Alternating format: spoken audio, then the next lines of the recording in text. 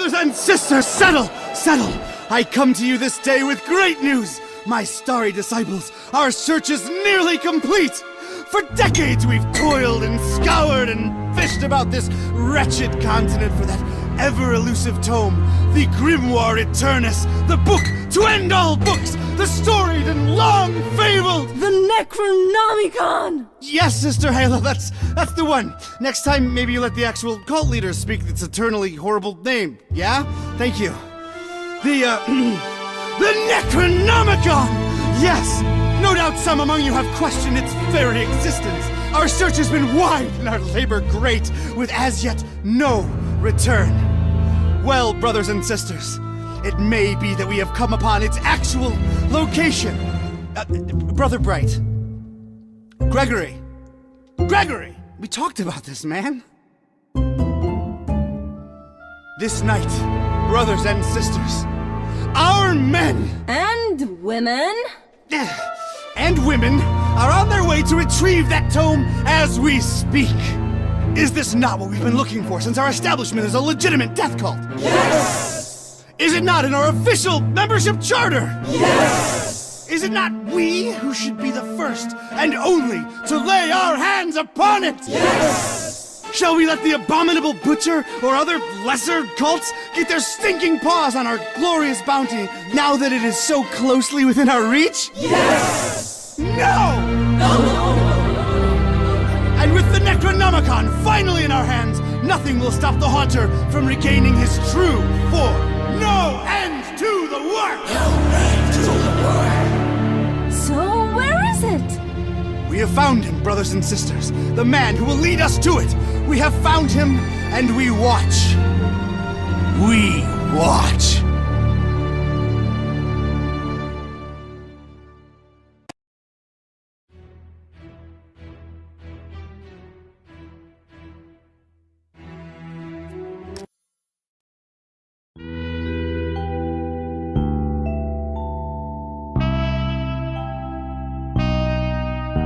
Read all about it, sir. Hurricane Herbert, storm of the century. A storm. That's the least of my worries. Change. Everything's changing. Always changing. What's a Joe supposed to do?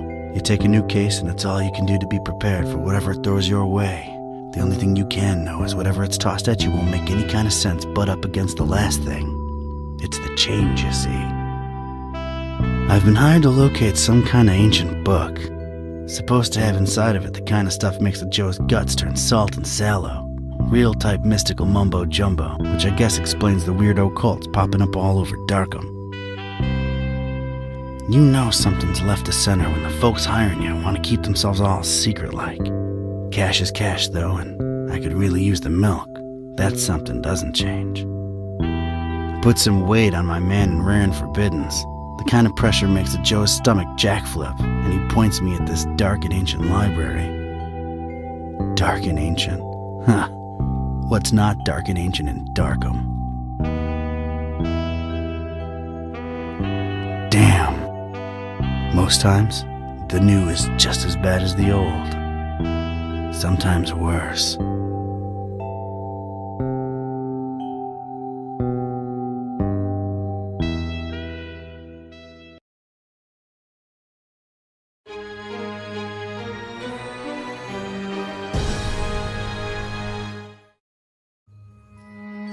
Well, here it is.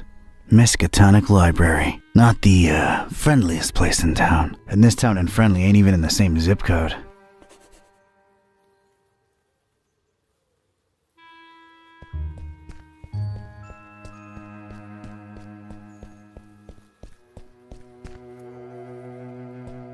Not nearly as badly lit as the name would suggest, but more than compensating on the creepy scale. My gut instinct was telling me I could look at everything a second time, glean extra information that might be useful, or not.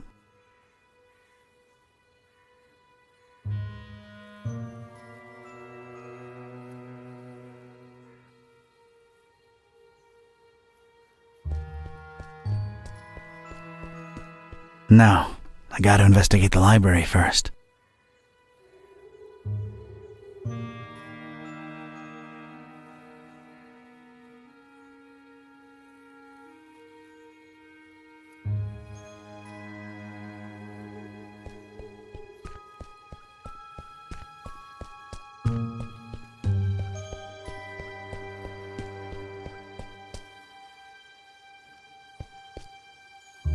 Looks like some kind of gargoyle, swallowed almost whole by those dead vines.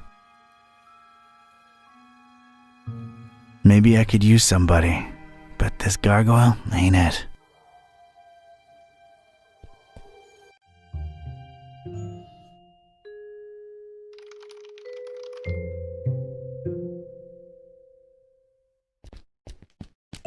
It's a dusty old book. Its title's really hard to read.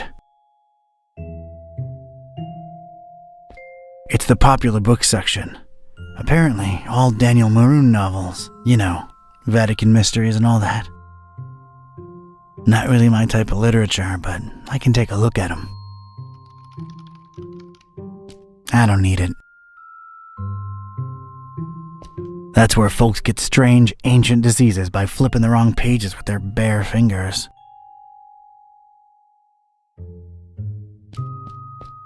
If my detective cylinders aren't misfiring, that's gotta be the librarian. Evening. Good evening, sir. So, how's things in the library business? Can't complain. It's a living. Those electronic books hitting you folks hard these days? Nah, not really. People don't tend to read much at all anymore, so it's all the same to us. Interesting library you got here. Is it old? Yeah, pretty old. It's old, huh? How old? Like really, really old. You might even say it's ancient. Ancient, huh? How ancient? It was established by one Jeremiah Orne in, 18... A really, really long time ago. Huh. Thanks for the info. Sure. The name's Ktype. Don Archetype. Here to see about a book. Well, you've come to the right place. Yeah. It's called the Necronomicon. Do you have it?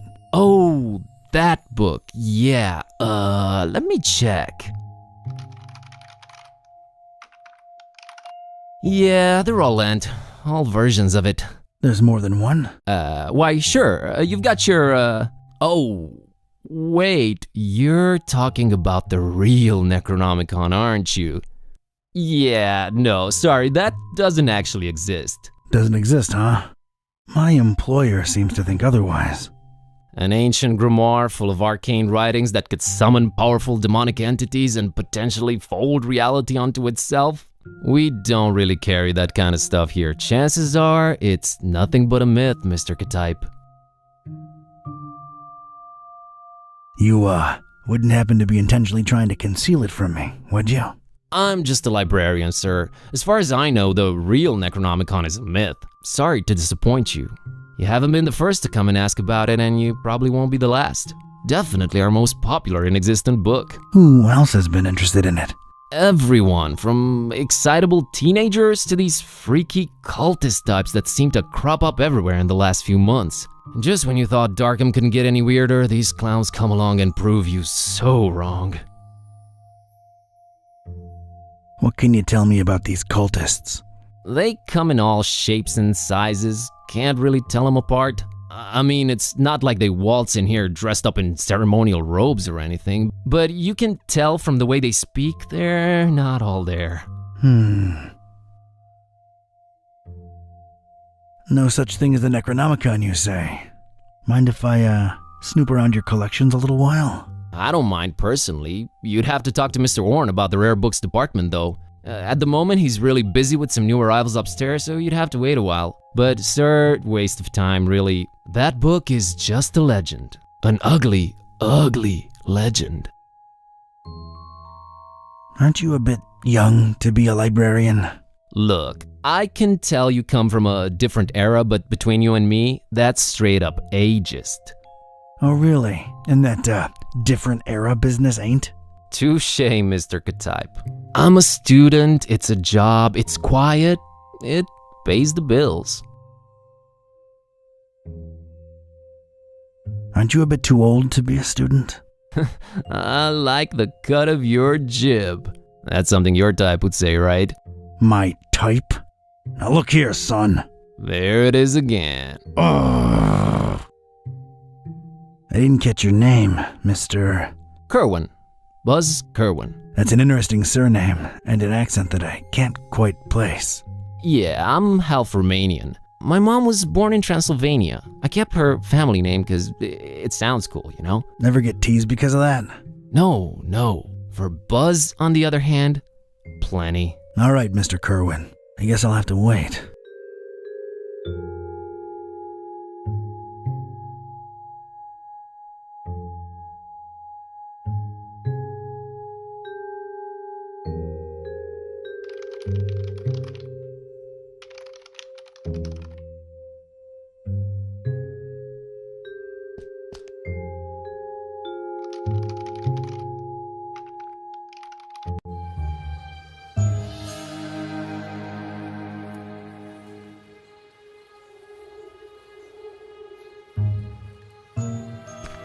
There's a thing on the doorstep there.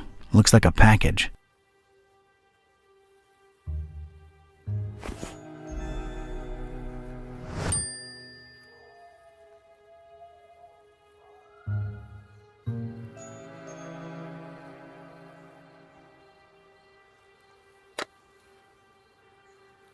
It's this thing I found on the library's doorstep.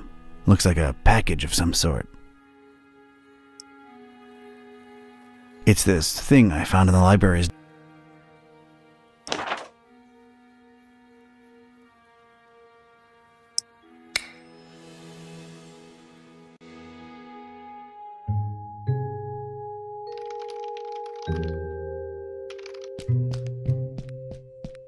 That desk is literally blocking my access to knowledge. I guess I could lean on it while I interrogate the librarian, but I'm naturally intimidating.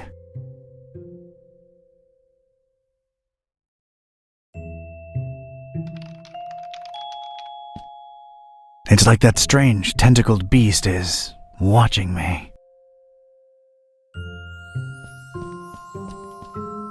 They really went out of their way to make this place as creepy as possible.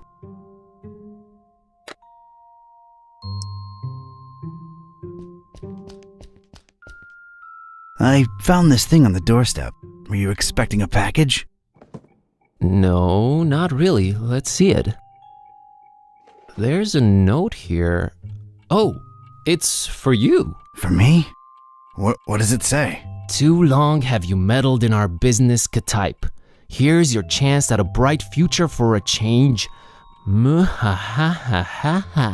Is it me or is this thing ticking?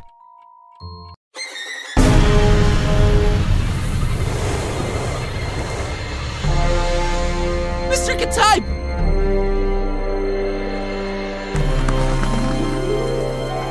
He's gone. Was that you making all that racket, Kerwin? No, Mr. Orange, sir. Someone set up a bomb in here. I was about to call the police. Nonsense! You call this a bomb? You should have seen Dresden, son! Now that was some firepower right there! Clean up a little, will ya? Okay, sir.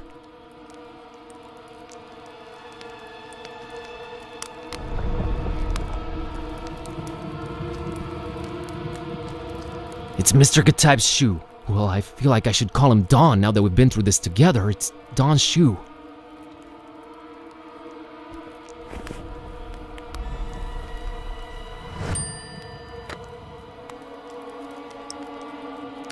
It's Don's shoe. It's all he's left behind.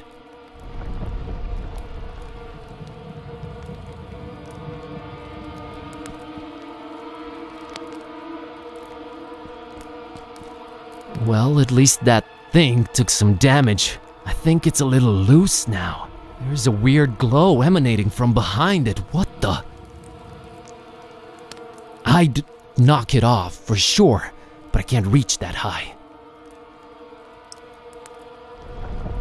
I just realized how long I've actually wanted to do this. Don sends his regards, ugly.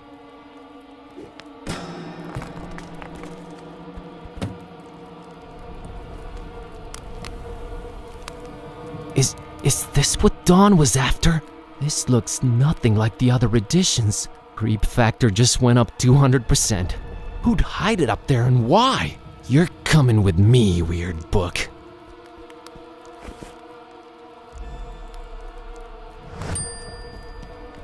I never thought I'd actually say this, but the Necronomicon feels weird in my pants.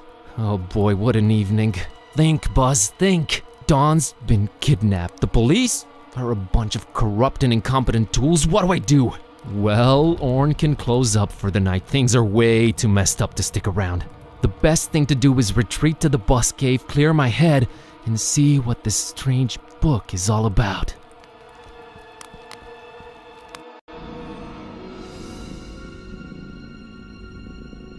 Okay, safely home. What the hell was all that about? Is this really happening? Am I really talking out loud to myself? What is this book? God, I need to stop talking to myself. I sound crazy. Kitty, should I open this thing and see what's written in it? What do you say? You're a lot of help. Okay, might as well take a peek. Ya, kashaptu zi dinger kampa, per Adonai Methatron.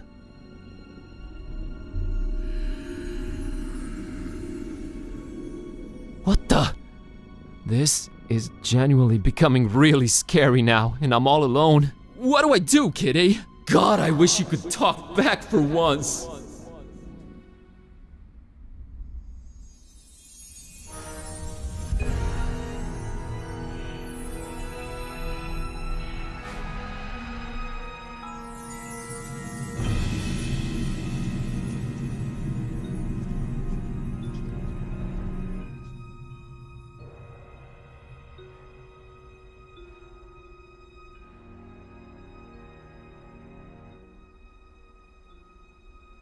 Okay, I know I've been saying everything felt weird before, but that was really, really weird. Something feels very different now. As much as I hate agreeing with you, something does feel very different now. I know, right?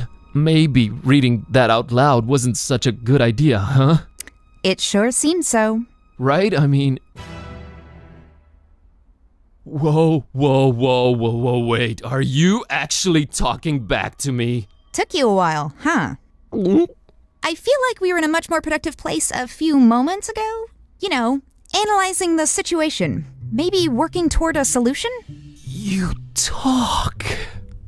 I stand corrected. You seem to have a firm grip on the situation. But how? You just read an incantation and then wished out loud that I could talk back. So... This is wrong. This can't be happening. This is wrong. Wait, I know. I'll just find the spell or whatever it is and reread it and reverse this. That should work, right? You're not really expecting any kind of relevant answer from me, are you? Right? I mean... Oh, what the... It's gone. I can't find it anywhere. This was definitely the page I read it from, but there's different text on it now. What the... Should I read it out loud? Wait, sorry. I wasn't considering your point of view here. Do you want to be a... Talking cat? Please don't take this the wrong way, but that's a resounding and definitive no. I just don't want your kind of problems, man. My deal is sleeping, eating, and generally being decorative. I can get behind that. Okay, here goes. Shunu limutuma anakulu blui zidingir anakampa. I wish Kitty would go back to normal. Did it work? Darn it, can't even meow right anymore. I think it's safe to say it hasn't. Oh boy, this is a problem. By the way, Kitty, nice to meet you. We've known each other for years, dude. Kitty, is that what I call you? Haven't you been doing it for years already? Dumbest name possible if you ask me, but I don't care either way. I don't need one. So, are you gonna stick around? No, I'm gonna walk the earth like Caine in Kung Fu. You'll stick around and undo this. You really think I want to be like you for the rest of my life? That's gotta be racist or something. We're not even the same species. We need to find a way to reverse this, so get to thinking. Yeah, you're right. I'm on it.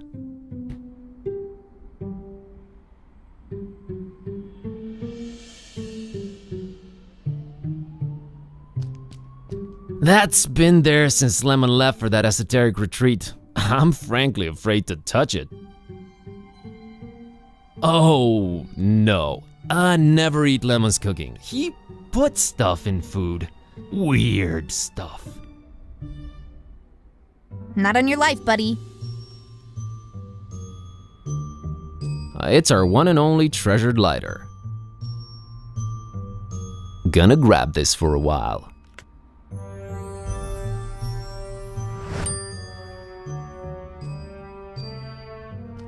Beyond this impenetrable portal adorned with god-awful decorations lies Lemon's Shangri-La. Lemon's locked the door when he left for that esoteric retreat, and of course he has no phone signal or internet. Great. Kitty, I'm a little stumped here. I have no idea what to do next. We're clearly in over our heads. Maybe we should reach out to someone who knows more about this black magic thing. You've got a point. Wait, how about my roommate, Lemon? He's my roommate too, remember? Yeah, he does know a lot of people. A lot of suspicious people. They're really into his homemade cookies, for some reason. Suspicious people is definitely who we're after. I've seen him write down names in this little notebook. Maybe we should look for it. He's away on that esoteric retreat thing though, no way to reach him. We're gonna have to find a way to get inside his room.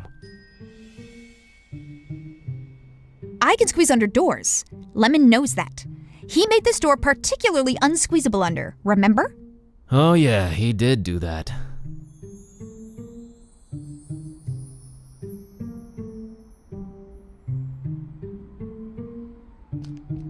That's our tiny fridge. Hey, it's not completely empty. Nah, I can open it myself. Gonna grab this.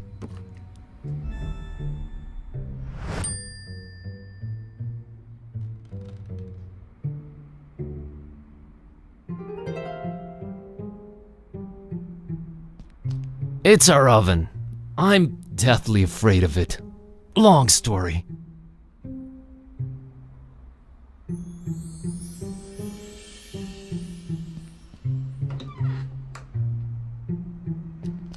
I'm not sure I can bring myself to open the oven. I'm a weak man. Hey, Kitty, think you can open that oven for me real quick and take a peek inside? Sure thing, boss. As soon as I grow opposable thumbs, you're gonna have to man up and do it yourself. Come on, Buzz. You can do it, dude. I can? Yeah, it's just fear. Stupid fear. Yes! And fear is the path to the dark side. Fear leads to anger. Anger... Open the damn oven, Kerwin! Yeah, yes, yep. I did it! Hey, and there's Lemon's key. Oh, and there's a cookie in here. A suspicious one.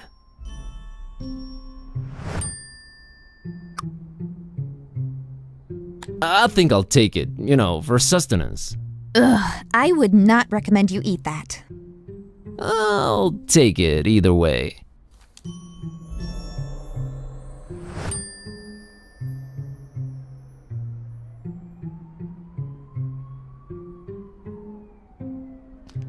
My tablet. It's been charging for 2 days now.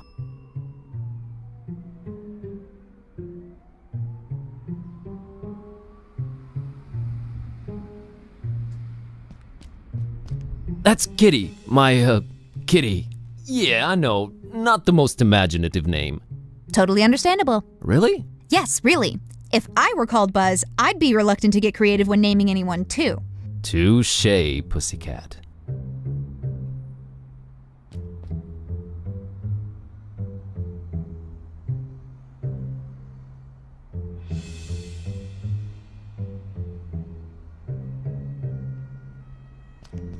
They're not toys, okay? I don't play with them. Well... I don't like this new situation at all. Scenic Transylvania. That's where my roots are. That's Ron Dilbert.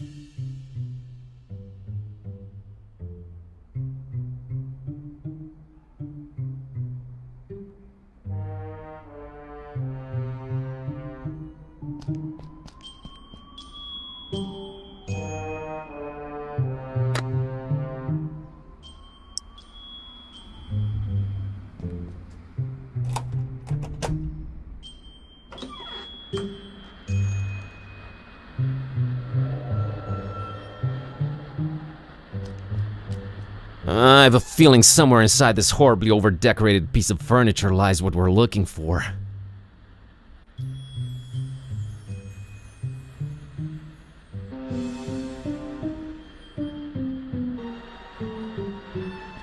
It's one of those tiny cute. Oh no, my band days are long gone.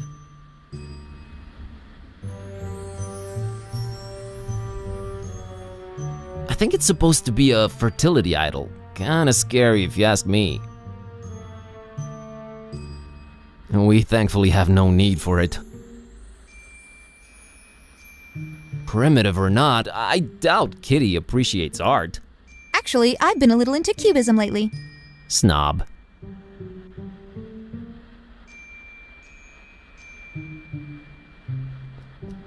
It's a book Lemon left open. Well, let's see here. Page on the left says, a compass is a magnetized pin floating in a solution.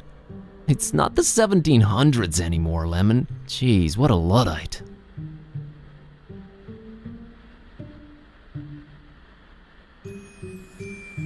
Page on the right says, invisible ink. Use lemon juice to write secret messages on paper.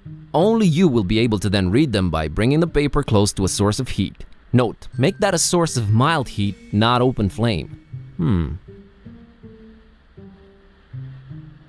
No need, I can read it myself.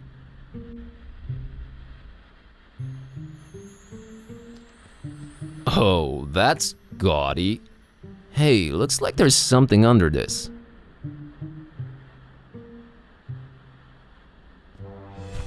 What do you know?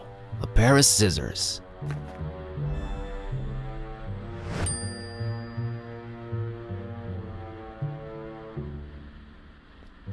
Of all things whose purpose is to be lit up, this one scares me the least.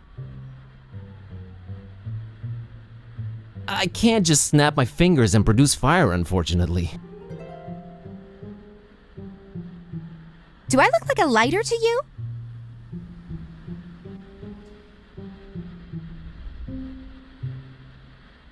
It's Kitty, my cat. She talks now. Your cat? Just a figure of speech.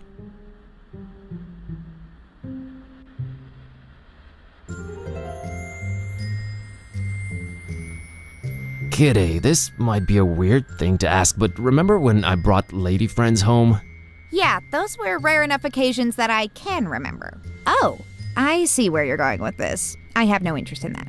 All the kissy sounds are just, ugh. I tune them out. Good to know. What's a bit harder to tune out are the audio olfactory clues to how your digestive system works. Or rather does so poorly. What? Ugh, just don't fart around me anymore, okay? Oh, right. Yeah, sorry.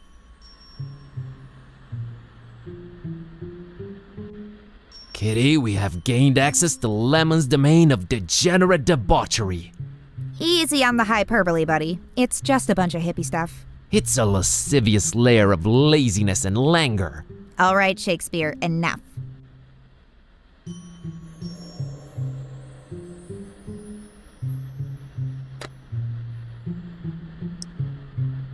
Nice pair of scissors. These things always come in handy. Very suspicious cookie. Effects remain to be determined. For some reason, I picked up this can of the foulest soda widely available.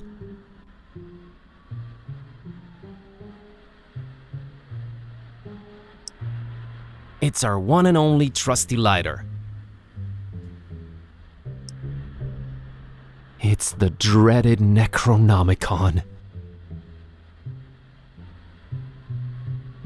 She's just as grumpy as usual, but I guess it fits her. It's locked. I know it's locked. It's always locked. All right, Kitty. I have a feeling the notebook we're looking for is somewhere inside this locked closet. I can't really think of a way to open it. Couldn't you just randomly combine some household items into a makeshift key or something? I'm sure I could, but I was thinking maybe you could shoulder this particular burden. let's not make a habit of this. Ugh, this patchouli stink is giving me dizzy spells. Oh, here it is. I haven't done that since I was a kitten. Still got it.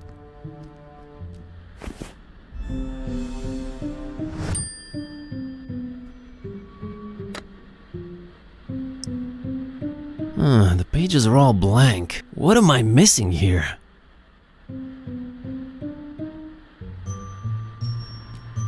I can't just snap my fingers and produce fire, unfortunately.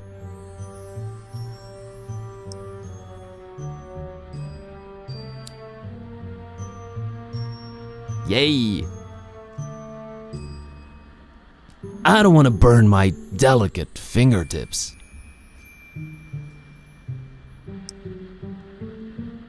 Let's moderately heat this baby.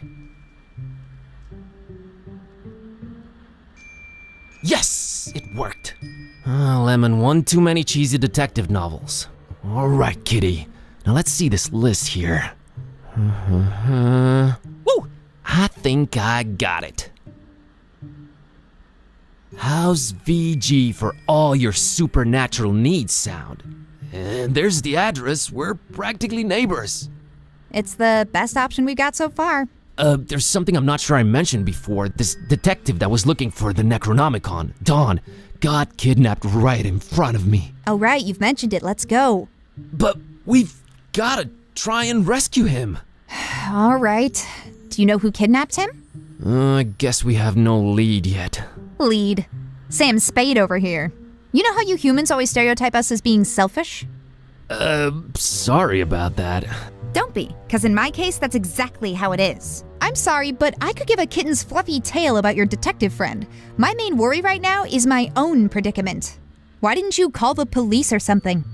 Oh, Darkham PD, only the most corrupt and despicable organization in town. Makes these cultists look like fuzzy bunnies nibbling on baby carrots by comparison. No, we're on our own. Interesting imagery. Anyway, your friend Don's on his own too. It's a cat-eat-cat world out there. How about we keep him as objective B, alright? Whatever makes me A works for me. Let's roll, Marlowe.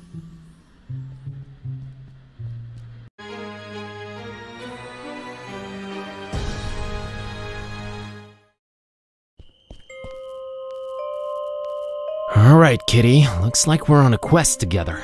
Any cool battle cry-like words before we embark on it? I'm a little hungry, and I'm afraid my fur's going to get all matted in these filthy streets. Sorry, you were saying? I was thinking more like time for, you know, whatever adrenaline-pumping music kids listen to these days. Time for Bossa Nova. Let's get on with it. Rare. A weird-looking kiddo in the middle of the street.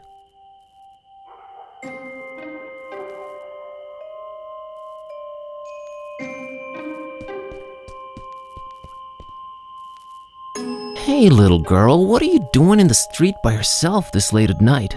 Hey, big guy. What are you doing disturbing peaceful citizens for no good reason this late at night? Let me try that again. What's your name, kiddo? If you must know, it's Priscilla. Are you sure you don't mean Priscilla? Do I look like the kind of person who can't correctly pronounce their own name? It's Priscilla! What's your name, smarty pants? Buzz. Buzz? My dad really loved his electric shaver.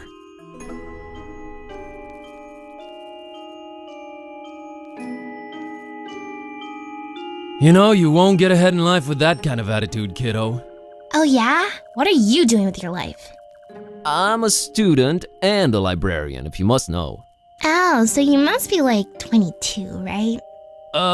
Give or take a few. That few is definitely longer than you've been on this earth. Okay, I won't say anything out loud, but I'm thinking it. Hey, I was just genuinely concerned. Well, don't be. Drop my fishy nest lying up there, and Grandma let me come out on the street and try to get it. But I can't reach it! Aren't your mom or dad around? Mom and Dad moved to Fishmouth last month. And we'll move there too, soon. Not until I get my fishy! Alright, settle down. Can't Grandma help you out? Grandma's been taking her bath for quite a while now. Grandma says we'll go to Fishmouth soon. We're just waiting for this big bathtub we ordered to be delivered. Grandma can't go traveling without her new bathtub. Alright, weird enough. You know, this just feels wrong somehow. I'm a dark-haired little girl, standing in the middle of the street at night, holding a doll by the hand. Scared yet? Scared? Nope. A little bit creeped out by how irresponsible your grandma is, I'll give you that. So, you're just, standing there, huh? People tend to do that in this kind of game. Yeah, I always wondered about that. I just like to watch them, sitting there, clicking their little lives away. Okay. Aren't your mom or dad around? Mom and Dad moved to Fishmouth last month. And we'll move not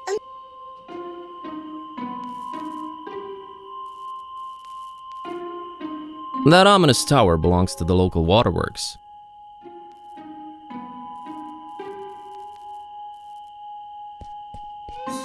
Who has a fish doll? Fishmouth's own. There, now I'm that one guy in the theater reading the title out loud.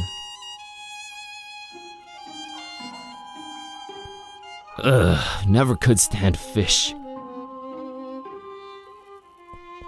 It's the door to the fishery. Christopher Valiant Street. Never heard of him. Man, that's one attractive dude. Just to be clear, I'm not picking this up for personal use.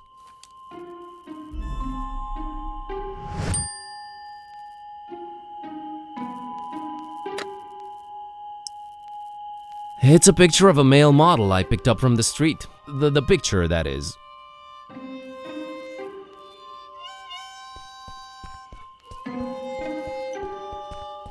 Hey, kitty, how about you climb up and get that fishy for me? Well, you gotta ask yourself, Buzz. What do we stand to gain from me exerting myself in that manner? Nothing for now, I guess. See? Don't anger me, feline. Come on, Buzz. You're embarrassing yourself. Don't you want to do it just to put a smile on that little girl's face? You mean that pale abomination? How about we have nothing to do with her or her face? How's that sound? Your heart is the tip of a glacier that was accidentally bitten off by a blind, evil old sea monster, kitty. Don't try to flatter me. It won't work.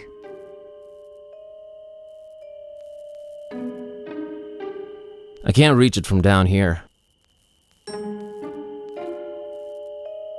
No thanks, I'll stick around for now. It used to be you'd absentmindedly open this door and the whole of Darkham would be flooded.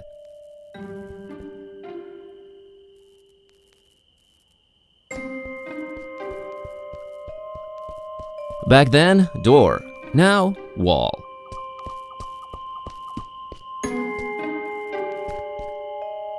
Kid A has no use for that walled archway.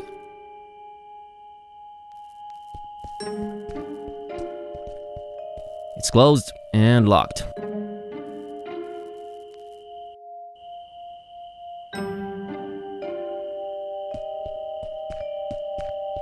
That's Jeremiah Orne, Old Man Orne's ancestor. He's practically the father of the Miskatonic Library.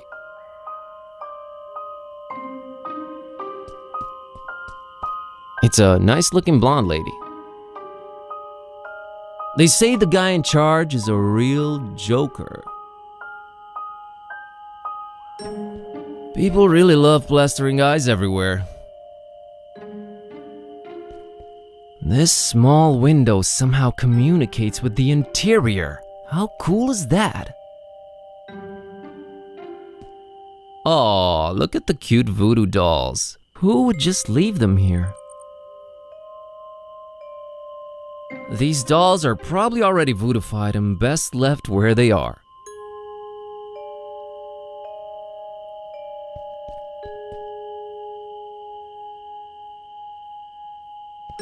It's really weathered, but I think it says park gate removed due to blasphemous activities in the area. Hop fence at own peril. We do not refund garments or pay for hospitalization. Hey there. Hello?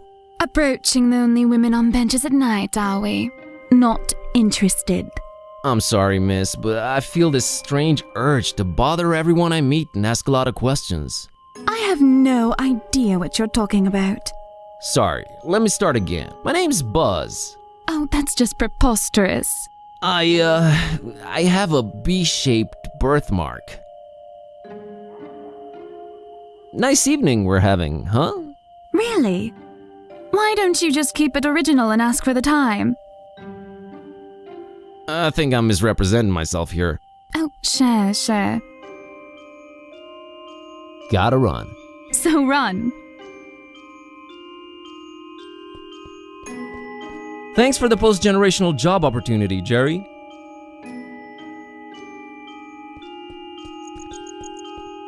Void Smoker Alley. Never heard of him.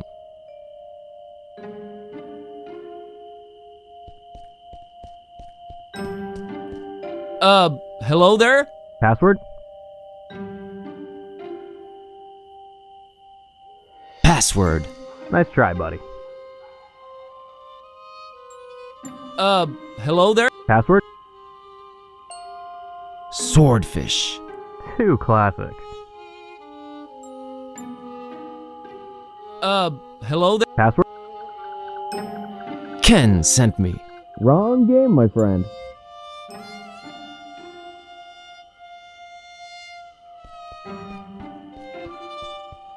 Big D Street. No idea who this guy's either. Unless my eyes betray me, it's a taxi, a yellow one. Evening. It sure is. Do you know anything about this mysterious building you're parked next to? Look, kid, it's a taxi, not a guided tour bus. Get a lot of customers tonight? Not if you don't move out of the way, I don't. There's that blonde lady over there. Oh yeah, brought her here a while ago. What can you tell me about her? Man, that sounds creepy as hell. You an investigator or something? Yep, B. Kerwin, P.I. Yeah, sorry, not gonna say anything, son. Her business is her business. So about the blonde girl. Yeah? What's she to you? I'm her legal advisor. I just keep close and make sure she doesn't do anything crazy. In that case, I don't know nothing, ain't seen nothing. Goodbye. I'm her priest. I'm really worried about her soul and stuff. Well, God bless you, father. But look for divine inspiration elsewhere, will you? I'm a friend. I'm a little worried about her, so I watch her from afar. Oh, friend. Right. I happen to have overheard what her name is. You know, taxi stuff, nothing creepy. Surely you know it too, since you're friends. I'm having a temporary memory lapse. I'll get back to you on that.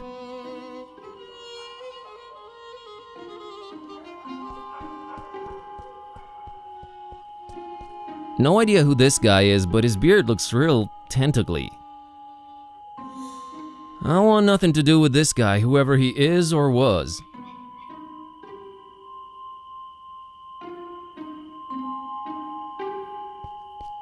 Even she can't squeeze in through there.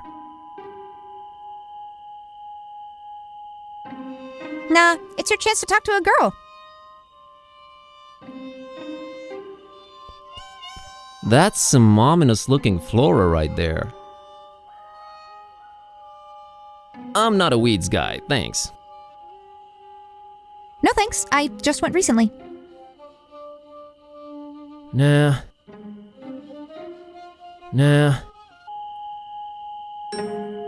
Anyway, I was wondering if you're waiting by this mysterious door. Oh, did he give you the boot too? He told me I just have to sit for a while and rethink what I wished for my husband. He told you?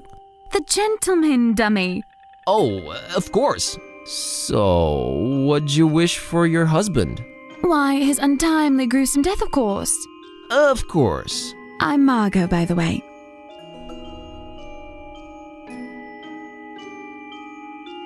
Nice to meet you, Margot. Can I ask what your husband did to make you homicidal? Oh, I'm perfectly convinced he's trying to murder me to get my money. Ouch. Wouldn't it be easier to just divorce or write him out of the will? Yes, I guess it would be.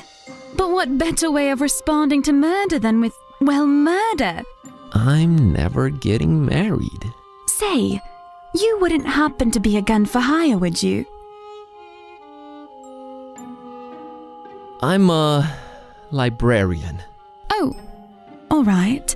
Yeah. Ahem. I happen to be on anything for hire. Want to make an easy buck?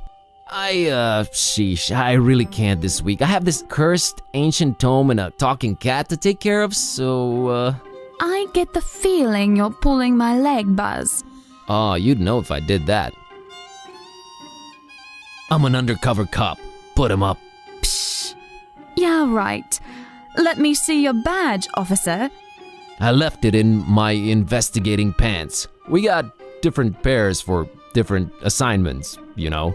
Return in those pants and you're free to arrest me. Cleaner said they'll only be done by Tuesday. They got badge shining services too. I walked right into that one. Never mind. So the gentleman wouldn't help you off your hubby, huh? Something about not doing any literal harm and using the forces for good to balance out recent events.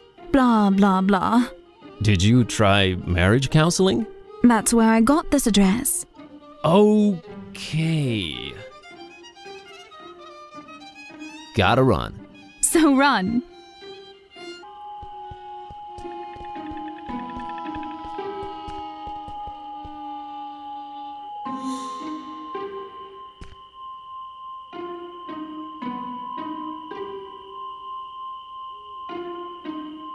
So about the blonde girl. Yeah? What's she to you? I'm a friend. I'm a little worried about her, so I watch her from afar. Oh, friend. Right. I happen to have overheard what her name is. You know, taxi stuff, nothing creepy. Surely you know it too, since you're friends. Sure, it's my friend Margot. Huh. Guess you weren't lying. Well, might as well tell you. She dropped something on the back seat when she left, but she was out of sight by the time I noticed. She's literally around the corner. Oh yeah? How'd you feel about returning this to her? Looks like a letter. It might be important. You can't get out of the car, take a few steps in that direction and return it yourself? This is a business, kid. I might lose a customer.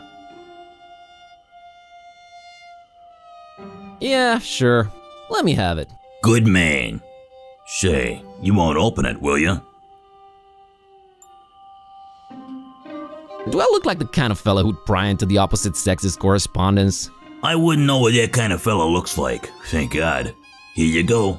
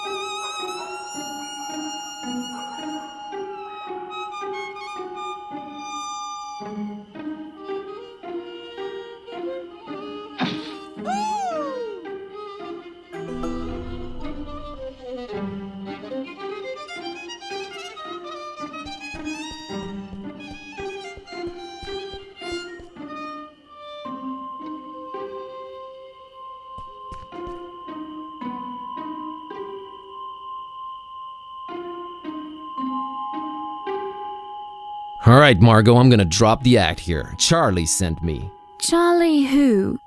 Charlie, your lover, that's who.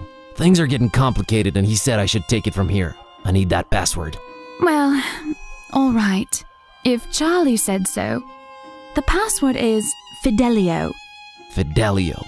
Okay, don't do anything stupid, just stay put. I'm on it. Understood, Buzz. Oh, I do hope everything works out fine. Don't worry, I got this. Well, good luck in your endeavors. Goodbye, Buzz, and thank you. Yeah, sure. No problem.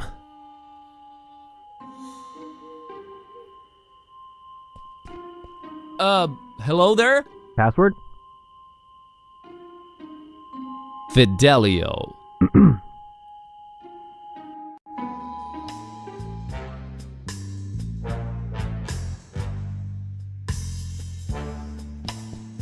It's an ancient voodoo chest. I can feel waves of eerie energy emanating from it.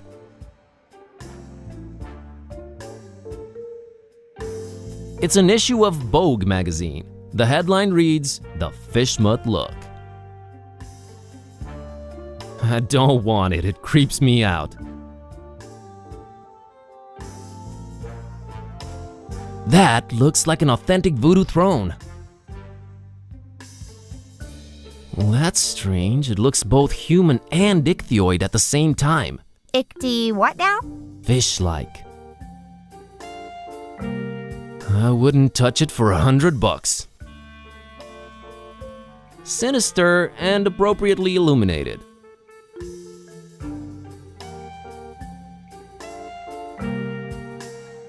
Everything about this guy screams voodoo louder than Jimmy would. That's an oddly shaped skull. Looks like a beat-up microwave oven.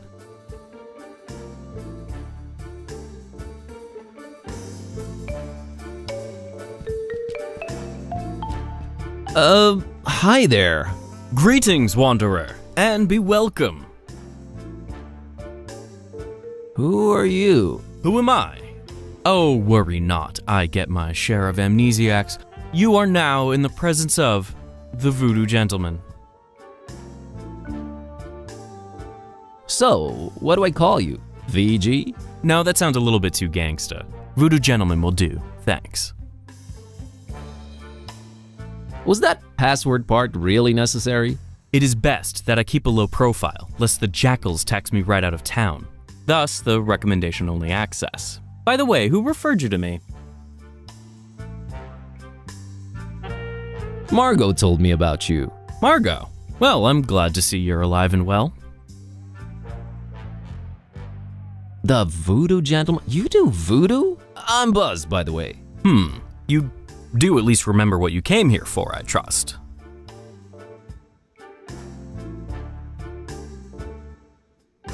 I remember, all right. It all started when I found this book. Well, to make a long story short, I accidentally put a spell on my cat, and now she's even more annoying than she was before. A spell, huh? How'd you go about doing that, Harry? I used this.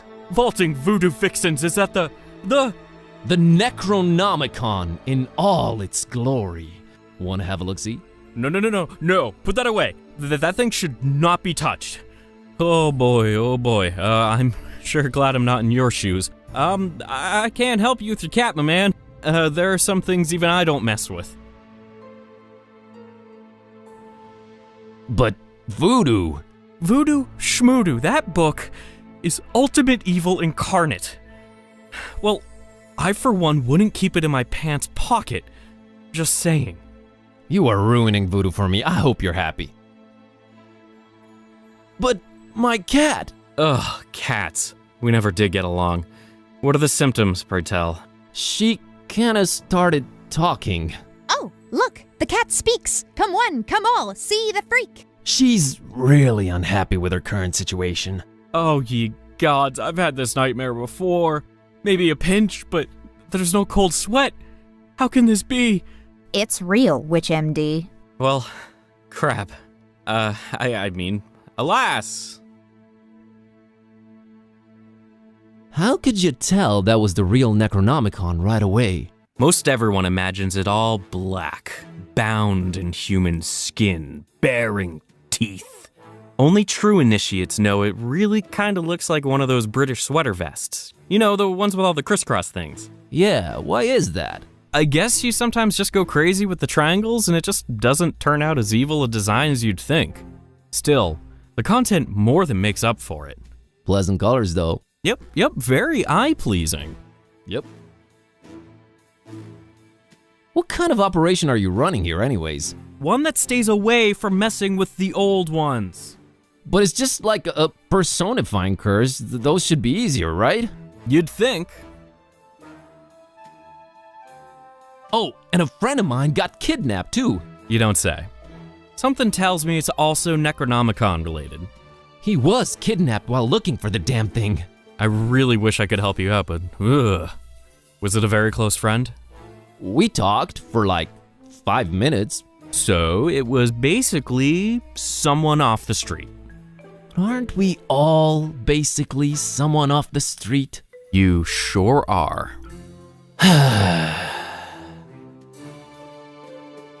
Can't you at least point me in some useful direction? There is one person that could probably be convinced to delve into this kind of mess. Yeah? I was just getting into my intriguing plot development swing and you totally threw me off. Where was I? Oh yeah. There's this avid student of the dark arts, an undercover intruder into the Dagon cult, a dear, dear friend of mine. A man mad and passionate enough to wade through the occult mysteries of the Necronomicon itself. What's the matter? Cat got your tongue?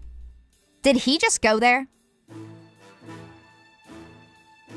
Tell me more about this dark intruder dragon guy. Dagon, not Dragon.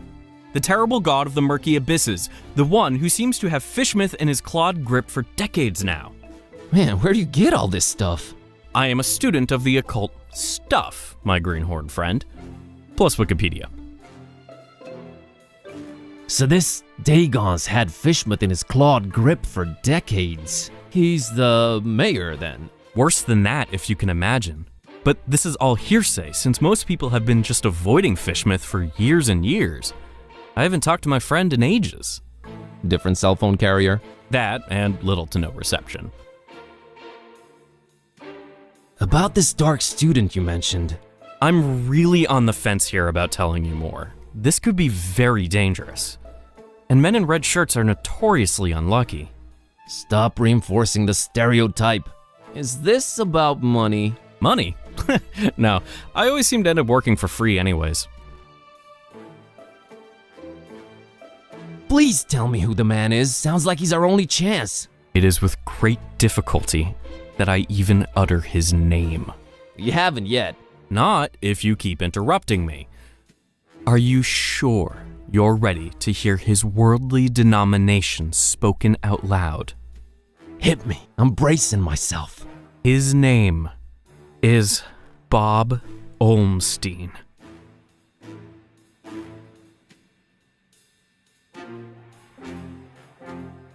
Bob Olmstein. Doesn't he have a nephew that plays for the Tendrils? I don't follow sports. Waves of awe have been washing over me ever since I've heard you say Bob Olmstein. Are you perchance making fun of Bob Olmstein? I wouldn't dare. So you're saying I can find Bob Olmstein in Fishmouth? Well, yes, but let it be known I am not advising you to go there. Doesn't look like I have a choice either way. Can you tell me how I can track him down once I get there? Last time we spoke, he was staying at the Finman house. Gotcha. Just remember, we don't go to Fishmouth.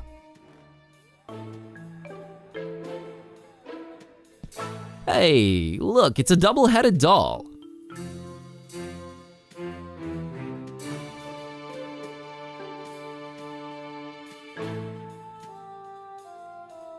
He either died in the 1700s or the 80s.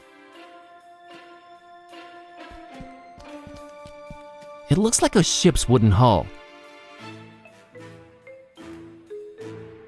That ish is bananas.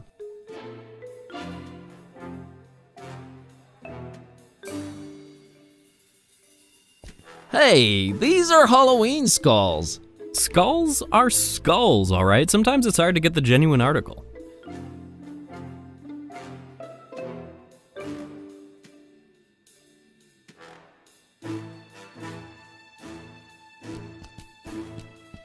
The skull stuck to a piece of driftwood. Must have been a sailor or a mighty pirate. Who knows?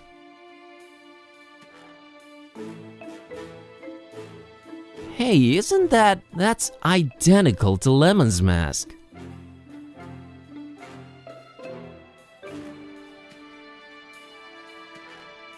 There are strange, spiky vines all over this crazy place.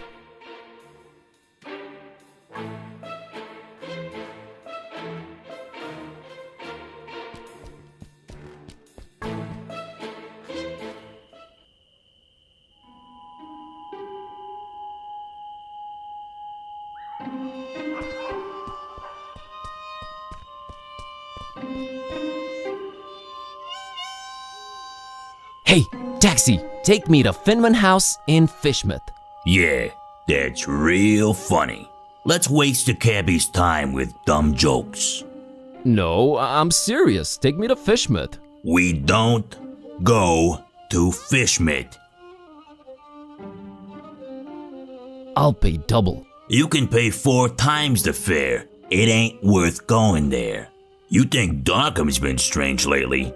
Wait till you get a whiff of Fishmouth. So let's get a whiff. Money can't make me go there, friend. Them fishy folks will scare the scales off an anchovy. Look, I have this suspicious cookie. Keep that thing away from me. Some darn hippie fed me one of those about a month ago. I was seeing tentacles and all kinds of ungodly things for a week after. You don't say. Can I interest you in an ancient cursed grimoire? Nah, already got one of those, and it's full of my wife's special occasion dresses. I have this talking cat. We all got our cross to bear, buddy. Amen, brother. What can I do for a ride to Fishmouth?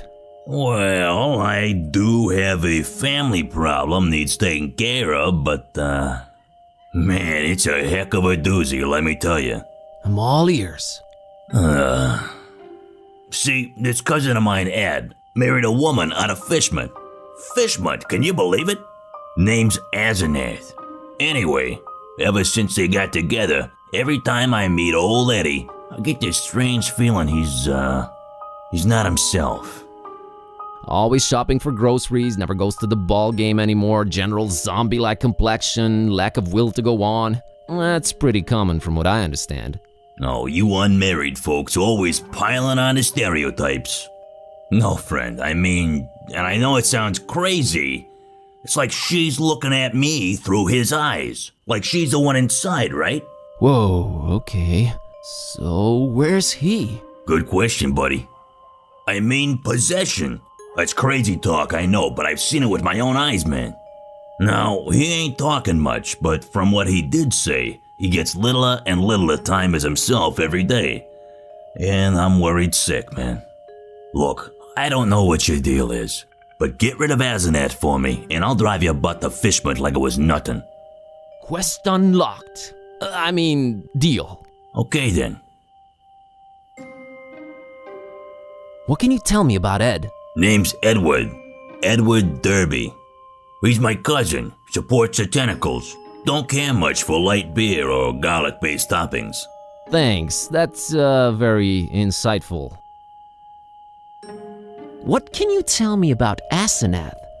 What's there to say? She's a creepy one, that's for sure. Looking like a darn fish if I ever saw one.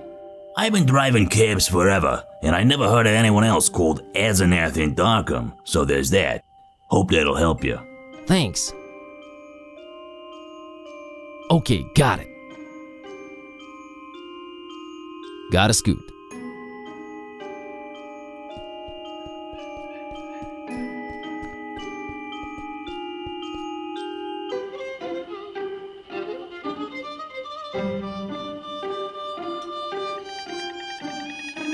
Still mad about being humanized? Very much so. Okay, just checking.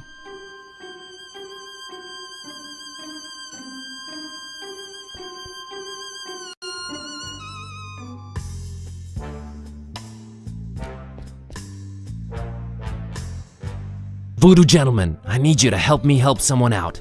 Oh no. Whose life has the Necronomicon ruined now? No, nothing like that. There's this cabbie outside and his cousin's body is apparently being possessed by his wife, Asenath. It's like he swaps bodies with his wife against his will. Wife swapping? That's crazy. Yeah. Anyway, help me help his cousin get rid of this Asenath character. Well, since I can't help change your cat back, I might as well give you a hand with this possessing business. Actual voodoo freaking magic? My special brand of it, yes. We will need to craft a personalized voodoo spell. You're getting a platinum package deal here, buddy. I fear a fetch quest is in order. You'll need a doll, well, that goes without saying. Then you'll need something that cuts, chops, or severs. And finally someone, how can I put this? Attractive. We're not talking chopping attractive people's limbs off here, right? Oh no, I have one motto. Do no physical harm. Oh, and one more thing. You need to look up the order we will use them in. What do you mean, no physical harm? I only deal in figurative voodoo. Sounds like some new age hippie load up. Oh, you'll be a believer by the time we're done. Can't you get the items yourself? No, it is very important that I sit here and do nothing.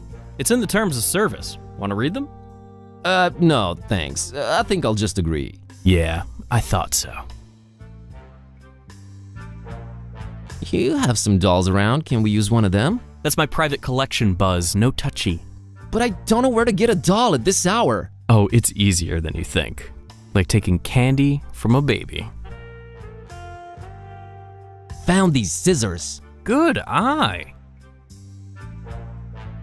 Found this picture of a male model. A strapping young man.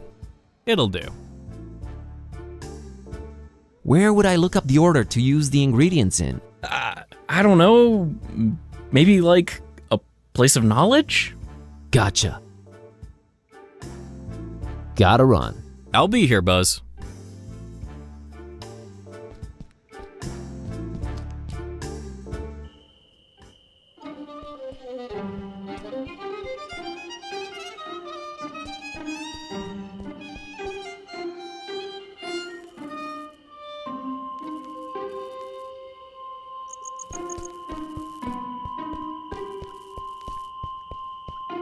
I can't reach it from down here.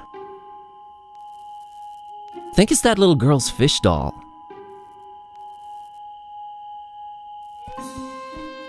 Hey, kitty, how about you climb up and get that fishy for me? Really, Buzz? What's in it for us? Another doll in exchange for it. Your preoccupations are a constant source of wonderment and worry, but okay, we're quid pro quoing.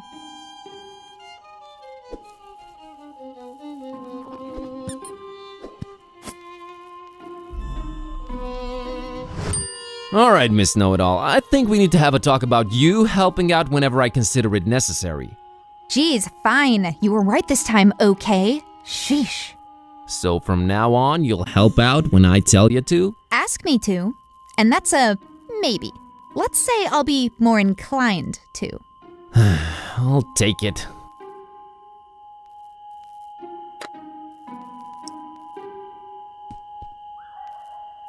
Alright, Priscilla, here's your fishy. Let me have the doll. Deal, creep. This town, man, this freaking town.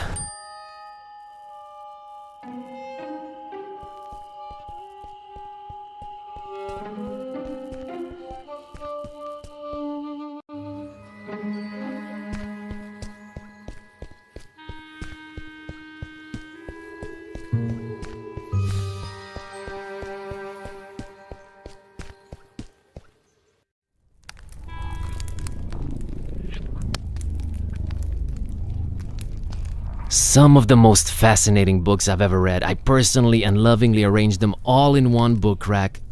All gone. All gone.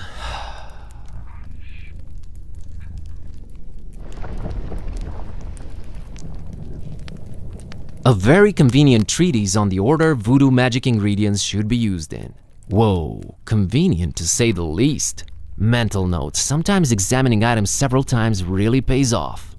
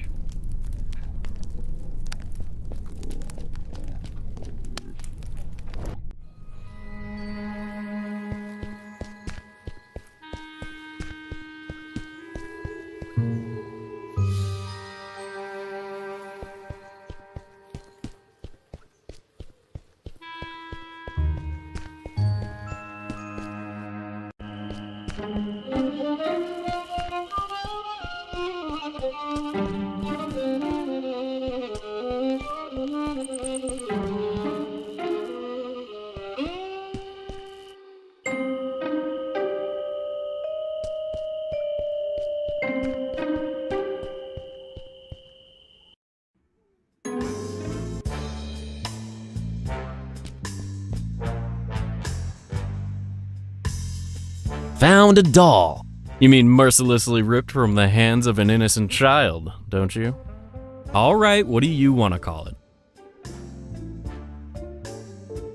Asenath. Asenath it is. Found this book called A Very Convenient Treatise on the Order Voodoo Magic Ingredients Should Be Used in. Think it might help? It might. Have you read it yet? Not yet. I'll get back to you. Gotta run. I'll be here, Buzz. Let's see. Okay, according to this treatise, I think the order we should use the items is someone attractive, doll, thing that cuts.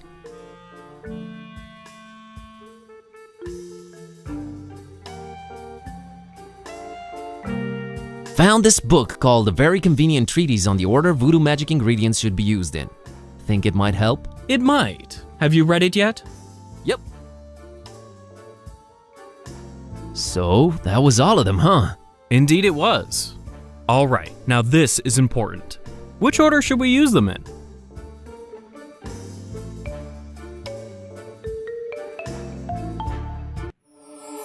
Picture, doll, scissors. All right, here we go. Jambalaya! Okay, what just happened? Asenath just lost her head over some male model dude. I told you, I deal in figurative voodoo. Should have seen it coming. Do ya think it worked? I know it worked. Thank you, VG. Enough respect, B.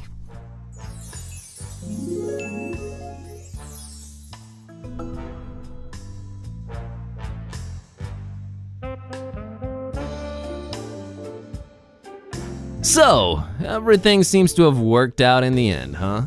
Well, not everything, but yeah, it's a start. Gonna go change Kitty back now. You do that. Please. See you soon. Not too soon, I hope.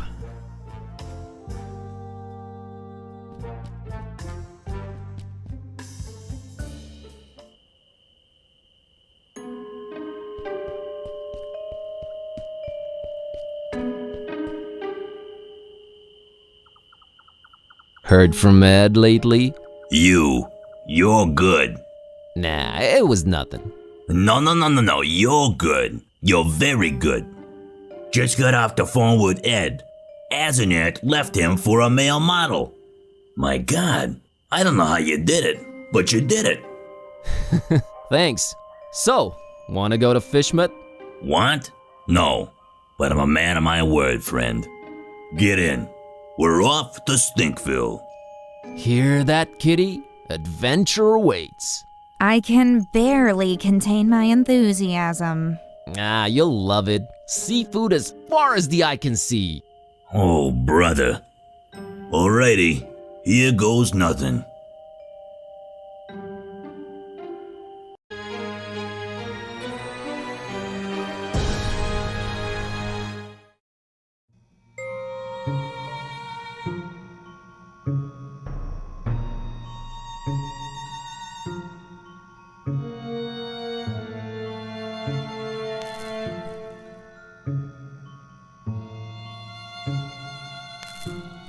Ah, where am I?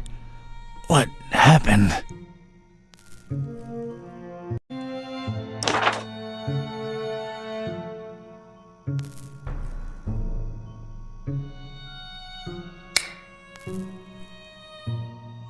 There was no time for anything else. All I wanted was to get out of that dump pronto.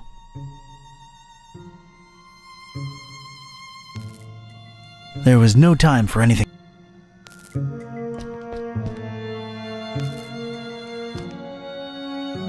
There was no time. There was no time. There was no time.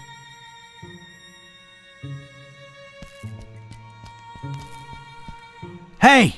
You out there! Let me out of here, you dirtbags! Come on, who's out there? Hello? Nothing. So, this isn't gonna be easy after all. I started to take in my surroundings and bing, bang, boom! I was seeing salvation in every little thing that caught a glint. In my mind, they were already shaping into something that would definitely get these goons' attention. I was gonna do big, loud things with petty stuff, like a poor country using scraps to send a rocket to the moon.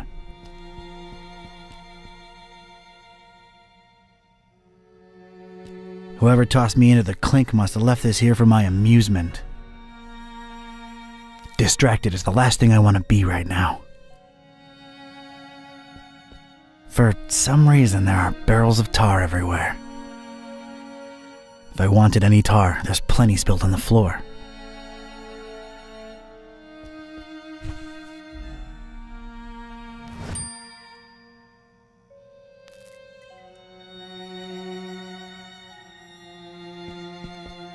There's a recess in the floorboards here. I'm not wearing any shoes.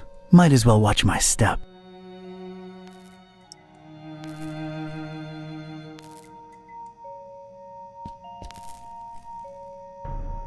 A single shoe, part of a matched pair, lost, alone, makes me sick. I'm sorry, I can't do it. Not since the separation.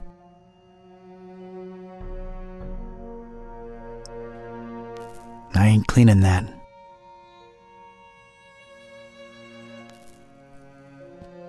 Whoever these bozos are, they left an empty mug for me. Thanks a lot. Parish of Starry Knowledge Camp Highlights. So, that's who I'm dealing with, huh? Pennies to pachyderms. I'll find something to fill it.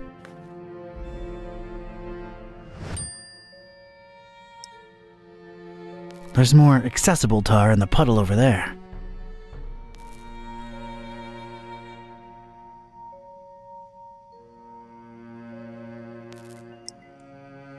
I don't want to stain it with this stuff. All right, let's get me some of this tar.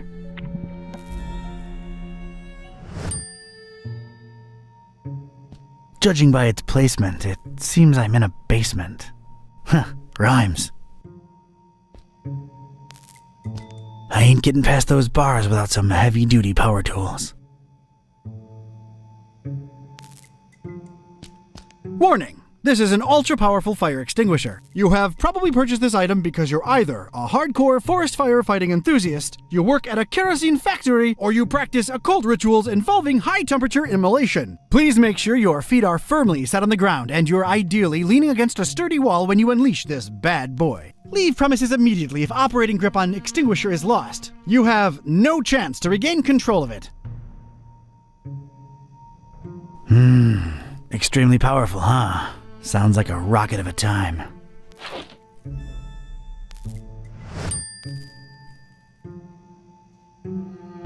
Oh, isn't that nice? Leave a man shoeless, then offer him slippers. I ain't putting on slippers unless I'm at home in my robe with a stiff drink, a Maurice Ventacool record, and a searing fear of the telephone. This once contained soup like the earth once contained dinosaurs. I could use this.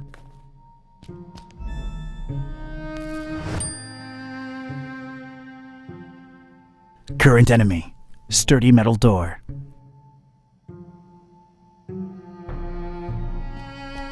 That's an odd choice for a detention-type basement.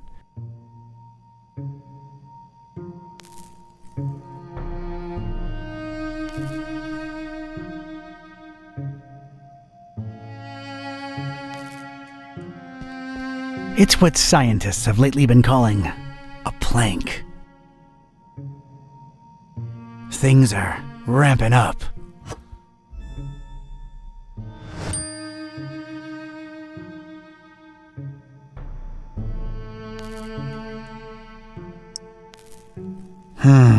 That could work. I still need to find a way to angle it just right. Can't do it from the hip. Nah, I could use this plank for something else. Not in my pocket.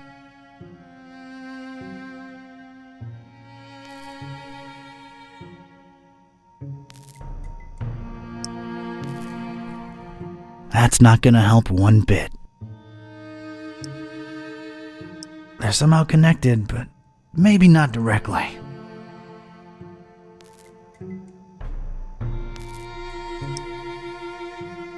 Kinda connected, but how? I don't want to tar up this nice, pristine rag. I don't have to clean it. I don't need to clean this thing. Yeah, maybe, but not in my pocket.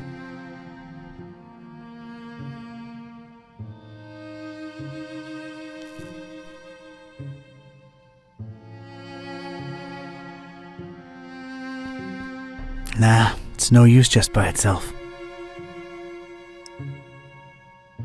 I think I need something else there first.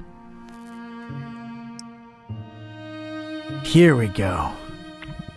Now it's a little shallow pool of dense, extra sticky tar.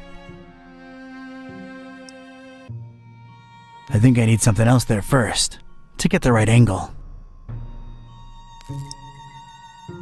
Alright, let's stick this in there. What the heck was I concocting here? It felt abstract, ridiculous, absurd even. The foundation of a really far-fetched and scatterbrained solution to my predicament. But this was a pretty ridiculous adventure already, so I guess I was just adapting. And a plank. This was officially ridiculous. Was I feeling proud of myself? A definite and resounding no. But it was all I had.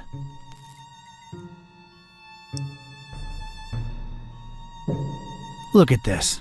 A cringeworthy blue ribbon taker and the crazy enough that it could work regional semifinals. Definitely not a highlight in my career.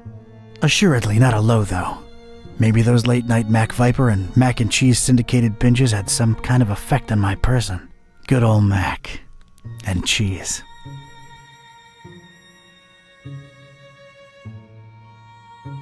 All right, door. Brace for serious, imminent impact. Prisoner, the boss wants to see you. Come on out here. You have got to be kidding me. Mr. Ktype! Or should I call you Don? No, you shouldn't. Ktype will do just fine. We provided you with some slippers. Did Brother Gleam not assess your shoe size correctly? Now listen here, Buster. Unless I'm in the comfort of my own home, I don't do slippers. You can leave a man pantless, shirtless even, but don't mess with his footwear symmetry, you barbarian. What is this place and who are you anyway? This is about that damned book, isn't it? How deductive. Earning your keep, huh? Come now, don't take it personally, Ktype. You were useful in leading us to it for a while, and then you were no more. We never really wanted to hurt you, or your shoes. You're sullen, grumpy, and mean to everyone. We like you. You would have gone far in our organization. Well, did you find the darn thing? As soon as the kidnapped troops got you out of there, our recon squad was dispatched to retrieve the volume.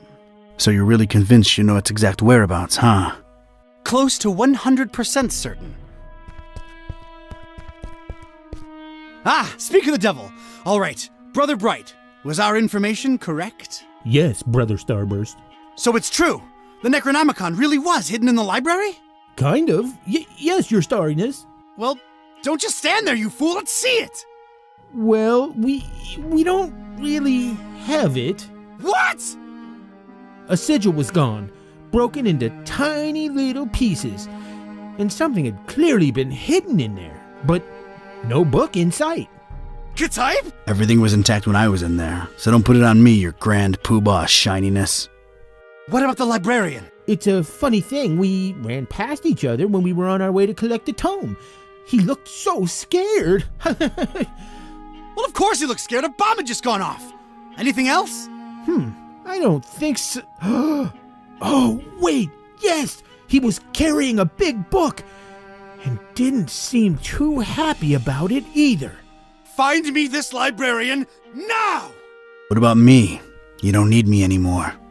Oh, just go back to your little cellar. Now let's be real here for a minute. What good am I to you now, cultist? He's right, Brother Starburst. You just chew into our rations, and you don't know anything either way. Oh, all right, just sacrifice him to the Haunter or something. Stop bothering me! Fine with me, boss. Walk, prisoner. I'm gonna need someone from Rites and Rituals down here ASAP. I'm about to do an R24-A. Come on, guys, you know the drill. Guys? Sheen? You out there? Anyone? Come on, you know I can't do jack until we fill out the SNF 187. We don't want any trouble with Cult Union. We've been through this, people. Is anyone out there? Guys? Prisoners not in sacrificial robes. No ceremonial bucket for the collection. We're really running a shoddy operation here. No wonder EOD's kicking our derrieres. I'm embarrassed. The prisoner's embarrassed. This is not looking good, brothers. Sheen? Flare? You guys totally bolted, didn't you? Starburst is not gonna be happy when he hears about this, people. This makes us look really, really bad. I almost feel like apologizing to the would-be victim. Hey, don't feel bad. It's not your fault. Yeah, well, it sort of is. It's our collective fault. I share in it. I take my responsibilities seriously. We're not a startup cult anymore. This is unacceptable. Your striving to be a better evil organization is commendable. Aw, thank you. It's nice to know that at least someone here appreciates it. Don't mention it.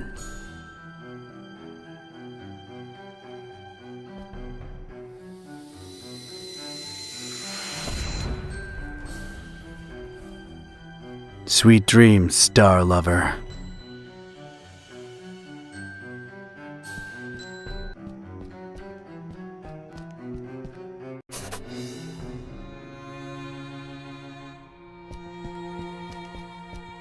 Brother Gleam is sleeping off a particularly demanding day.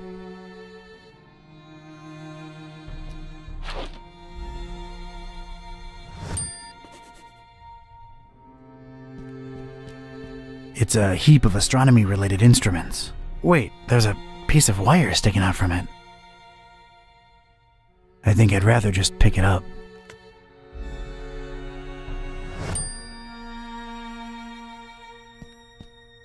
I think I can reach if I leap.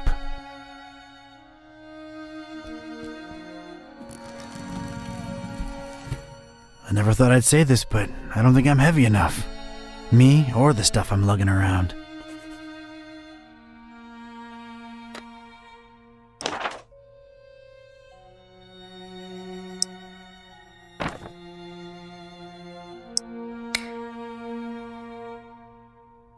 A heck of a lot of literature. Most, if not all of it, star-related.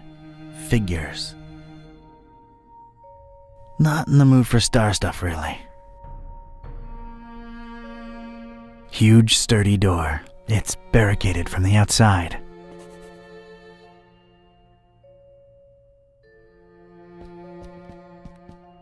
I don't want to disturb the guy. He's getting his beauty sleep.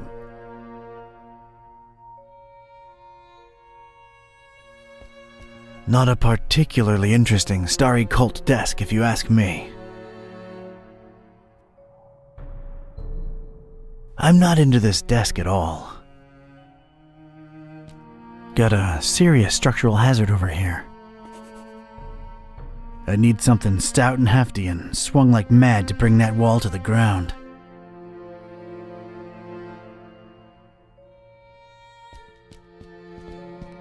It's an enticing ladder to some upper level.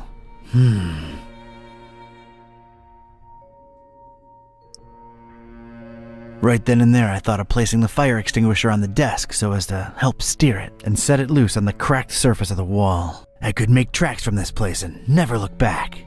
It came to me then that doing so would make a mighty commotion, though, and these starry jamooks would be all over me like a shot. I'd never get to explore whatever it was hiding on the other side of that ladder. No, there I stood, a Joe with one foot in a mystery and the other missing a shoe. They dragged me here against my will, and I wasn't gonna leave without first finding out just what the hell they were all about. I had to think of something else. Looks like a hatch heading to an upper floor.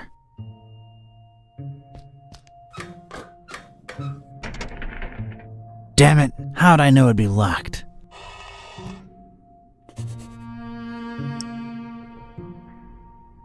There's no visible lock to pick on it, so no.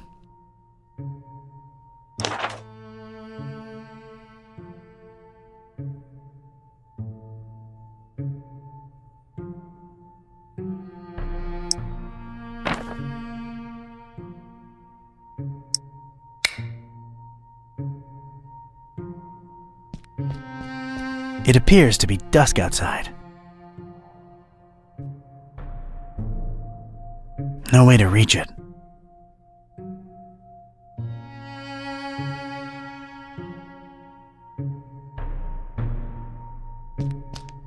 A little color twist to the classic checkered temple floor.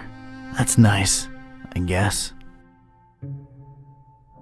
I'm using it as I speak.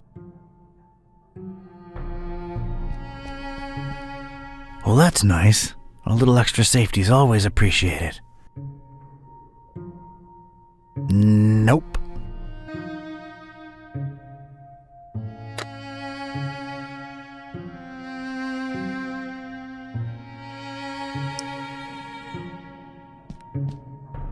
All right, made a nice little sliding hook thing. Halfway there. It's a hook thing I made by tying the piece of wire to the rail. Really high-tech stuff. See, it's a hook. It don't work by itself. I need to hook stuff to it. Cleaning it won't do a damn thing. There we go. One radical red-hot ram rocket ready to go. It's ready, steady, and aimed. Fire!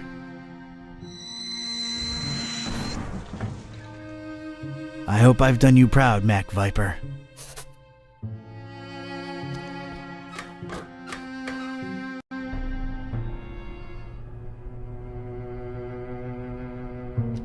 This looks like some kind of diary or log of some kind. Whoa! That seemed to make a lot of things happen at once. Alright, let's see now. October 13th. It's so hard to get accustomed to the sickening stench of this dreadful fishing town, but apparently it's important to him that we establish our base here, so we just take it. Decorating coming along nicely. No end to the work. A lot of long and boring entries follow. Seems like some kind of complicated records. Let me skip ahead a bit. Let's see. July 6th. We're all accustomed to the stench. It's probably imbued in everyone by now. Summoned the Haunter, and he came in a flickering form of a tall, swarthy man with skin made of ebony. Ignored my words and asked for the book, then disappeared upon my answer. We must find it, no matter what. July 13th. His incomplete form is frustrating. Must find the book. We must find it. That idiot Bright left the hatch open and Lumen snuck up here into the summoning chamber to try to get the Haunter's mark. What did the fool think would happen? We don't even bother storing their ashes in the urn anymore. Just leave them there as a reminder to anyone stupid enough to try that again. August 6th. Sister Halo's matchstick hobby proved to come in handy. Praise the Haunter! I could scarcely believe my senses when at last she finalized the structure and Brothers Bright and Gleam dropped the cannonball on it. Not only did it not destroy what she built, but it lodged itself in the circular space above the stone and is exerting such pressure on the latticework that you can take a shovel to it and it won't cave in. It's good to have some smart people join the ranks for a change. Only she and I know how to breach it and get to the stone, so that should at least keep our numbers from dropping. August 7th. Private investigator making waves in Darkham looking for leads on the book. Might be a dark blessing in disguise. We just stay on his tail and track him to see if he digs up any leads. The book? The Necronomicon? Is that me they're talking about? August 13th. Rejoicing! It's very possible that the hostess's fetch dog has sniffed out the book. Time to retire him and go for the prize ourselves. Hostess? Why did that sound familiar? Anyway, that crazily angled stone. I wanted it. If only to get back at these star-obsessed maniacs. It's the first book in a row. An arcane symbol adorns its cover. I've opened it at its bookmark. The stone from the stars is a window on all time and space. It is within it that the Haunter sleeps while the yellow sun reigns, and it is from its circular gate that the Haunter's incomplete form rises when the words are spoken. Nor shall he ever rise in his true form until the forbidden book be by his side. No end to the work. The stone from the stars is a window. It is with nor. It's the second book in a row. There's some kind of symbol on its cover, and that's about it. I've opened it at its bookmark.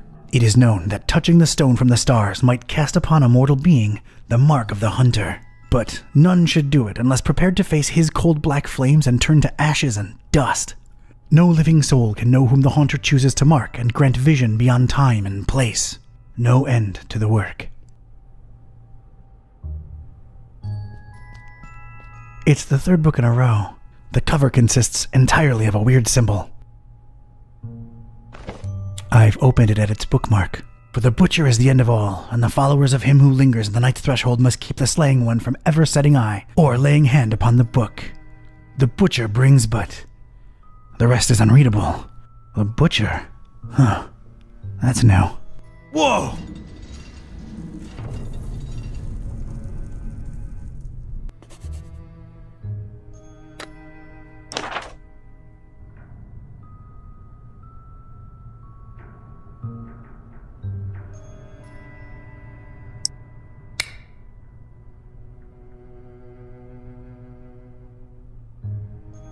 A pretty martial-looking cannonball suspended somehow above that glowing rock by some order of matchstick engineering genius. It's held in place firmly by the match's structure. Quite impressive, and unmovable. An immense rusty telescope hanging intimidatingly overhead. Wouldn't know what to do with it. A delicate and intricate latticework of what looked to be matches, surrounding some jagged, shimmering stone and somehow supporting the kind of cannonball what looks like it was made to bring down battleships. I realize how crazy that sounds, yet here it is before me. Biting my lip, eyes half closed with anticipation, I flicked my finger at one match, then another.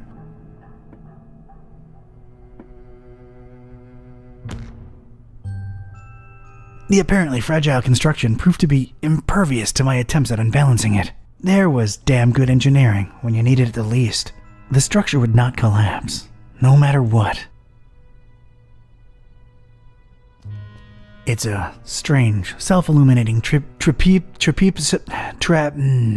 weirdly angled rock thing. The dubious match-constructed security structure won't let me get my hands on it. That's some kind of occult scratch. Looks to symbolize that shine rock on the pedestal. It's just a drawing. Eerie, but a drawing. The inscription above it says, "Here lie in ashes all brothers and sisters foolish enough to think that the stone from the stars chose them to be marked by the haunter." I have no use for former cultists, in ash form or not. There's a drawer underneath this urn thing. Inside the dusty drawer, there was one solitary rusty spoon. Unwritten private investigator wisdom says you never know when you could use a rusty spoon.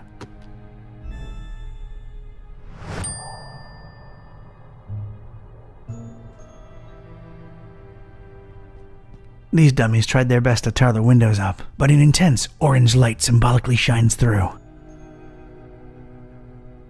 Yeah, I know I don't get enough vitamin D, but this is not the time or place. That's nonsensical. Nah, it's surprisingly clean.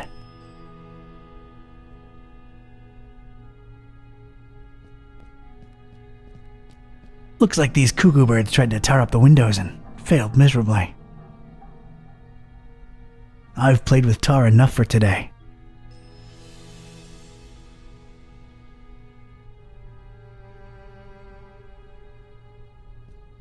Looks to be quite powerful. I don't think I can pry it out with my bare hands.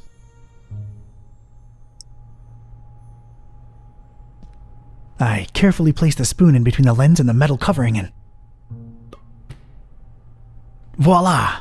The lens was now mine.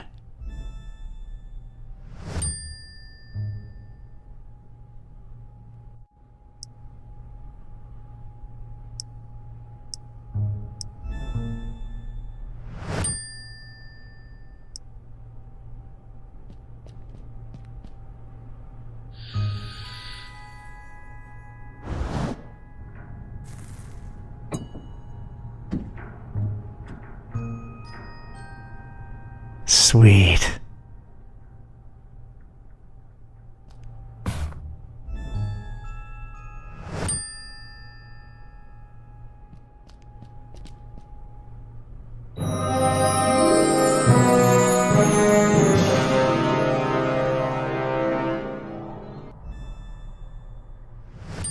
I most certainly did not burst into cold black flames.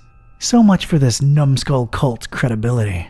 It did feel, weird. Weird.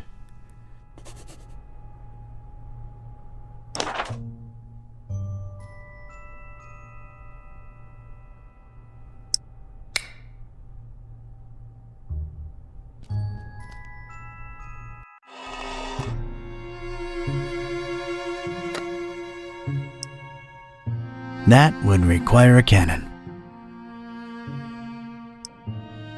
It's the crazily angled rock I lifted off these starheads. I hope I'm wrong, but I feel like it's somehow working on me. Damn. I can't just throw the rock at the wall with a pitching arm and a prayer. This is the wrong kind of temple for that.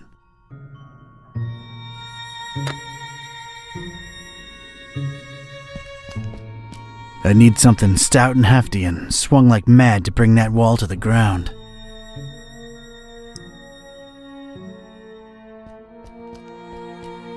Alright, I am now one cannonball heavier.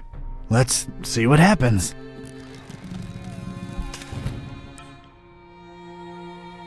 That was a first, and a last.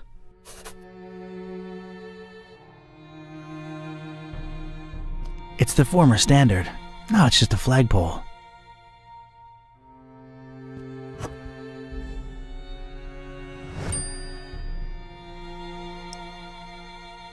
It would almost fit, but it'd be too loose. I need it firmly stuck in there.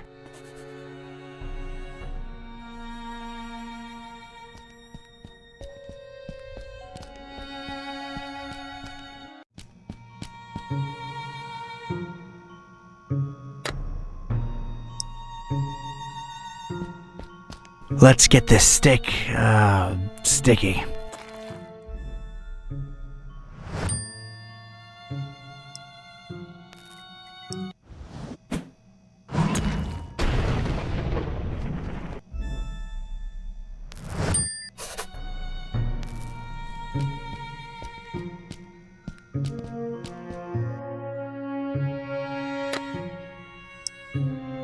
I made this bad boy out of a crazy rock from the stars and a sticky stick.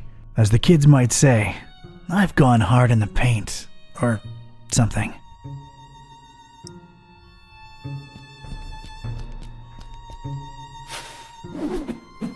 There's just one thing I want to say before I do it.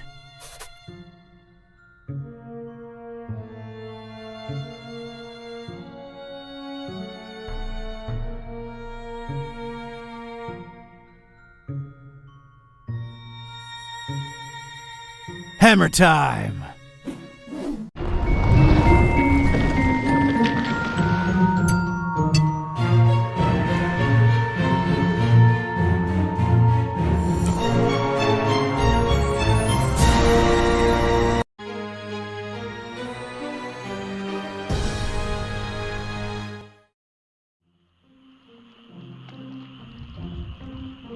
Alright, you two, here we are.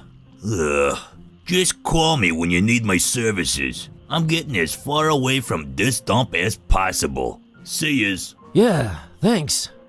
So, here we are, kitty. Fishmouth.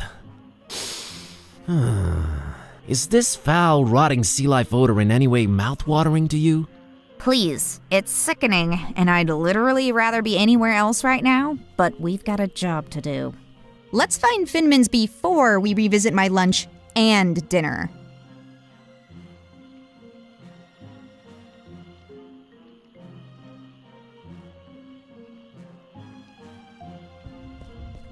A couple of Fishmouthians. Looks like they're guarding that archway there.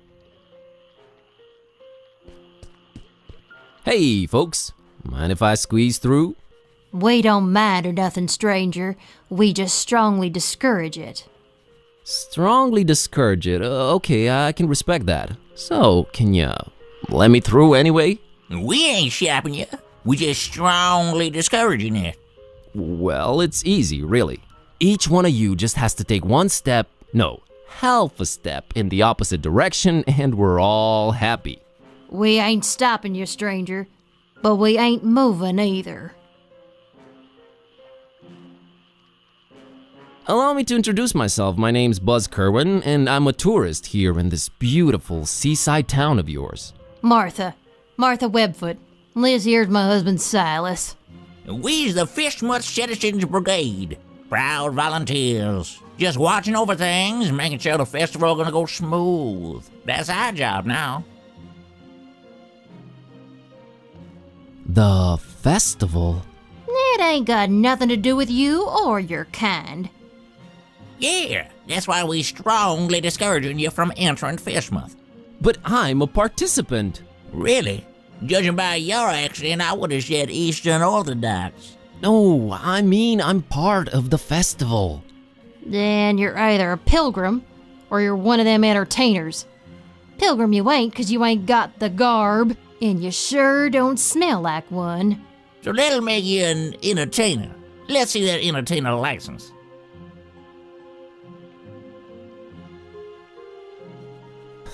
Real artists don't need licenses. Well then, real artists ain't getting any deeper inside Fishmouth. It wasn't ready. They said just going without it. Who said that? The committee. No license, no entry. Is there anything I can do to convince you to let me through? Boy, you've really given up on trying anything creative like, ain't you? We ain't letting you in without a license. Now, Silas, don't be talking nonsense. We ain't stopping anyone here. Oh, that's right, Martha. Oh, he's just... Strongly discouraging. Gotcha. Look behind you. A three-legged toad.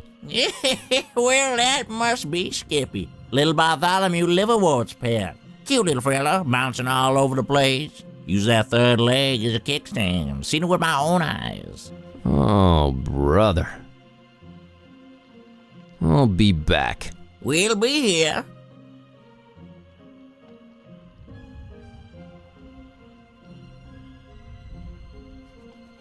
So, what are we doing, kitty? Finman House? Olmstein? Any of these ring any bells to you?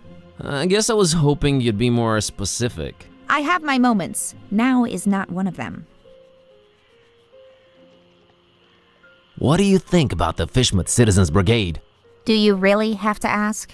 Any ideas on how to get past them? I'd say being ourselves in this situation is not gonna cut it. Impersonation and identity theft.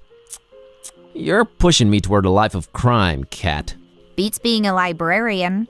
Student and librarian, if you please. Oh, I stand corrected. 2 fields of activity you'll stay in for a long time. Ugh. Ugh. Still mad about being humanized? Very much so. Okay, just checking. How you holding up, kitty? Well, I talk now. We just did some voodoo. Now we're in Fish People Town. At least you're keeping things interesting. I am? It is technically all your fault. Mine? It's Dawn's. Anyway, let's hustle. Your fault. What? Time to samba!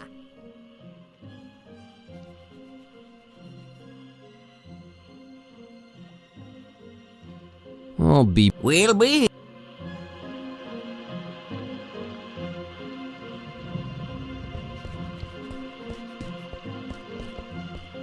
It's a kid and her dog staring down at the water.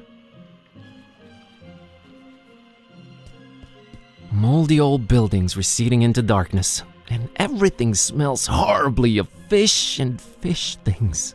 Ugh.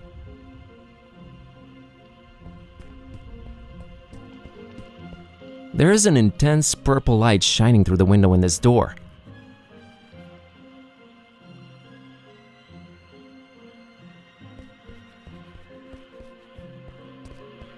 Green light shining through this particular door's window.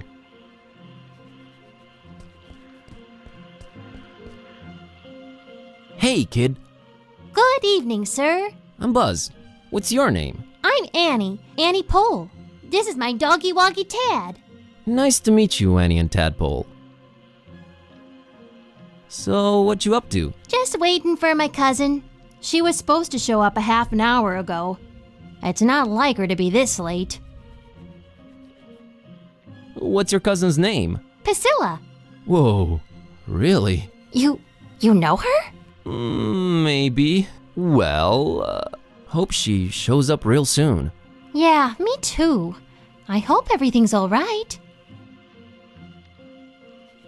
What are you drinking there, Annie? Dolphin's milk. It's really good for you, very nutritious. Yeah, I bet it is. Hey, Annie, think you could spare some of that dolphin milk? I would, but I might need to share it with Tad a bit later. See, he's really hungry, and my cousin's running really late. Oh, poor Tad. Poor Tad. So he likes milk, huh? Not really. He'd prefer a sandwich, but he'll have to settle for milk because it's all I've got. Got it. Is everything okay with Tad? What do you mean? Well, his eyes are, wide apart? Yeah, he just sees more that way. He sometimes misses things coming straight at him, but I keep an eye out for them. That's nice of you. See ya, Annie. Later, Buzz.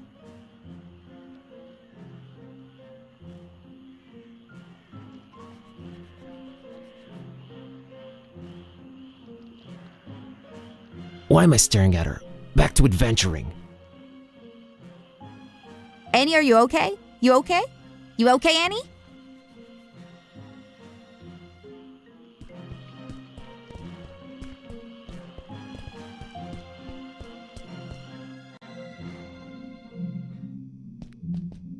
I went to Fishmouth and all I got was out of there real fast. I can't just swipe one. Better talk to the clerk. A cornucopia of... You should not be using words you don't know the meaning of. A lot of creepy paintings, mostly fishing related. Fishermen, tentacles, barnacle, greenish people? Okay.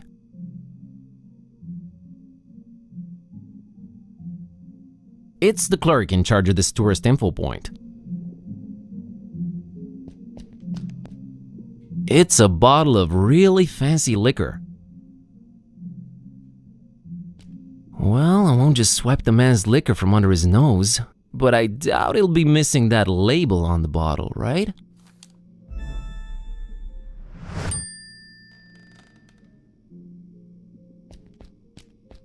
Hello.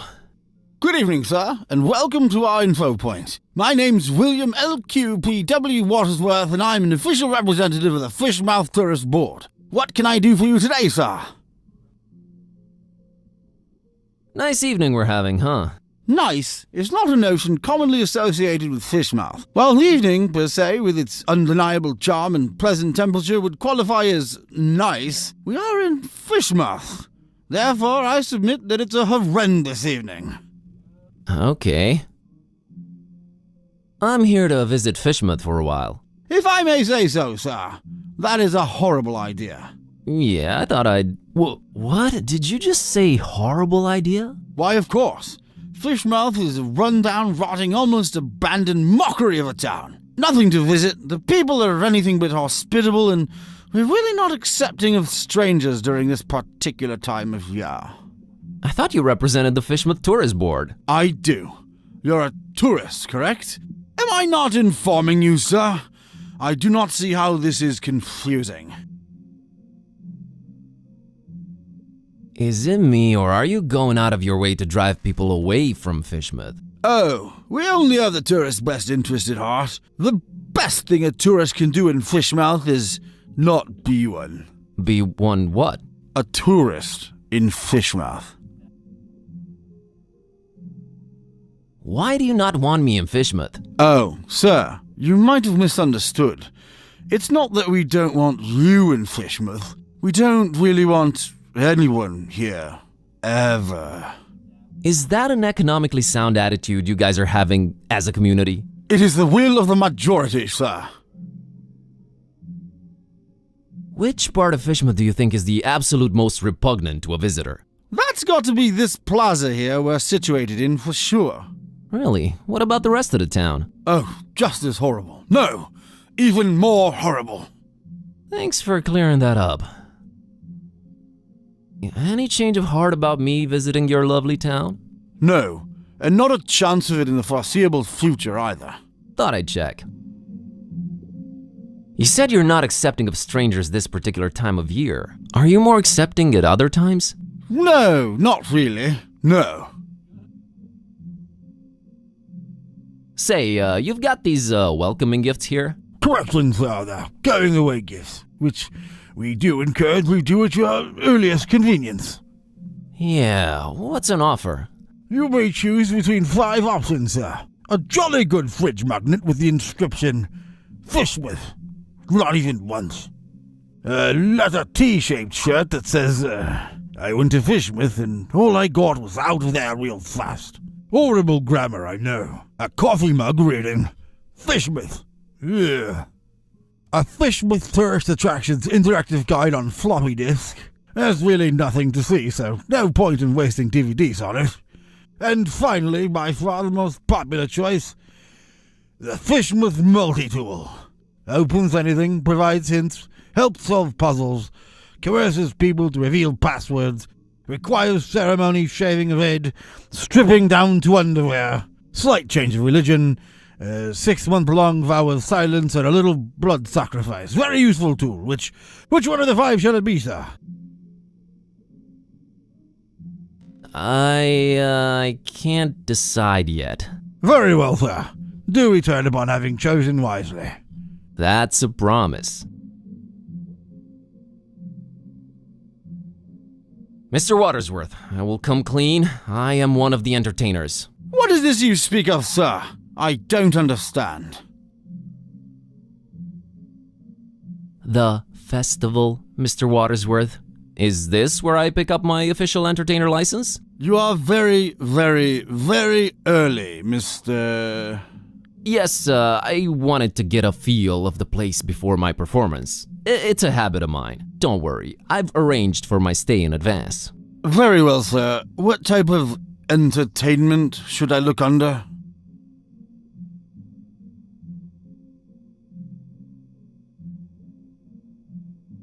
I have this talking cat. All right, let me see here. Mr. Tornston and his horrible singing beast, is it? Sure is. Oh, no, it isn't. Well, what do you know? It does speak. Oh, do make it sing, Mr. Tornston. It's time to stop being so modest, kidday. The public wants you. Besides, I think Mr. Watersworth needs to be convinced of your singing abilities, lest he just give some imposters our license. Quite right, Mr. Tornston. We will talk about this, Mr. Tornston. What would you do with a Fishmouth sailor? What would you do with a Fishmouth sailor? What would you do with a Fishmouth sailor early in the morning?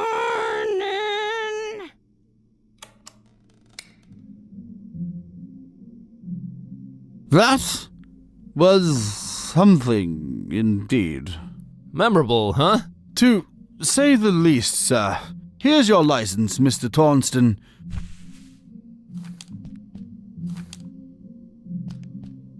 Enjoy your stay, and... I know. Keep out of everybody's business. Have a great evening, Mr. Watersworth. Doubtful. Goodbye.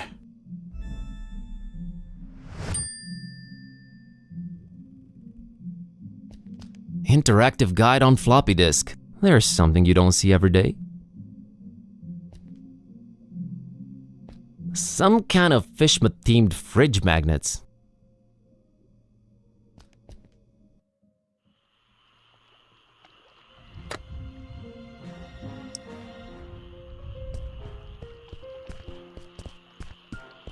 Mr. and Mrs. Webfoot, here's my entertainer's license. Huh. I'll be darned. Horrible singing pet, huh? Hey, didn't you say your name was Kirby or something? Tornston is my stage name. We just might be attending your show, Mr. Tornston. Welcome to Fishmouth. Keep yourself, and don't do no nosing around if you don't have to. Gotcha, Silas. See you folks around.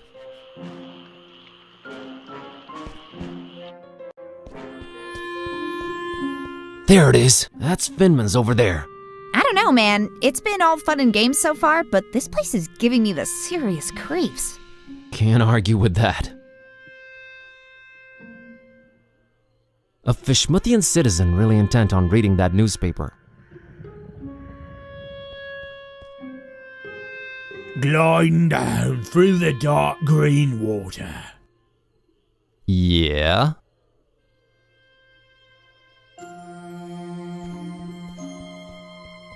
It's a Fishmouth citizen enjoying his sandwich.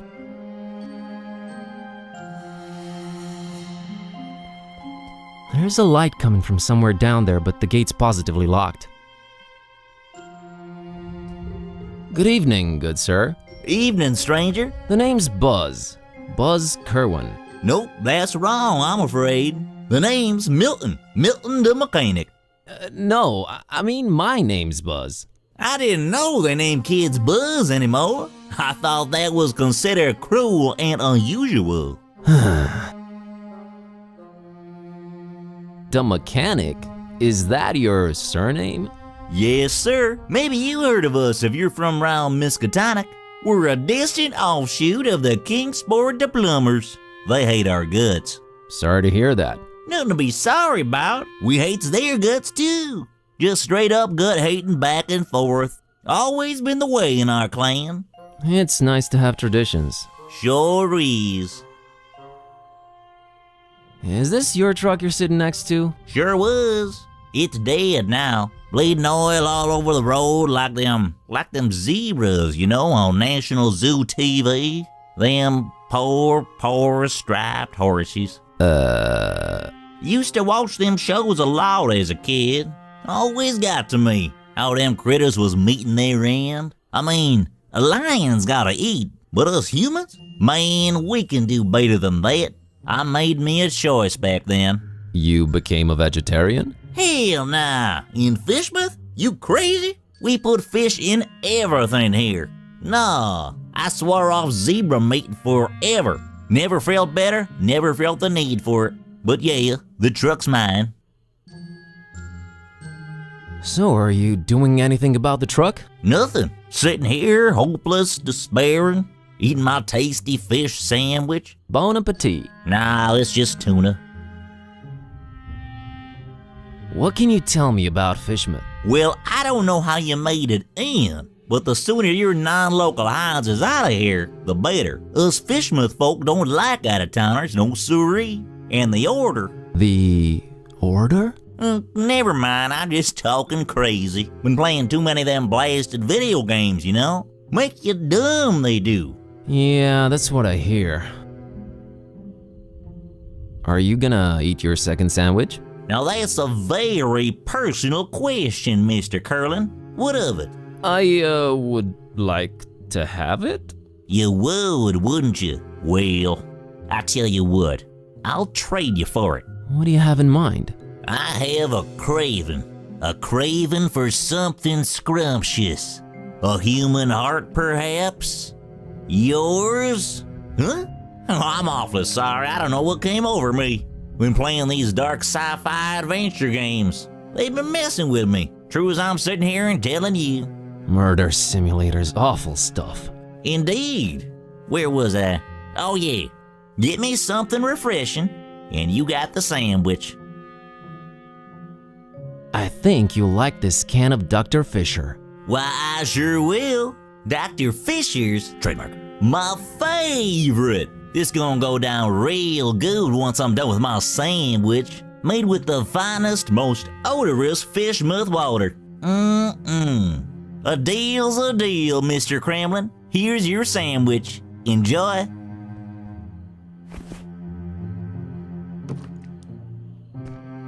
Thanks, Milton. Enjoy your other sandwich.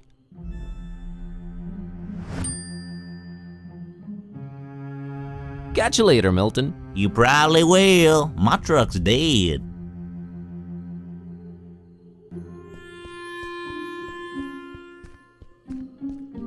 It puddles. It's what it does. Well, we found Finman House, all right. Charming place.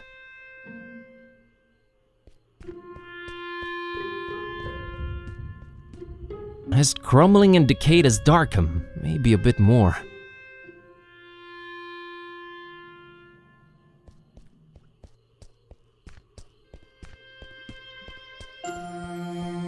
She looks really, not happy.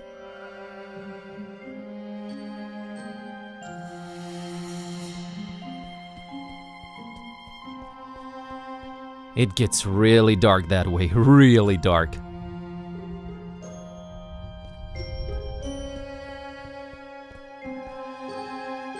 Hi there. You staying at the Finmans tonight? I might be. Good luck.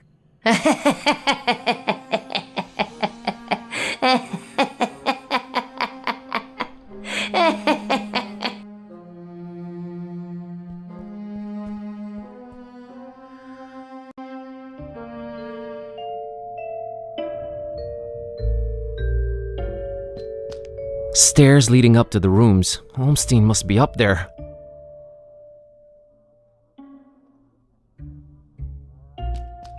That there must be the namesake of this hotel. Those are the room keys and they're all present but one.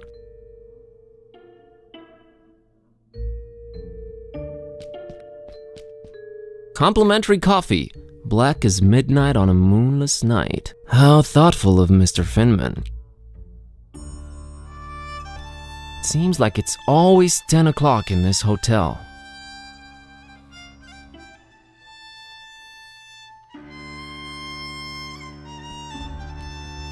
Looks like he's the strong, silent type. Nothing to pour it in.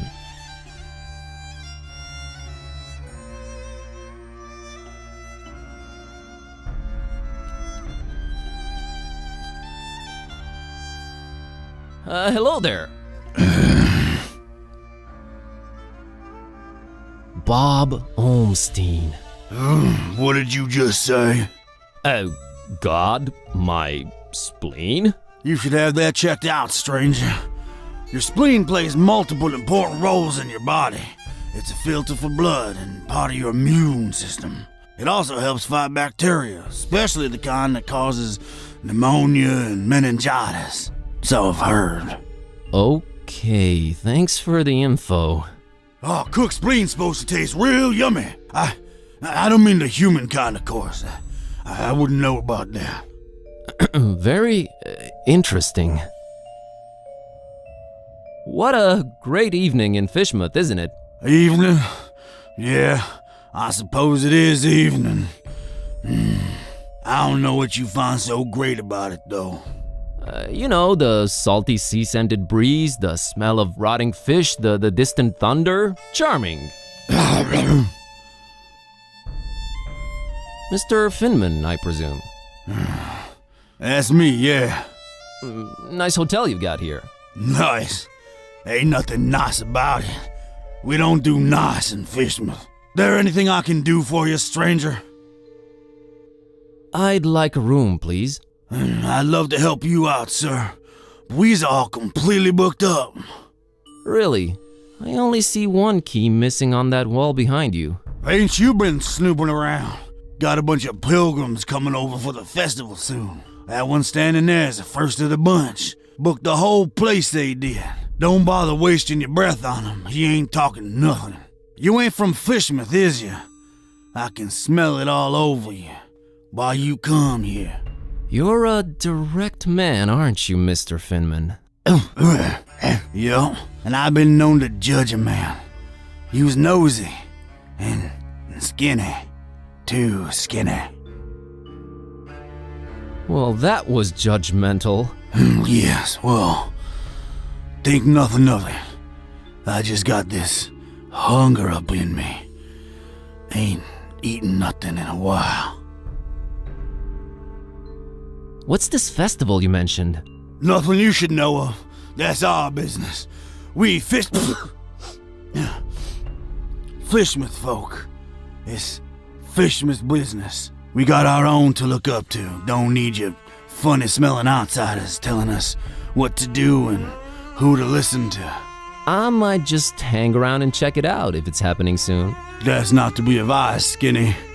The Order don't take kindly to strangers. The Order? What Order? Nah, never you mind that. Aw, come on, tell me. I'm here, might as well learn a thing or two about Fishmouth. The only thing you need to know about that there esoteric order is that they don't want you here. So you best be on your way. That's all I can tell you. What's this festival you mentioned? Nothing you should know of. That's our business. We got our own to look. I might just... That's not... Where was I? I gotta run. Take care, stranger.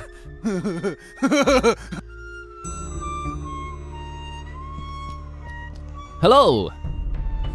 Okay then.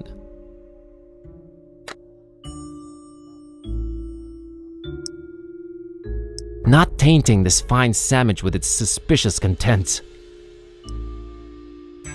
I think I'd feed him something different though.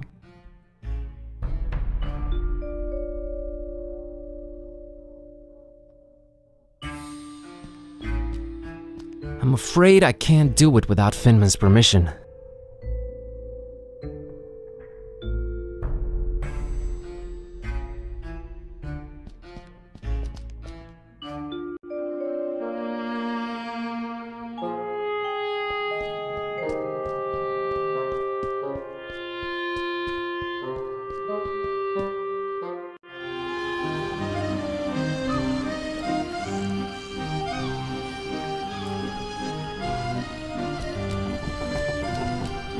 A rotting basket full of putrid fish, or the other way around.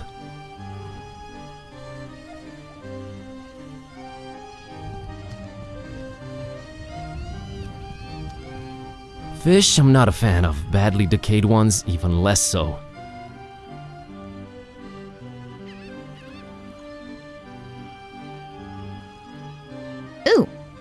my standards, thank you.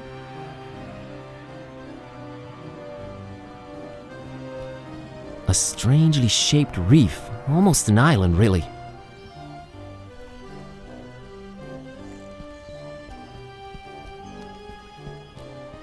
A rusty, creaking fishing boat that's seen better days.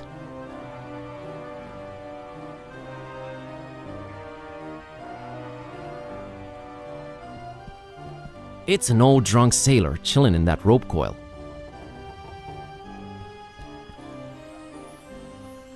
Hi there, Gramps. What you? Get lost, young'un. My name's Buzz. Nice to meet you. Get on out of here. Fishmouth ain't no place for you, boy. Well, at least you Fishmouthians are consistent about that. What a great evening to be alive, isn't it? You think I'm crazy, don't you? Where'd you get that idea? Old Zadok knows. You should not be drinking that, old-timer. Who are you to tell old Zadok what to do, sonny? Go, get...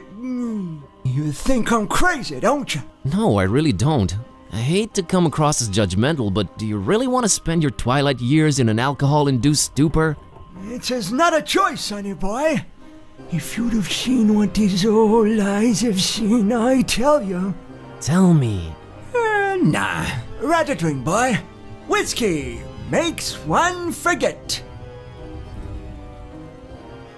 You said you wanted to forget. Why not remember? There's things too horrible to be remembered, boy. Believe old Zadok. Why, you think I'm crazy, don't you? I don't know why you insist on asking me that. I do not think you're crazy, Grandpa. Really need that drink, huh? I'm willing to do you a world of good and take that cursed whiskey off of your hands. Have you considered a healthier alternative? What you babbling about there, boy?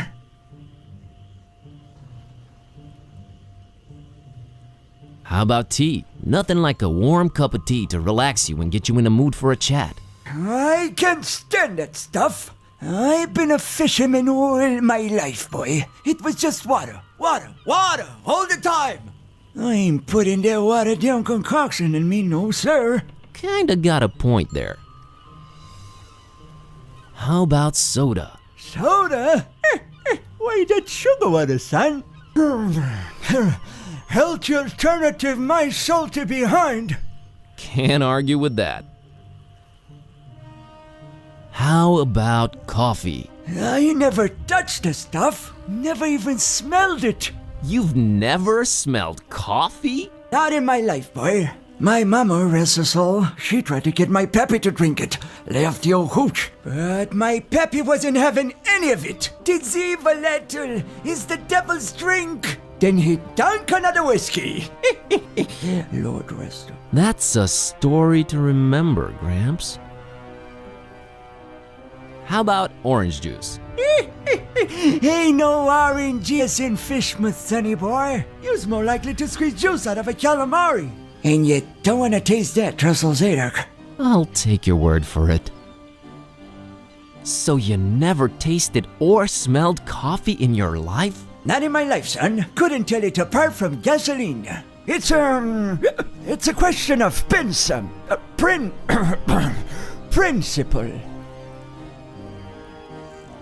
I gotta run. Run, boy. Never return.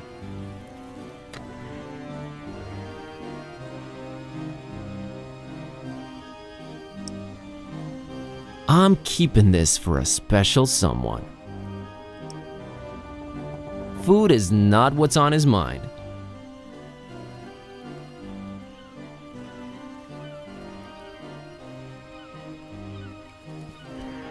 Not if you paid me.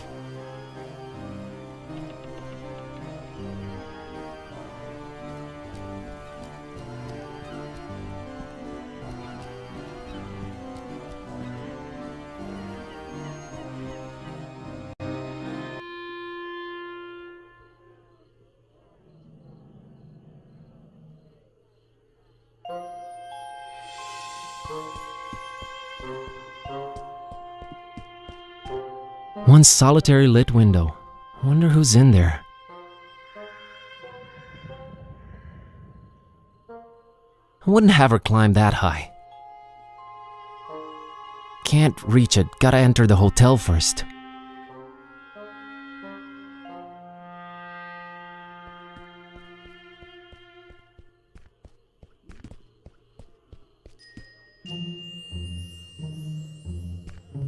A great example of the urban decay school of design. Fascinating wonders might await deep in its smelly confines, but I won't be the one to discover them. 1, it's dark as heck. 2, no reason to go down that way. 3, did I mention how scary it looks? 4, scaredy cats are not necessarily felines. Hey, we need to stay on target. I'd go there, but Mr. Shaky Pants over here won't. 'Cause there's no reason to. Jeez. Uh-huh. Oh, I'm a cat, so I'm into smelly trash cans. Is that what this is? I didn't say anything.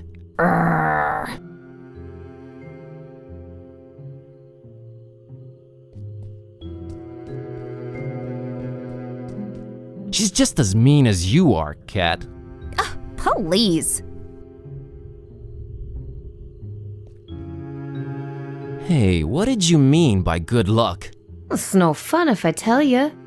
You gonna find out yourself soon enough. Is there something about the Finman house you're not telling me? You got the wrong person, stranger. Tourist info's over that way. Not a lot of help from there, I'm afraid. Help? Oh, you don't need that. Yet.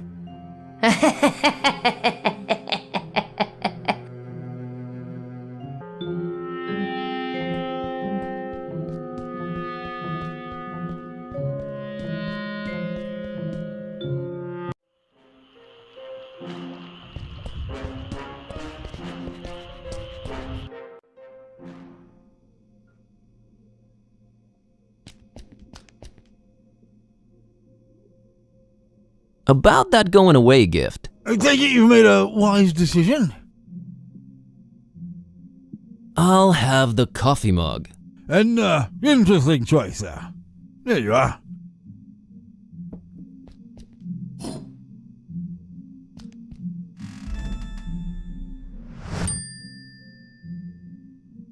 Be seeing ya. I wish you would reconsider. Good day.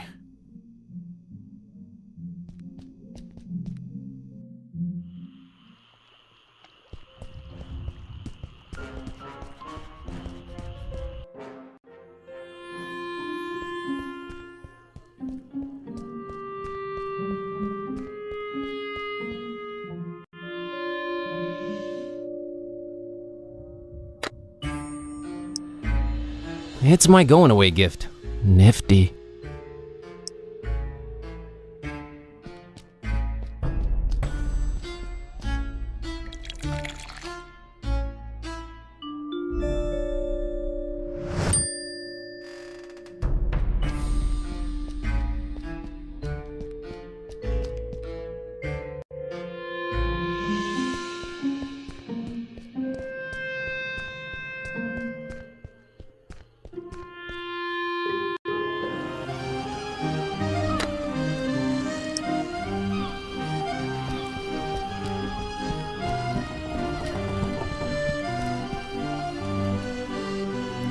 Mr. Zadok, I brought you something. What is it, boy? Coffee. What? Get that gosh darned abomination out of my face! This gives me an idea. I gotta run. Run, boy! Never return!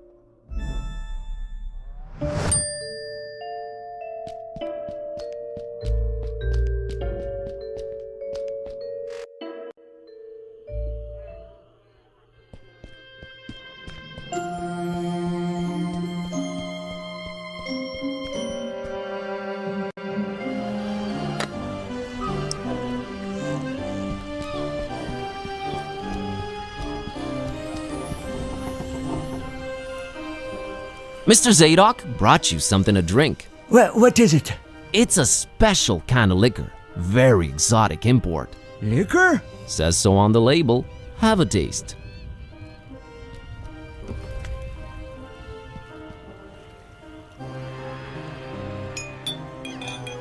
Why, you doggone little...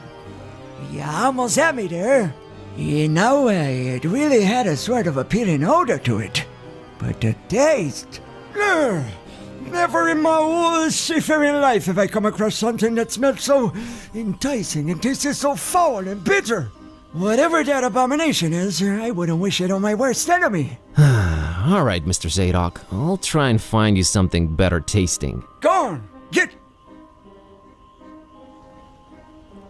I gotta run. Run, boy. Never return.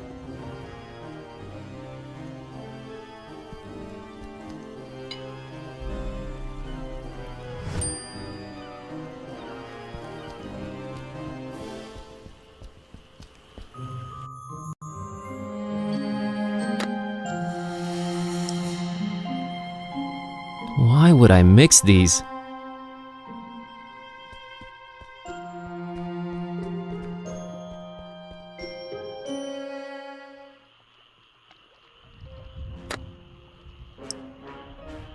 She's a kid, she doesn't need coffee.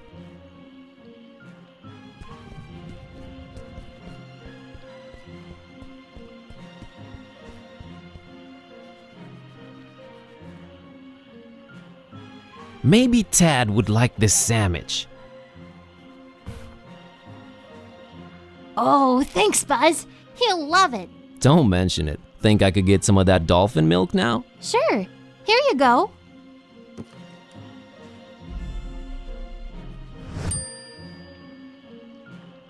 See ya, Annie. Later, Buzz.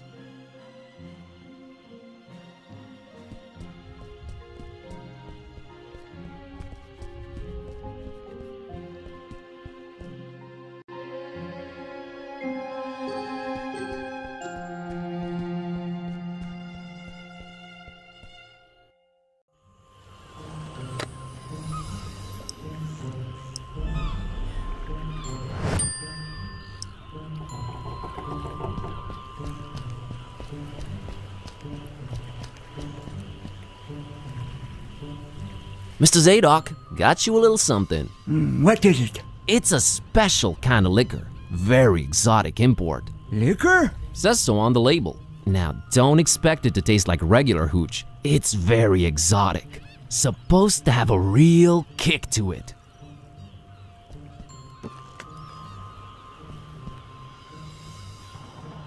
Let me see that. Smells like nothing I ever smelled before. And I can't say it's bad either. Whew, what is this devilry, boy? Kinda got me feeling all fluttery inside. Special import. Supposed to really get you going. I'll say. Why, I feel refreshed as ever. It's like this curtain slowly lifting off of me eyes and mind, son. Whew, you done all Zadok a mighty good one. Can you get me more of this stuff? I'll let you know what it is and where to get it. But I'd like that bottle of whiskey in return if that's alright with you. Ah, take it. Who needs that stuff? I can safely say this has been a full-fledged epiphany, Buzz.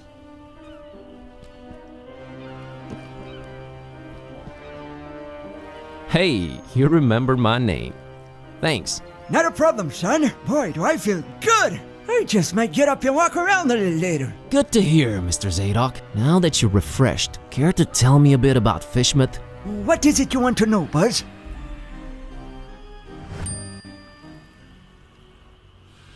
Why's everyone so secretive here in Fishmouth? Where do I begin, my friend? See, you're stuck of a curse that runs through most of Fishmouth's residents' blood. Turn them into fish and toad-like things. And then they take to the water.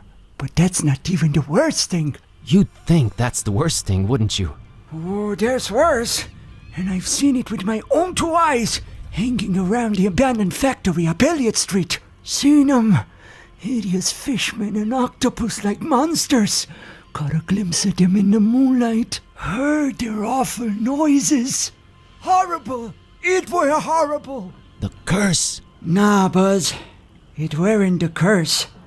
These things were not born this way. They was mutants. Abominations. Coupled together from fish and man and squid. The butcher. That's who they whisper made those things. Who's the butcher? I don't know that, Buzz. But I suppose it's some shady character that's in cahoots with the esoteric order of Dagon. And they're raising hell in the Fishmouth. Raising hell. Literally. How can I get to this abandoned factory? You can't now. They've shut off those streets. In preparation for their evil festival. Ever heard of a man called Bob Olmstein? Can't say I ever did. He's supposed to be staying at the Finman. The Finman, huh? Folks lodging there have a habit of disappearing without a trace. Sneaky fella, that Finman. Slippery as an eel. What's this esoteric order I keep hearing about? The esoteric order of Dagon. Fishmouth folks worshipping the deep ones. Dagon's their high priest. Supposed to be this huge amphibian thing. That's what the festival's about. Worshipping Dagon in sacrifices they bring to him. Sacrifices? What kind of sacrifices? I shudder to think, my boy.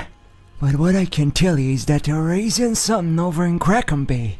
And if you ask me, it can only be the half-goofer. Half-go what? The half-goofer. Huge, ugly sea monster. And yeah, I reckon that sucker's gotta be big, since they ain't letting anyone anywhere near Crackham Bay for a year now. Completely cut it off. No way to enter it from anywhere. I've got a confession to make. What's that, Buzz? The whiskey I gave you that you love so much, that's actually coffee. What? Well, I'll be darned. You sure pulled a fast one on old Zadok, haven't you? Well, good on you, Buzz. But you know what? Good on me too, 'cause I guess you can teach an old dog new tricks. I guess I love coffee, and I gotta live with myself now.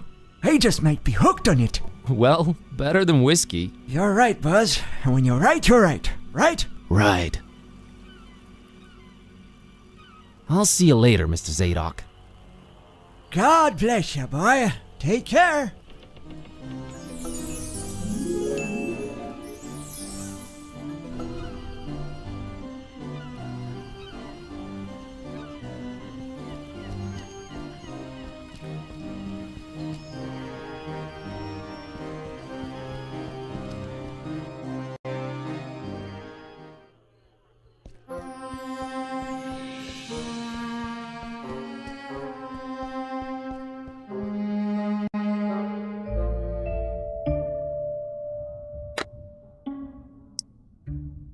Better talk to him first.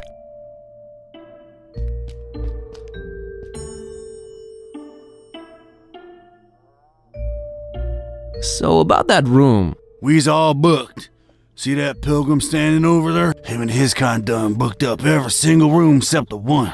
About to arrive any minute now. Otherwise, I love to serve you. Maybe it's me, but did that really warrant such a laugh? My stomach's growling is all. Makes me say all kind of things. Pay no mind. Can I interest you in this cookie I've got here? I'm a meat man myself, but right now I could eat just about anything, I reckon. If it ain't meat though, I got to wash it down some, and I ain't got anything. You mean like alcohol, right? You was pretty smart for a stranger. All meat, huh? Got any preferences or anything goes? Oh, I got my preferences. Sorry, Skinny. Don't be judging me. Look at yourself, all skin and bone. Nothing on you worth mentioning. What? What'd you mean? Oh, nothing.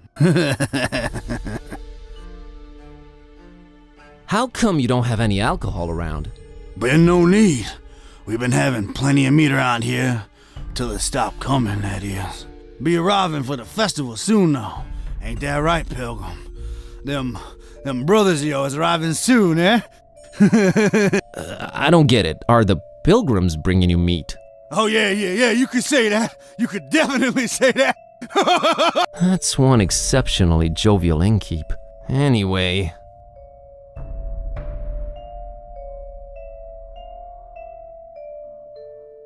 Has the guy in the room brought you any meat? What, you fancy yourself some kind of detective or something, outsider? What's with all them questions now? I'm just curious by nature. Too curious, you ask me. No place for your kind here, outsider. Just wondering how come your one customer hasn't provided you with any meat, that's all. He's a stranger in that one. Ain't nothing like our usual customers. Pays damn well, too. Gold, stranger, gold. We is likes our gold up in here. So gold is popular around here, huh? Used to be... You asking way too many questions, Skinny. I'm here to see this gentleman. He ain't come down in a while. I don't reckon he will anytime soon. I wouldn't wait if I were you, stranger. You know, getting constantly called a stranger and an outsider tends to be a little grating after a while. Have you considered that? We don't take... Kindly, gotcha. Mr. Finman, got you a little something to wash down the cookie with. Let me smell that. Oh, you did good, stranger. You was mighty kind. Mighty kind, I tell you. Ah, that hit the spot. And here's your cookie. You ain't tampered with this here fine piece of pastry now, has ya? Oh, God forbid, no. Down the hatch. Good. Thanks, stranger. What you standing there all expectantly like that for? Oh, nothing. What? You expect me to keel over or something? Boy, I got a stomach lined with steel myself.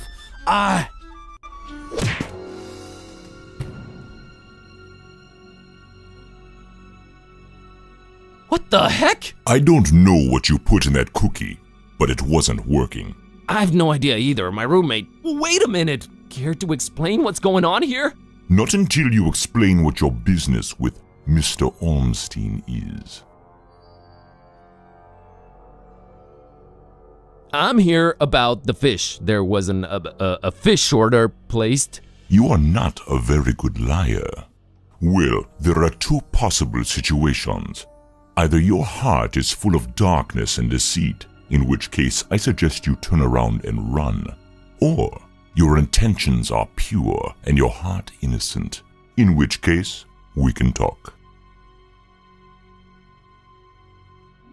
My heart is not full of darkness. Boy, it sounds weird saying that out loud. I've been sent here by the voodoo gentleman. I understand Mr. Olmstein might play an important role in this occult situation I stumble into. Role? No, he plays no role. But what is yours? What part was assigned to you? Part? I'm just a librarian, sir, and this detective guy came looking for the Necronomicon. Kid type. Exactly. And then they kidnapped him. Kidnapped? Who kidnapped him? Search me. Anyway, I've been walking around with this Necronomicon thing on me. You have it? The real one? It's gotta be real. Made my cat start talking. Sup? Hello. Yes, that explains that. Well, that's us. What's Olmstein to you? You speak his name so lightly, let's just say I watch him from a distance. Try and look out for danger, pointless as though that might be. Pointless? Why? I just might be a fly buzzing around a lion. Never mind. I don't normally get close to him, but if you do have the real Necronomicon... Here it is. An exception will be made. We'll walk up to his room and we'll see from there.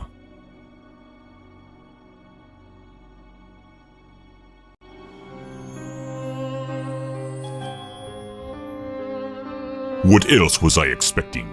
He's gone. Again. It might mean they're coming. We must stay vigilant. They? Who's they? Oh, too many possibilities in that regard. Oh my god, all this for nothing. It just keeps getting worse. You might as well at least tell me your name. Mine is Buzz Kerwin, and this is Kitty. You may call me Barnabas. I am a protector of the other, a seeker of truth, and a hunter of evils. Must look nice on your business card. Okay, first of all, how do you know Dawn? I was the one who hired him to find the Holy Tome. It should never fall into the hands of madmen. Why hire Dawn? Is he an occult detective? No, but he is a damn good seeker. Well, maybe was. Oh man, don't say that. I'm sure he'll find a way to pull through. Madmen? What madmen? The Parish of the Starry Knowledge, the Esoteric Order of Dagon, or the Butcher. Starry Parish? Foul worshippers of a thing called the Haunter, and the shining trapezohedron it dwells in. Geometry. I've heard of the Esoteric Order. What's up with them? Have you now? So you also know of what they're raising here in Fishmouth? Not really. The Hafgufa. Those idiots. Those complete and utter morons. They have no idea what that can bring about. Well, neither do I, but are you gonna do something about the Hafgufa? They've cut off access to Kraken Bay completely. But I'll think of something. I must. The Butcher? Tell me about the Butcher. This is not the place nor the time for that. But what I will say is this. He must not have the Necronomicon. You must keep it away from him, at all cost. Sounds like someone I'd stay away from regardless. Do not underestimate his reach, and watch your step here in Fishmouth. Him and the Esoteric Order are likely in cahoots, and they're everywhere. Okay, so what does he want with the Necronomicon? To bring this world to its knees. Okay, that makes sense, sure. Anyway... About Olmstein. What did you mean by the other? Olmstein? What makes him other? Who is he anyway? Though you carry the book, you must understand my reluctance toward telling you these things. Still, see here, though he walks among us, he is not like us. Oh, geez, with the cryptic talk again. If you're protecting Olmstein, how come you didn't knock Finman out earlier? That guy was definitely up to some gruesome stuff. Maybe Olmstein would have still been around. I was about to take him out. I had reserved all the remaining rooms just to make sure no one would intervene. Then you came along, and I had to be cautious. Maybe I still should be. You do walk around with spiked pastry on your person. Not spiked enough. But I'm kinda glad to be rid of it. Anyway. Can you describe Olmstein for me? Ha! That would be futile. He might appear different to you than he does to me. Or you might see him clearly, and not be able to remember it an hour later. His nature is hard to grasp for all of us. But the voodoo gentleman described him as just, some friend of his. Was he trying to deceive me, or...? There's no time to go into this, but that should not surprise you. Olmstein appears in different ways to different people. It is his nature. Wonderful. Changing subject. So, he does this a lot? Disappear at the worst possible moment? It is in his ever-changing nature, yes. But there is always a little breadcrumb left behind. Might as well look for it, right? Yes, I will trust you to do that. I'll keep an eye on the stairs in the meantime. Get to it. It's what I do.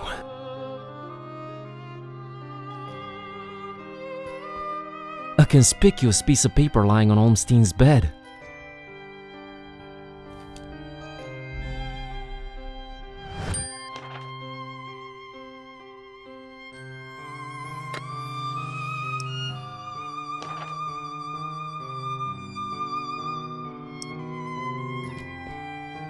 Found this drawing. Can you make any sense of it? Olmstein's sign. Why would he leave it here again? What is it? What does it mean? I've seen it before, yes. I know not what it means, but it must have been left here for you. Me? But how could he know I was coming? And why me again? Why me? It is the role you play in this, and questioning it is a waste of time. Role? What role? Finding the book was an accident. It was just bad luck. That is how the tome works. The roles are defined, but the book is pure chaos. Help me understand more about Olmstein. I need to find him. I need to change my cat back. That is your stake in all of this? Hey, that has a name, buddy. Sort of.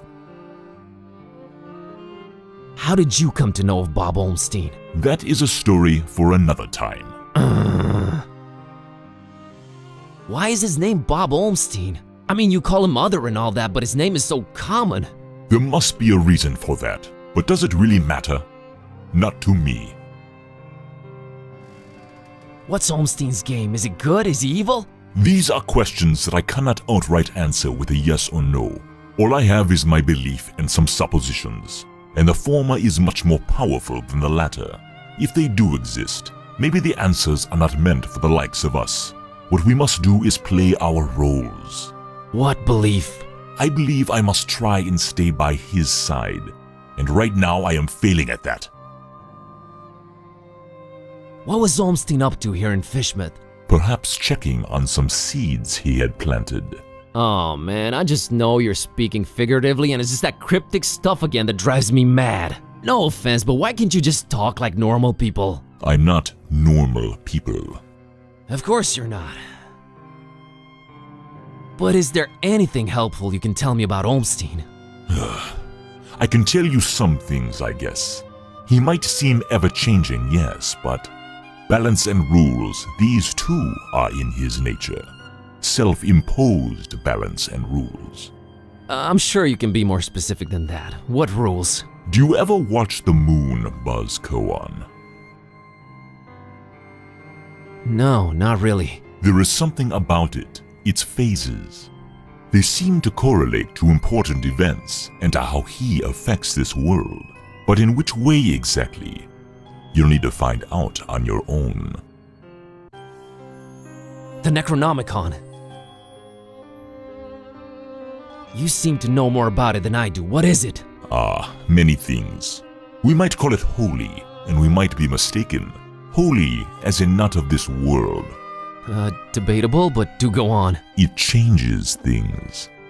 Sherlock Holmes over here. It chooses roles. It alters the very nature of things. But it does it when it wants, or when the stars are right. And if it makes its way into the wrong hands, it ends existence itself. Well, that's encouraging. But mine are not the wrong hands, right? Right? They're not the most competent. That much is clear. No, they are not. I think. Why does it keep changing? The Necronomicon is chaos in written, volatile form. What do its pages hold? What language is it written in, and what does it all mean? I've never read it, nor do I want to. All I have to go on are rumors and whispers, but both hold more and more power in this world. As for the meaning of the words, some of them are most probably incantations, or instructions of some kind. Instructions? Yes, and stories. Stories? What stories? It does not matter now. You must focus on your next move. Would it be safer in your hands? You do seem to know a lot more about it. No!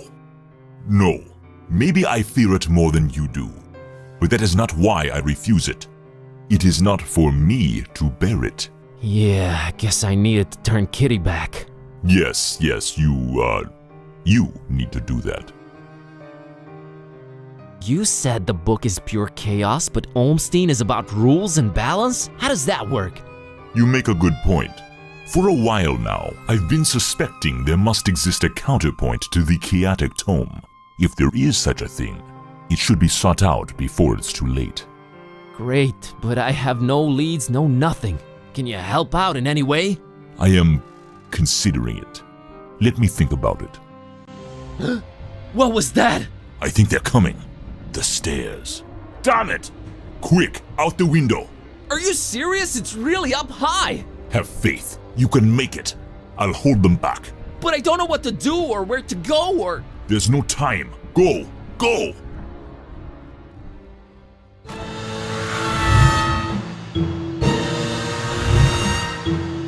Find peace! Find peace!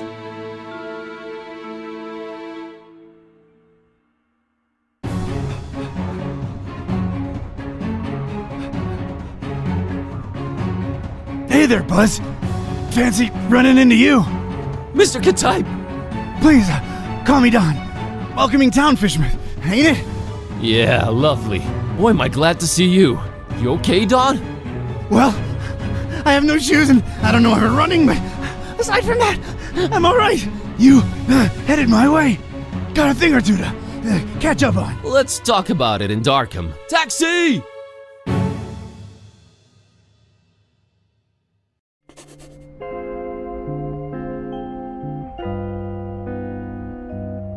Alright, we should be safe in here. I hope. Better keep the lights down. You don't happen to have any cat food lying around, do you? Huh. I keep forgetting it can speak. It? Rude. Look, I let you two rest all the drive here from Fishmouth, but now it's time for us to buck up, get our coconuts situated, and work out where we're at. Right. So, what happened to you? I cracked lid in the underbunk of some lunatic cult. These guys were also after the Necronomicon, but apparently you gave them the slip. Not the sharpest crayons in the box. The Starry Knowledge Cult. Yeah, how'd you know? Anyway, they kneel and keel to some kind of rock what came from the stars. Supposed to croak ya or give you some kind of vision beyond time if you lay your mitts on it. So, did you? Now I glow in the dark. The Haunter's Mark, they call it. Ain't something I'd believe if I read it in the pulps, but now it's on me, I can't deny it. Things have definitely gone 15 shades of bizarro. And there's a talking cat. Again, I'm right here. Rude. Whoa. Did you try using your power? I didn't get the chance. I snuck out and crept around those smelly streets until I saw you legging it. That's about it. What you got? Well, I read from the book and now Kitty talks. Well, there's that. Then I visited a voodoo dude who told me to look for this Bob Olmstein guy in Fishmouth. Long story short, Olmstein had already left, but I did meet your employer. Fella by the name of Barnabas. Pretty big guy, white dreadlocks and beard, maybe in his 50s. Huh. I'll have to look him up in my files. Yeah, well, Barnabas is convinced Olmstein is of almost, divine nature. And there's also another cult called the Esoteric Order of Dagon, and they're about to have their creepy festival in Fishmouth soon. Oh, and there's a guy called the Butcher. Oh, just saying it all out loud makes my head spin. I know about those esoteric weirdos. Not the first time they completely shut off Fishmouth to do God knows what. Butcher. Those starry kooks mentioned him. All Barnabas told me was to keep the Necronomicon away from the Butcher at all cost. And you know what's weird? Barnabas hired you to find the book, but he wouldn't take it when I offered it. Strange. Well, he did pay up front, so he's alright as far as I'm concerned. So, what do we do now? You, wanna help? Kid, strange and mysterious are why I work this beat. Now that I've lost my shoes and my hand is all magic-like, this old bloodhound ain't going back to the kennel until he's got some answers. Boy, am I glad to hear that. Alright, well, there's two things. One, apparently there must be some item that counterbalances the Necronomicon's chaos, so we should probably look for that. And two, Barnabas told me to find peace. I kinda wanna research that online. You do have internet, right? Yeah, there should be some in that laptop thing. Oh, brother. You look into that. I wanna see what this Haunter's Mark is all about.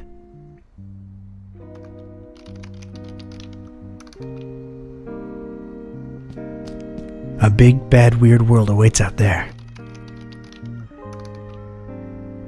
That's my file cabinet. Call me old-fashioned. Go ahead. I'll take a look, but a bit later. Who even still uses file cabinets, Joey? Just don't drop it on my toes again, Vince. Whoa, you sounded eerie. And you were talking in a couple of different voices. Never been much of a thespian, so I guess the Haunter's Mark does work. I think you were channeling the Movers. How long ago was that? I don't know. Years. I had a feeling I shouldn't tip the short, annoying one. Well, you can now legit read the past. Future would have probably been more helpful, but I'm not complaining. Alright, give me a minute to look up this Barnabas fella. The number one cause of horizontally intermittent tan. Occupational hazard. Nah, I'd rather not open them more. It's best we don't alert anyone to our presence. Hey Joey, check it out. Venetian blinds. Guy thinks he's Sam Spade or something. Let's just get that desk up here, Vince.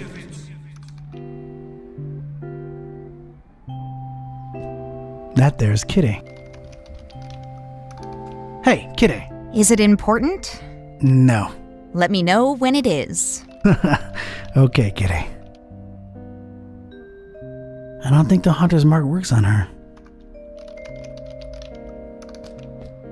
That's my laptop. I barely ever use the thing. I'm a hands-on guy myself. Everyone with a search engine in their pocket is a detective nowadays. You think this guy goes incognito? You think his browsing history is open up? You want to look at it? Want to take a peek? The way that guy looks and dresses, I doubt he even knows how to turn the stupid thing on.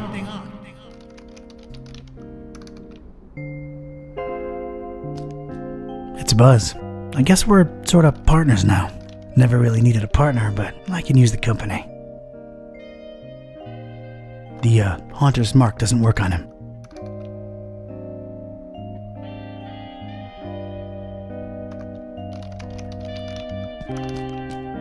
That's my safe. Right now it's guarding a whole lot of nothing. Nothing in there. Ugh! Drag this all the way up here and I bet it's empty, Joey. I bet it. Yeah, I'm with you on that, Vince. Man, those were some judgmental movers. That's Cornelia. I should give her a sprinkle. She's fine where she's at. Did you hear that, Joey? This guy's talking to his plant. He named it and everything. Man's probably lonely, Vince. Leave it at that. Maybe I'm a little lonely. Oh well.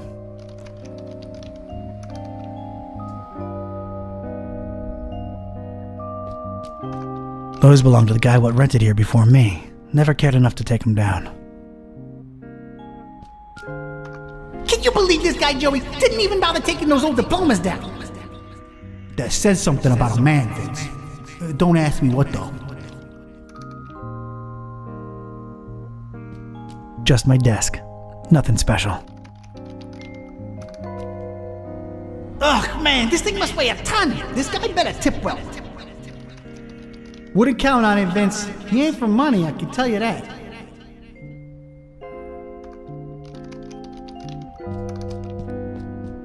Nah, not yet. Still got things to do here. Is this the place, Joey? Sure is. How are we gonna get this desk up the stairs? Couldn't you got a lighter one? Shut up and do your job, Vince.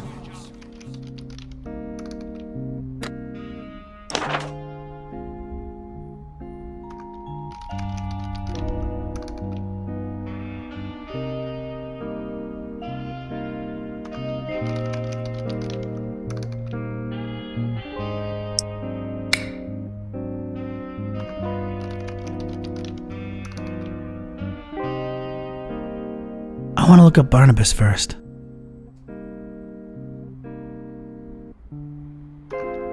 Let's see here.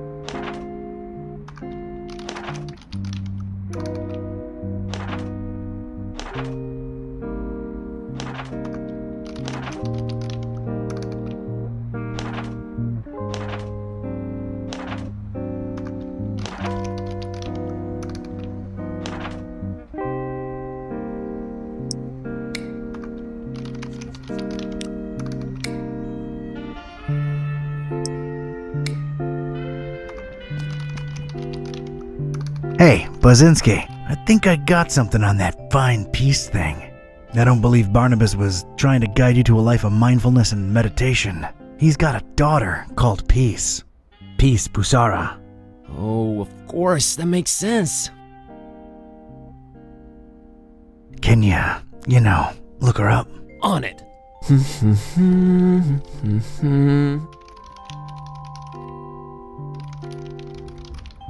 I think I got it. I found Peace Busara's blog. What's a... never mind. What does it say? Oh, well, the latest entry is pretty cryptic. It just says land beyond the forest and a bunch of numbers.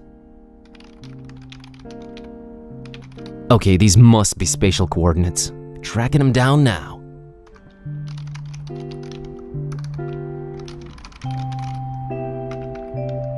Man, this is just like in the movies. And I was right. She's in Maris, Transylvania, Romania. Well, well. Hey, here's an idea. Feel like visiting your ancestral home, Kerwin? Are you kidding me? More than anything. But I'm hopelessly broke and... Don't worry about it. Barnabas paid well, and I want to see this thing through.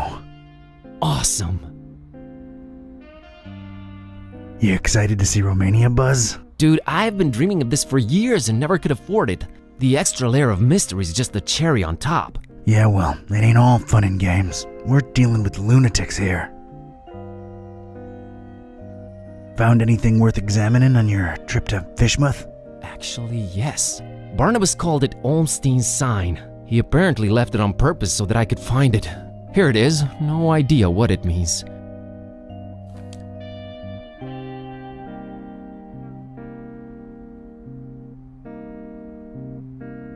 I'll get back to you. Still got a couple of things to look into.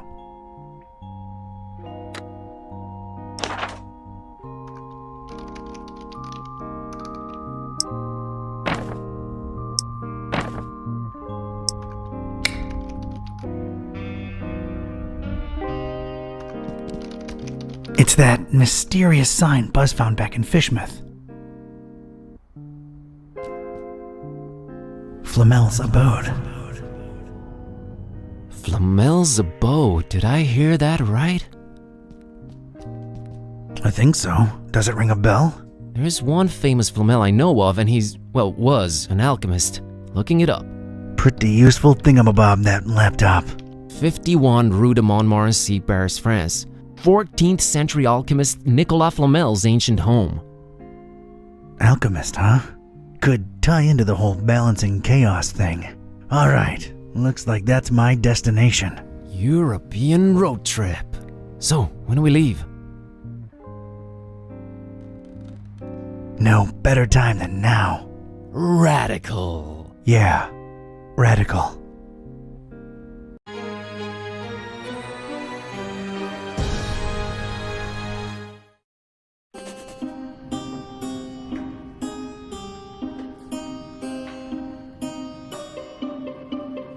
And this was it.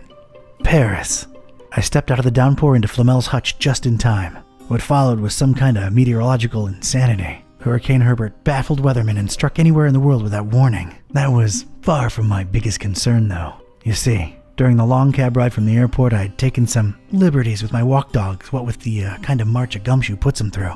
Bumbled up and explaining to the obnoxious cabbie in my very approximate French that no, I didn't want a detour to gawk the big old oil rig they planted downtown. Fate sucker punched me right in the gut. I left my shoes in the cab.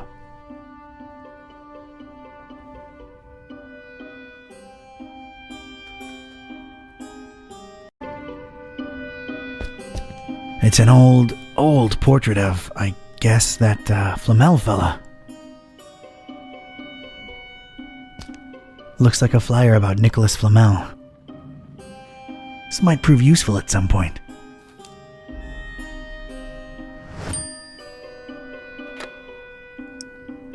It's a flyer what bears Flamel's mug. It's also got a writ of his goings and doings. Reading that, though, is a first-class ticket to Knapsville. Population Z's.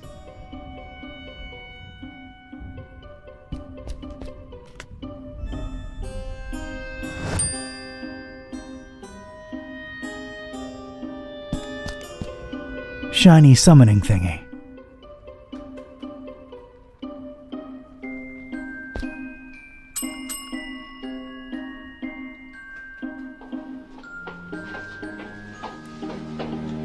Good evening. Good evening, monsieur. My name is Serge, and I'm the concierge here. How may I help you? It's quite the weather we're having out there. Oh, yes. A freakster. They call it the Herbert, taking the entire world by storm. Huh, yeah.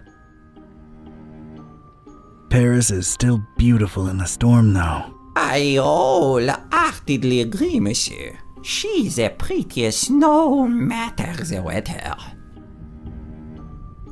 I believe I have the right address. Rue de Montmorency, 51. I'm interested in an apartment. Everything is rented out, monsieur. I'm sorry. Everything? Well, yes, everything. Man, I can't catch a break. Paris is a busy city. What can I say? I'm here to check the plumbing for any leaks. Surely you jest. They have been checked last month. They remain just as horrible, leaky, and unfixable as ever. Oh, right. I'm a flooring inspector. Came here to look into a certain apartment. Floor issues, you understand. Structural integrity. Monsieur, permit or license? Those are obsolete. Everything's digital nowadays. A flimsy excuse if I've ever heard one. My interests are scientific in nature. I understand there's some historical significance to this building. You are correct. Sir Nicolas Flamel, the famed alchemist, lived here for a while. On the top floor. May I see that apartment? I'm afraid not, sir. As you well guessed, it is being held onto. Held onto, huh? Any chance it's a mysterious person interested in stabilizing volatile elements and such? Monsieur is very inquisitive. Excuse me for a second.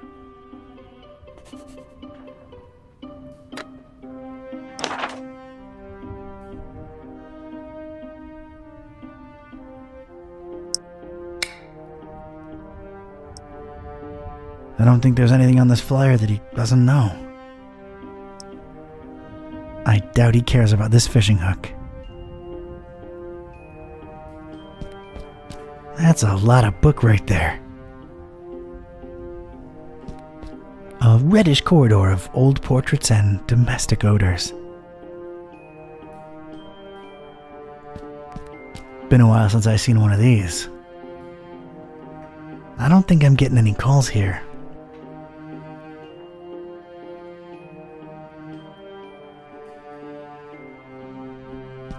Must be the missus.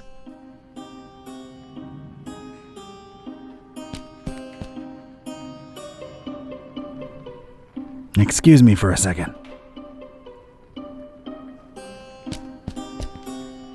Oh, Serge, we will be so happy here.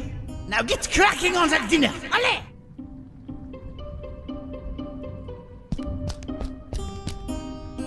A beautiful depiction of Flamel indeed, Mr. Olmsted. Your penthouse quarters are ready, right this way. Olmsted, huh? Nice, familiar ring to it.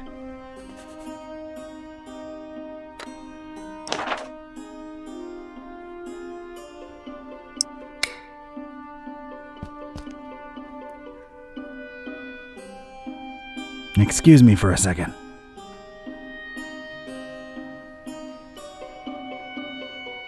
Does the name Olmsted ring a bell, Mr. Serge?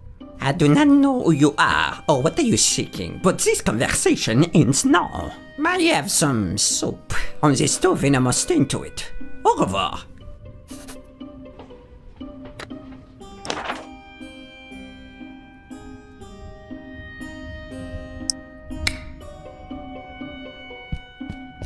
That's the concierge's prerogative.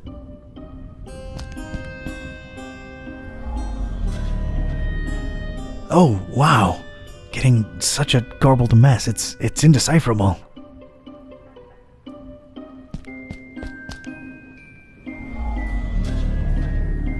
Get nothing here.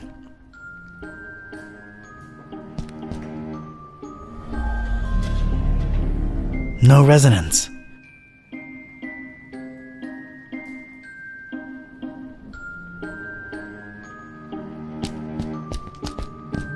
Hello, darkness, my old friend.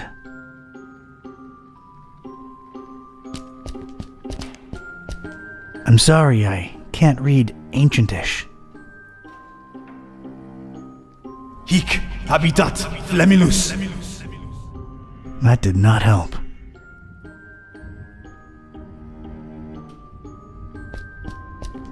That's gotta be my destination, but I don't exactly know where I'm going.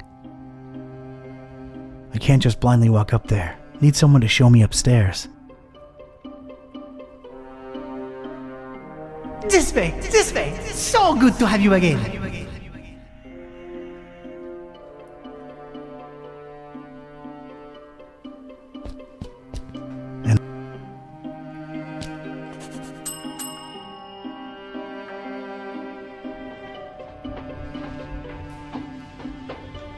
I think we got off on the wrong foot, Monsieur Serge. Makes no difference. I cannot show you the apartment, and that is final. I can pay handsomely. It is not a question of finances. It is about loyalty and respect. Overrated concepts in today's dog-eat-dog world. Perhaps, but I choose to hang on them all the same, jeune homme. Loyalty to whom, Mr. Olmsted? Oh, your inquisitiveness grows tiresome. I have things to do. Now, if you'll excuse me, please let yourself out.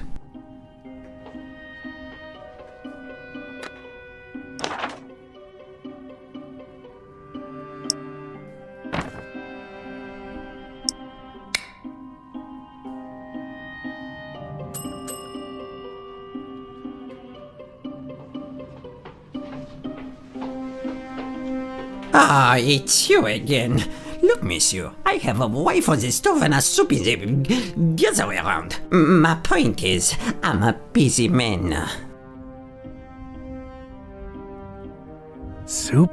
There are more important things than soup. You are technically correct, but it is too late in the evening for roast, even in Paris. I just wanted to come clean.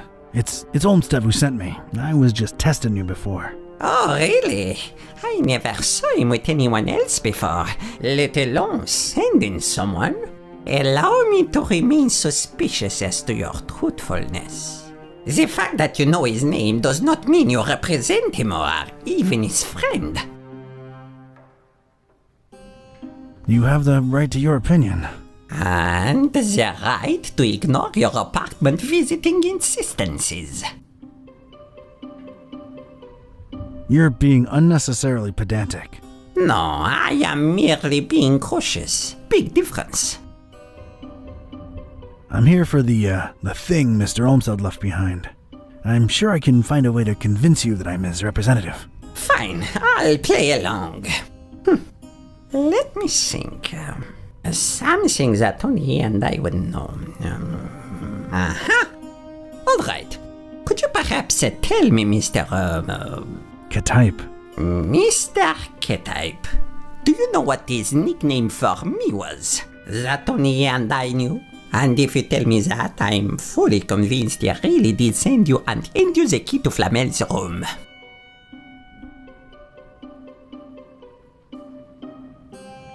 Sergio Leone? Not even close. Gramps? Not by a long shot. Stretch?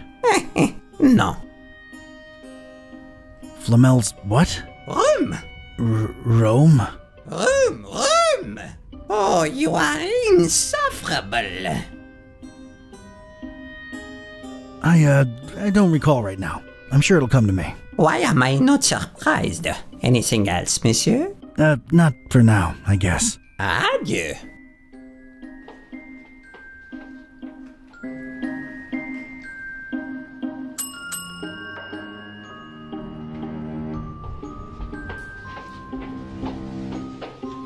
Oh no, do you not have anything better to do with your time than torture torture me, Mr. K-Type.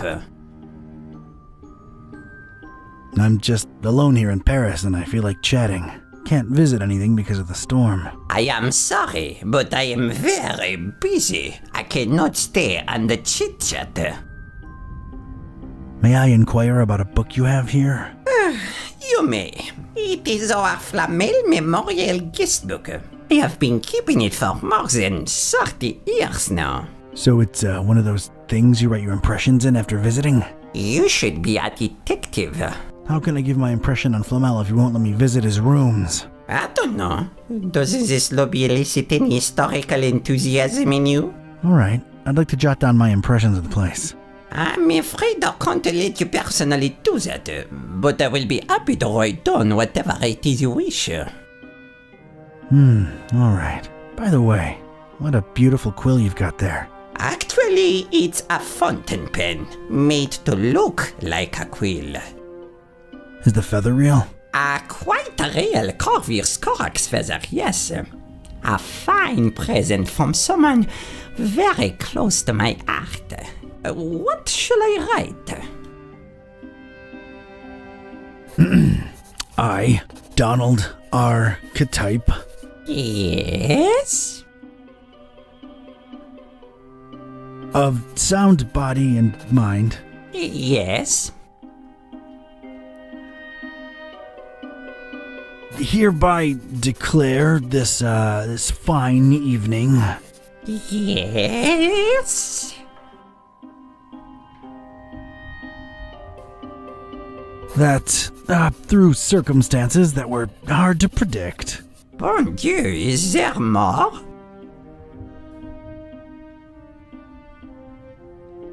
Oh, yeah, where was I? I arrived here in Paris in good health. Yes.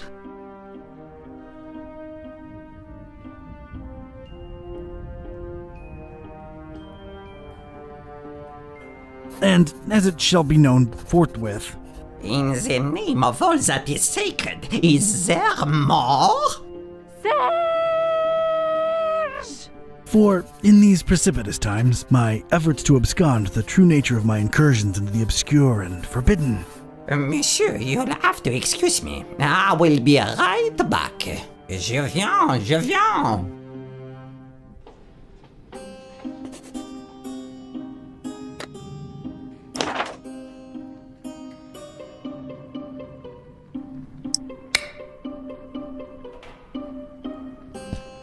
As Mac Viper says, never touch another man's pen. This is for you, Papillon. Oh, Monsieur Olmsted, it's beautiful. You are too kind.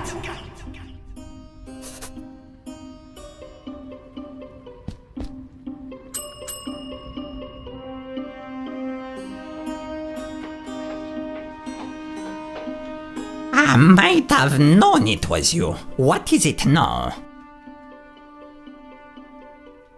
I remembered what Olmsted used to call you. It was Papillon. A con but boy in the face of evidence. You truly must be an envoy of my dear friend. I will give you the key to the apartment. Please reassure Monsieur Olmsted of my everlasting devotion and friendship. I'll be sure to do that. Thanks. Olmstein sends his regards. Olmstein? Huh, I mean Olmsted. Silly me. Thank you for delivering his message. What is it that endeared you so to Olmsted, Mr. Serge? He's, strange. I find it hard to put my finger on it. I just feel so loyal to him. Strange.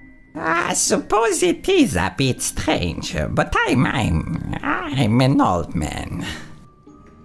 Yeah, okay. How do you remember Olmsted? Oh, a very, very warm and likable gentleman. Yeah, but what of his appearance? Appearance? Funny. Now that you mention it, I'm having a hard time recollecting his visage. Strange. Yes, maybe. But I'm an old man, and my memory is foggy about a lot of things. Yeah, that would explain it. Is Flamel's, thing still up there? Is sing music type? Oh, come on, Serge. I work for the man. You know, the stabilizing element he was after. I truly know nothing of what Monsieur Olmsted was researching up there. I figured he would keep you in the loop, no? It's complicated. Thanks, Serge. I'll come to bother you if there's anything else. No bother at all. Anything for Monsieur Olmsted.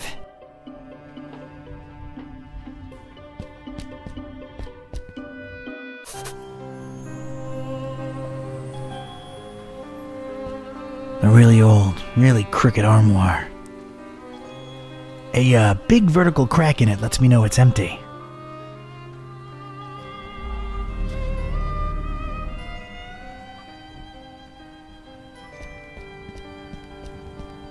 Paris, the city of lights. More like lightning now.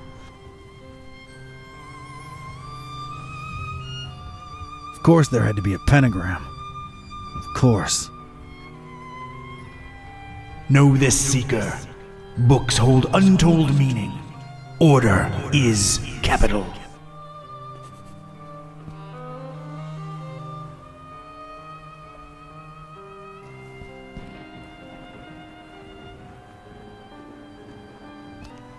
I, or the Roman numeral for 1. V, or the Roman numeral for 5.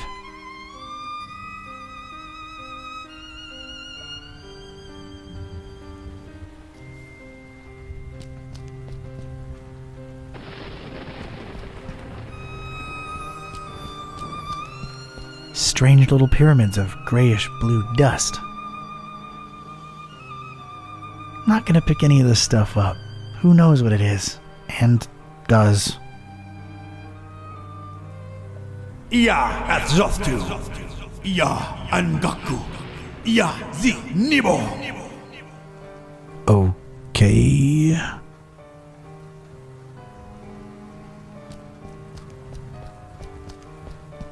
These particular books had somehow survived. They seemed to be in alphabetical order.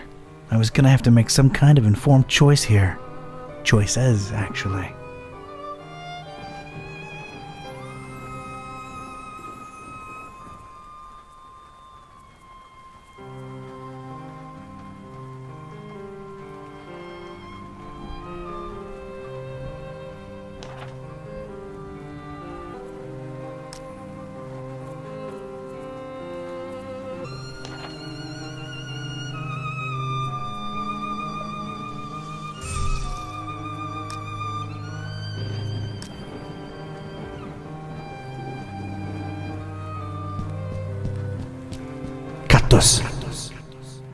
I had chosen the book starting with an I and the first word in the sentence. I was onto something.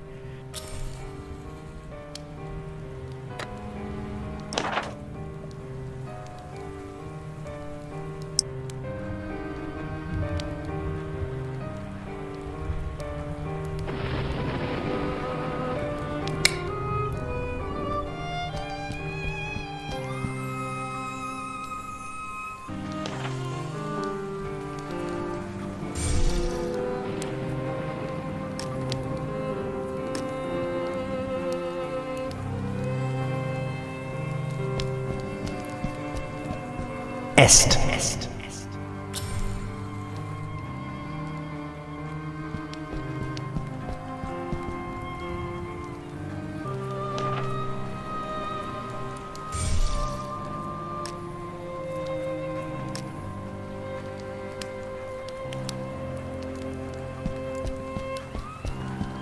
Draconi.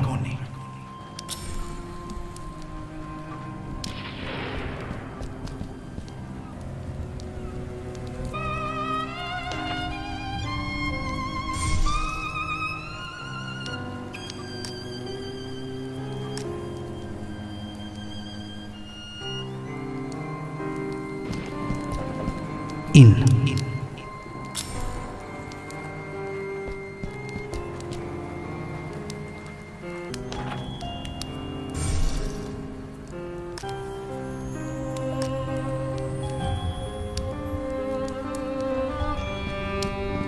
Phenom.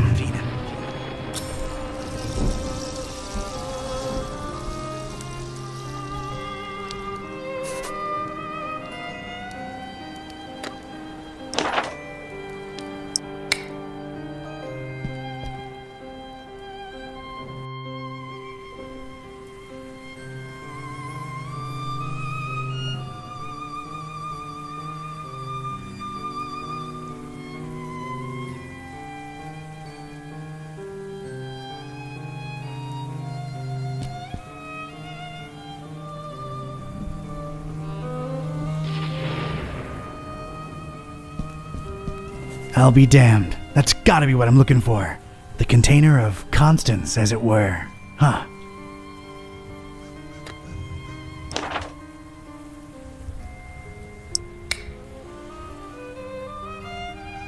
There's a lot of junk in here. I'm not going through all of it. Gotta keep my eyes on the prize.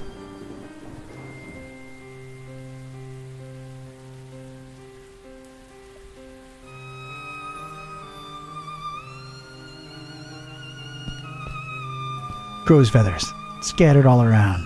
What the heck?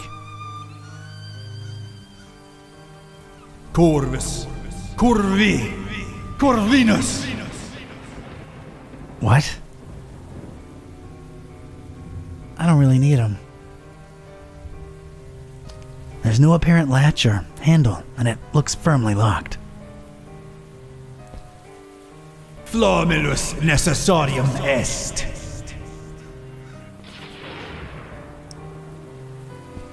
Just apply Flamel. Hey, it worked.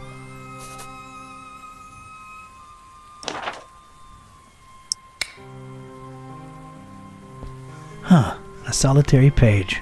Looks like it was torn out of a book. Alright, let's see what this says. Huh, interesting. I should tell Buzz about this right away. He'd better have a cell phone signal.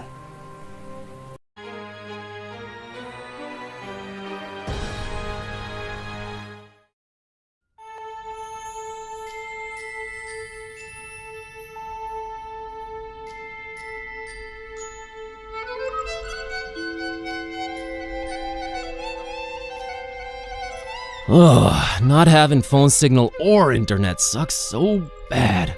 Rare occurrence like that helps us any. Sure, it took a lot to get from Bucharest to this Forum Maris place. More than crossing the ocean, I might add. It's this blasted storm that defies the laws of physics, popping in and out of nowhere all over the world.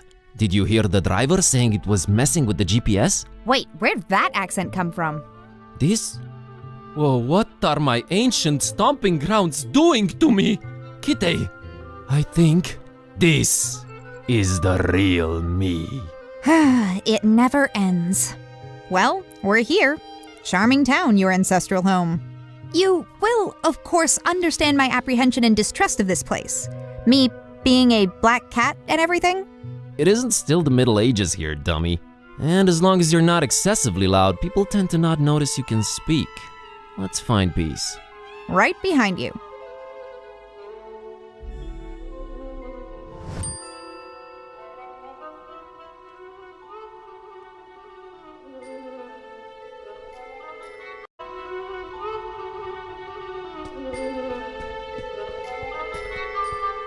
A man in what I think is a traditional mask. He looks really distressed as far as I can tell.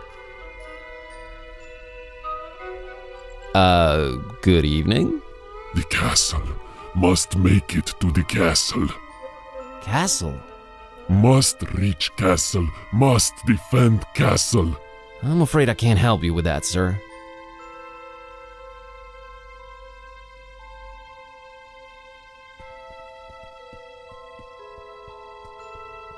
That inscription is nigh unreadable, but I'd bet my bottom dollar that's of Vlad.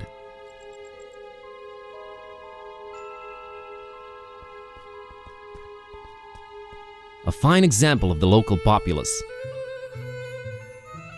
Hi. No serus, mă. Ni-mă la el ce palid-i, mă. Mă, ești bine, mă, frățioare? Ni-mă la el ce tras la față-i, mă, săracu, că zici că n-o mânca nimic de 3 zile. Tu l-ai, Sâlvie. Dar cum ai ajuns aici, mă? Have you seen a foreign girl around here lately? Ce, mă, fete străine aici? Okay, any idea where I could look for her? Da, păi numai Dumnezeu bunuțul știe, da, păi... Thanks. Are you from around here? Da cum, mă? I see. Weird weather we're having, huh? E, mă, zici tu bine. Alright, bye. No, bine, dragul tat.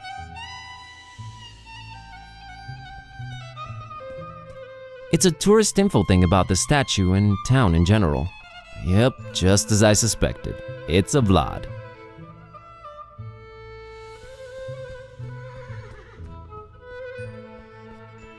What a quaint little horse-drawn carriage.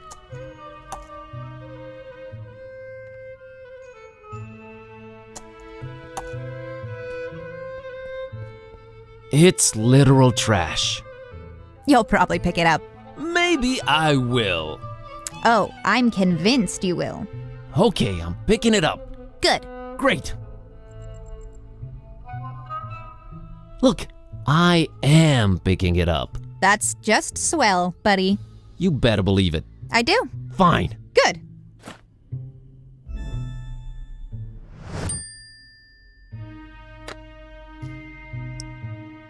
It's, well, it's trash. I mostly picked it up to spite Kitty.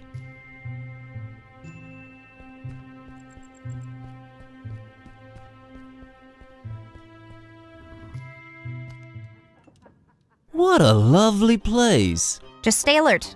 I can smell the tension in the air. That's probably just customers waiting for their meals to arrive.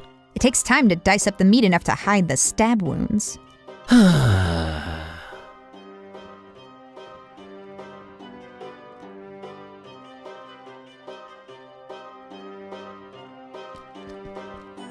I'll bet that guy spends hours in the mirror daily.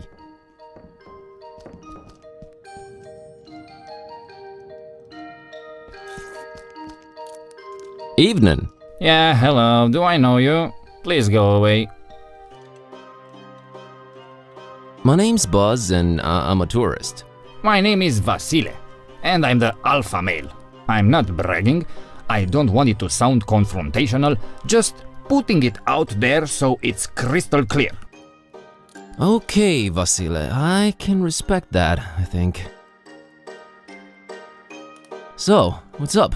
Look, man, I'm kind of busy trying to get the waitress's attention. Would you mind bothering someone else? Sheesh, fine. Wait a minute, maybe you could help. Really? How? Come stand next to me. That way I'll shine even more by contrast, you know?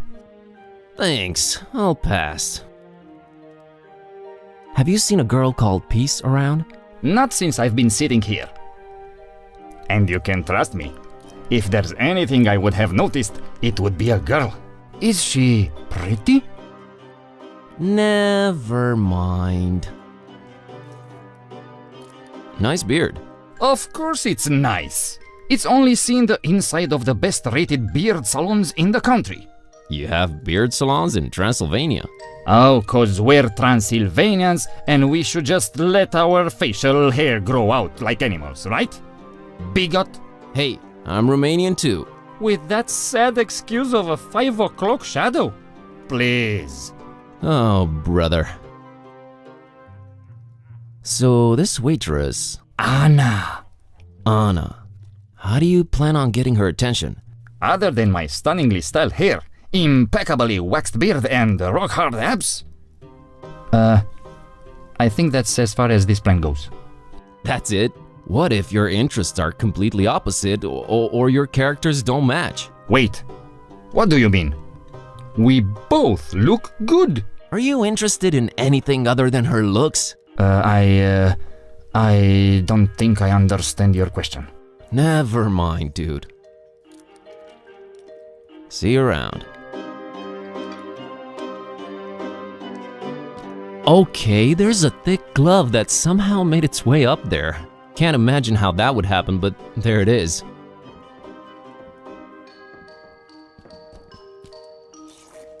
Yo, Kitty! I need your climbing skills to get that glove up there. But do it stealthily, okay? Gotcha.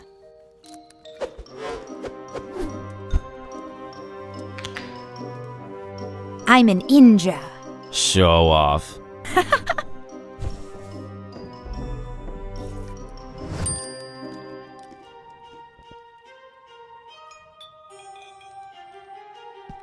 Watch out! What? What? You just said watch out. I did? Oh, I did. What? Oh, watch out! That there is not vinegar. It's not. What? No, it's a powerful solvent. I mislabeled it. Silly me. Nearly killed myself with it. Not to mention me. Can I still have it? What? Yes, take it. Just don't put it in your salad. What? What? Oh, darn it, now I'm doing it too. Thanks.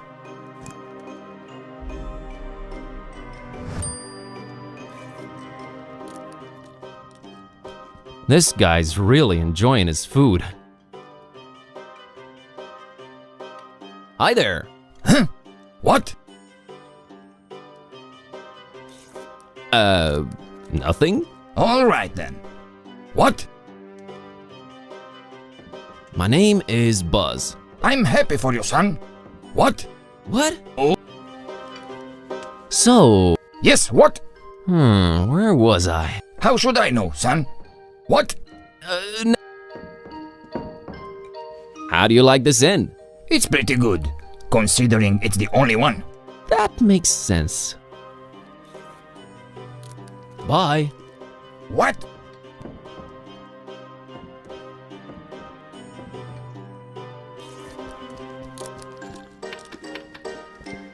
And welcome back, listeners, throughout Transylvania and indeed the whole...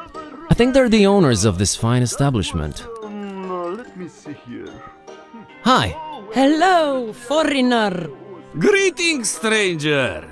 My name's Kerwin, Buzz Kerwin. Rodica. And this is my husband, Istvan.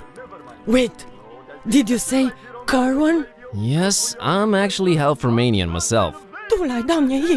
Are you thinking what I'm thinking? Yes, dear, and I don't like it one bit. What? Nothing. Never mind. Oh, why does everything have to be so mysterious and complicated? I'm looking for a girl. This is not that kind of inn. No, a particular girl. Her name is Peace. Is this some kind of social commentary metaphor you're trying to pull? Pretty beautiful if it is. No, I mean it in the most literal way. Look, we have to be very skeptical to strangers around here, especially foreigners. Don't ask, we just do. Foreigner, stranger, no one ever seems to be welcoming anymore. I'm starting to think it's me. Oh, it's not you. We have to... Istvan, you should stop talking now. Now I'm even more curious. Curiosity is a very healthy thing. Up to a certain point. Then, it can start to become extremely unhealthy. I love when you put complicated things into concise sentences even simple people can understand, Roddy. Oh, stop it, you charmer. I'm still curious about your unwelcoming attitude. I mean, this is an inn, right? We have to be skeptical toward foreigners. Have to. And I'm half Transylvanian. Half Transylvanian, huh? Okay. Let's say you need to earn our trust. Hear that? How would one go about earning your trust then? Zuika! Gesundheit. You said you're half Transylvanian. Zuika is our local drink. 60% alcohol. 60? And you expect me to ingest that? I can't trust a man unless he drinks with me. What century is this again? It's our tradition. So, we drink? Hit me. Norok!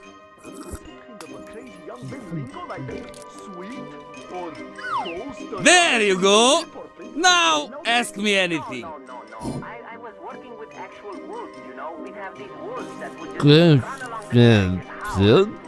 I don't understand. Come back when you're sober, eh? What was that about my name? Oh, it's just, how do you spell that? Kerwan. See? That doesn't sound like a local name. Not at all. Has it been altered in the last few generations? You know, I really have no idea. Wait, altered from what? Istvan, let it go. It's the gentleman's business. But Shush! What? Enjoy your stay in scenic Transylvania, my friend. No, sir. You can ask anyone living in the area. Everybody knew my Hit me. All that were the woodsmen. Well, Ned, to most. Norok! Good man. Is he not around anymore? No. There you go. Shopping accident. He really got carried away with a promotion. And I don't understand. Come back when you're sober, eh? Yeah, me and my siblings each got one. Talk to you guys later. Wolves at first, not wolf. What? Did you move in on your siblings' pets or something? No, see? They, my siblings... These guys really love their pictures. Nicely decorated, too. Oh my. Forgive me for sounding insensitive, but your family seems really fragile. Yeah, well, I guess we have a tendency to... I mean, who knows? It might come in handy. Yes, anyway, so I had these wolves, and almost no close relatives. A quite voluminous guy, unlit pipe in his mouth. Hey, greetings, my skinny friend. Oh my, hey there. Good to meet someone friendly. Have you been talking to these grams around here? Don't judge them too harshly. That's standard foreigner procedure. Standard procedure? This must be a cultural barrier thing. I'm baffled. I am afraid it's not for me to explain. So, let's just leave it at that. So, what is it you wanted to talk to me about, Sonny? Have you seen a foreign girl around here? Goes by the name of Peace. I don't have that kind of information, friend. That's something you should ask of Istvan and Rodika, the innkeepers. Why is everyone except for you so unfriendly? I don't have that kind of information, friend. My name's Buzz. Buzz Kerwan. Luca, the coachman, at your service. How's the coach business going, Luca? It really depends on where you want to go. It's been several days now that we have no GPS signal. Strange times indeed. You need GPS for your coach? Well, again, it depends on where you want to go. Some places are very difficult to access, even to an experimented coachman like me. So, me and Rosie have to rely on technology. You know? But everything is so traditional around here. Don't let appearances fool you. We have some of the fastest internet in the world, friend. It just sort of went away locally, along with the GPS signal. Just went away? You didn't look into it? Everyone who was good at computers moved away years ago, sadly. Tech support should be on its way. Unfortunately, with no GPS and the treacherous terrain, plus this weather, who knows when they'll arrive. That really sucks. So I'm not getting any GSM service either. I'm afraid not. Oh, heavens, how I miss my 4G. What if I told you I'm tech support? Well, you'd make Luca a very happy man. See, my love life. Yes? Why am I about to pour my heart out to a stranger? Because you know I'm trustworthy. You can see it in my eyes. Oh, look, my friend. See that beautiful waitress over there. Her name's Anna. The prettiest name in the world. Just listen to it. Anna. Anna. Luca is so in love with her. Sorry, but what does this have to do with the GPS and internet being down? Well, this isn't the Middle Ages, Buzz. I can't just walk up and talk to her like some troglodyte. You can't? No. Of course not. Not in this digital day and age. Oh, I can't rest until I see which way she swipes for me on garlic. Is that some kind of dating app? The best there is in Transylvania. What if she's just not into you? Oh, Luca will just look for another girl, I guess. But I need to know first. Can't make any moves before that. Huh, that's a very mature way to see things. Nice. Life is too short to cry over spilled milk, friend. Plenty of pretty girls in Transylvania. Don't you worry about that. I just hope she doesn't fall for that hipster Vasile. With his trimmed beard and his fancy haircut. Huh? What if I go ask her for you? What is this? 4th grade in the 18th century? Huh. I'd be left out of the inn. What are you eating there, Luca? Oh, just had my mamaliga. But I'm afraid it's all gone. Do you think I could have the little cauldron? I'll bring it back. Well, sure. As long as Rodica doesn't notice. Help yourself.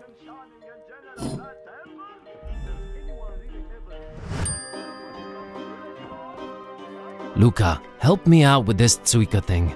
No. Thank you. Got to keep a clear head when steering the couch.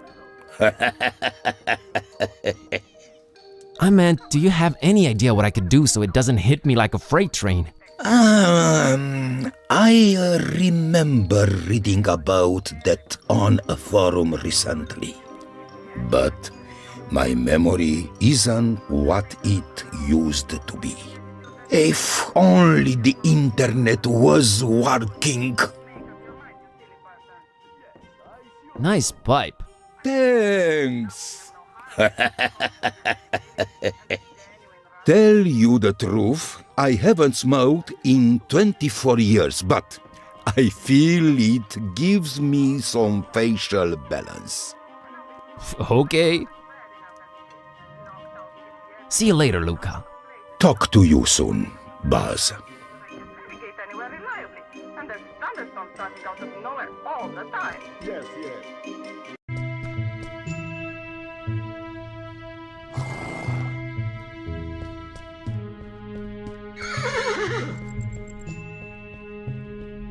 It's a particularly badly lit street, probably leading outside of town. Not without the protection of some kind of vehicle.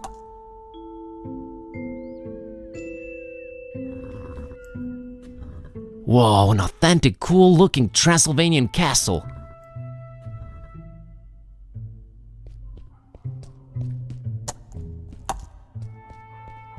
It's a cable running from that inn to the reddish gate. Probably internet, I'm thinking. Man, that's a nice, warm, inviting window right there. All I can do is follow it, I guess.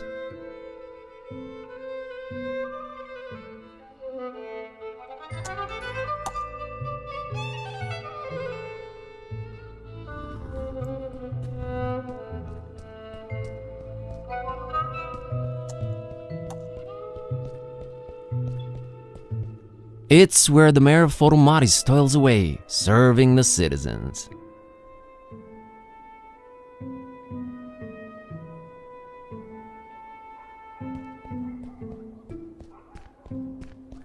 It's a cable running from that inn to the reddish gate. Probably internet, I'm thinking.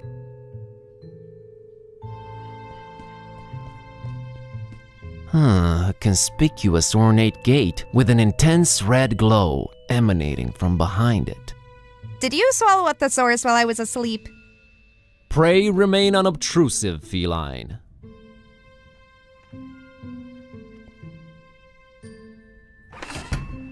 Stop right there, little chicklet. What's your business with the Corvins? Are you talking to me, ma'am? Why, yes. Yes, I am, sweetheart. You were trying that door over there, and it's for me to decide who goes or doesn't go through it.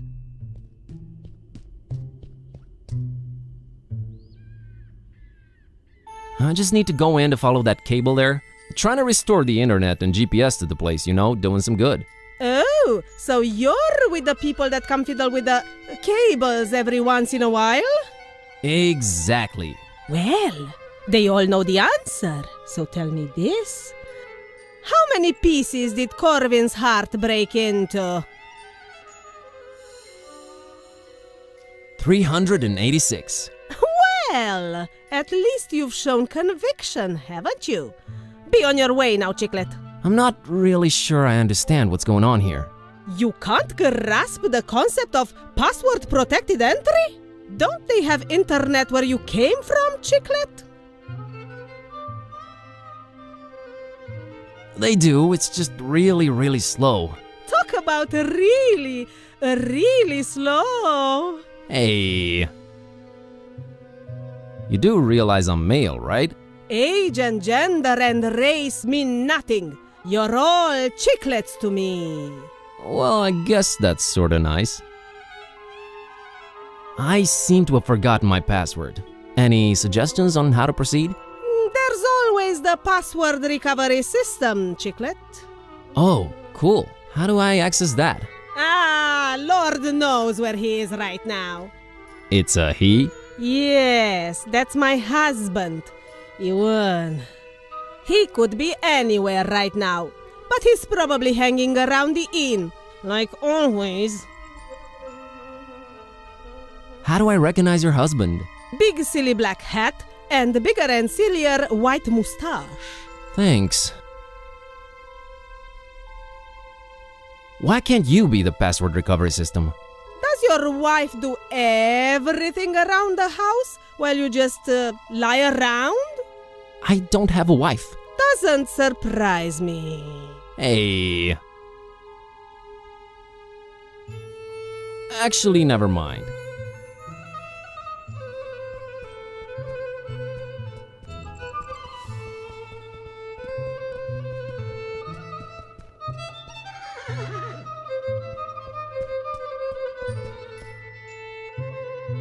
That's all I wanted to say. I'm completely fed up, Yanko. I'm considering just buying a regular car and going broke, just like the rest of the taxi people. That's a risky proposition right there.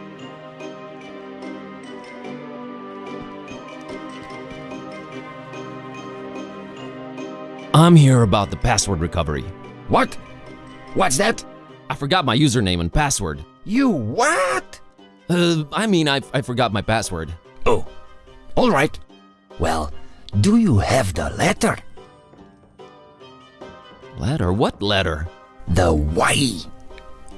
What? What? No, I'm afraid I don't. Come back when you have it, Sonny. Got a scoop. What? All right then.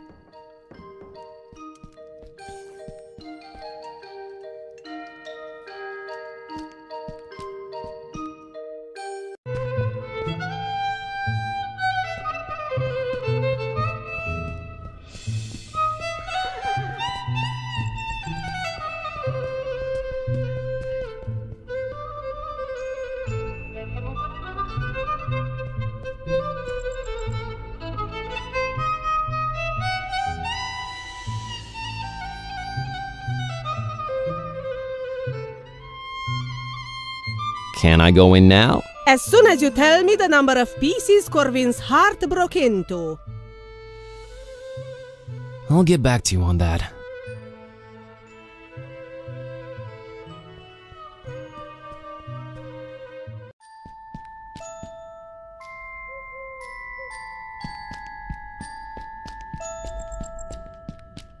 Don Imagos, artist, creator, director, actor, visionary, modern-day Viking. Brought important contributions to the art of indie game making to Transylvania from the distant lands of the New World. It's a local kid playing on his phone. That slingshot of yours. Isn't it cooler and more realistic than a video game? I don't know, but it can realistically take your eye out. So which of these two is worse? You tell me. Well, if you put it that way... I made it way too deadly. The world's not ready for it. Right. That thing does not look deadly. It's only made from the toughest wood you'll find around these parts and a virtually unbreakable rubber band. And I've used industrial-grade glue to put the thing together. Not only is it deadly, it's indestructible. Okay, I believe you. Good. Now leave me alone, please. Thank you. So, what are you playing? Call of Duty 6. I thought shooters sucked on mobile. Call of Duty is not a first-person shooter. It's a survival game. Survival game? Really? Yeah, really. You roleplay this supermodel, and every once in a while, you have to survive on no food before a show for like 3 or 4 days. That's terrible. Games have changed since your days, old man. Everything is realistic now. Disturbingly so. Nice place, this town. Nothing ever happens here, and I can't even get data on my phone anymore. But yeah, great place. Well, if you looked up from that screen every once in a while, you'd see that it is. Oh, geez, you're one of those, aren't you? We get it. You grew up hitting a ball against the wall, not glued to the screen. You were so much better off. Thanks for the insight. Bye. Well, no, that's not really what I meant. I was a nerd just like you.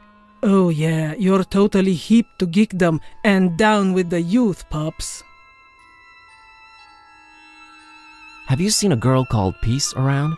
No, I haven't, 'cause I'm one of those losers who won't look up from their screens at the real world, right? That slingshot of yours. I'll bet I can take it apart. Easy. Really, dude? You're on. What are we wagering? Just the satisfaction of being right and in the other guy's face, kid.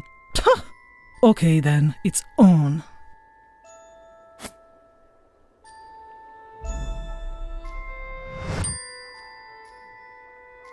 Later. Uh-huh.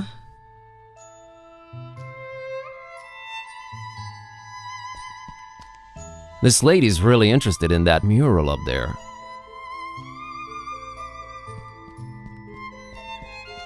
This is your brain on walls. It's a withered portrait of a man with a fiercely intense stare. There's something about him, something strange but familiar. Huh, a heart-shaped mural. It's got like a circle in the middle and, yeah, I have no idea what this is.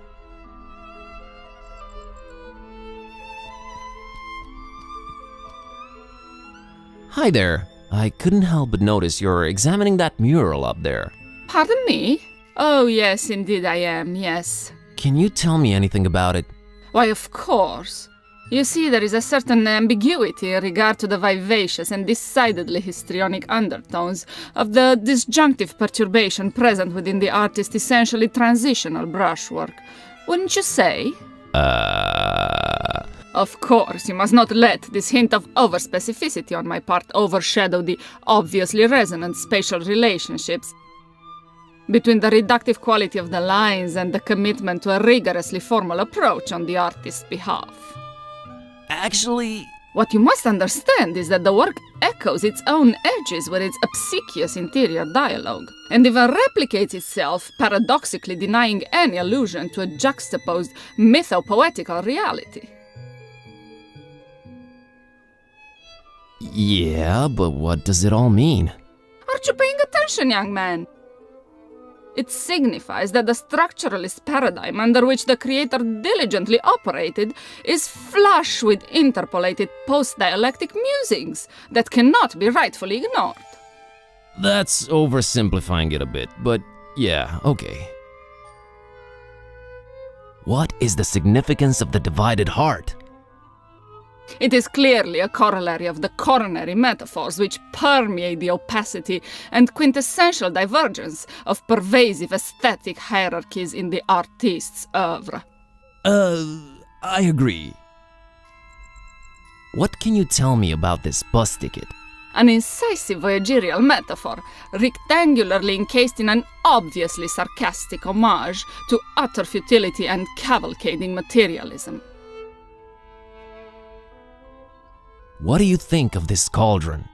An unrelentingly piercing allusion to corporeal gastronomic enslavement, in the almost puritanical form of a hemisphere, wrought of sacrosanct hunger, both telluric and spiritual.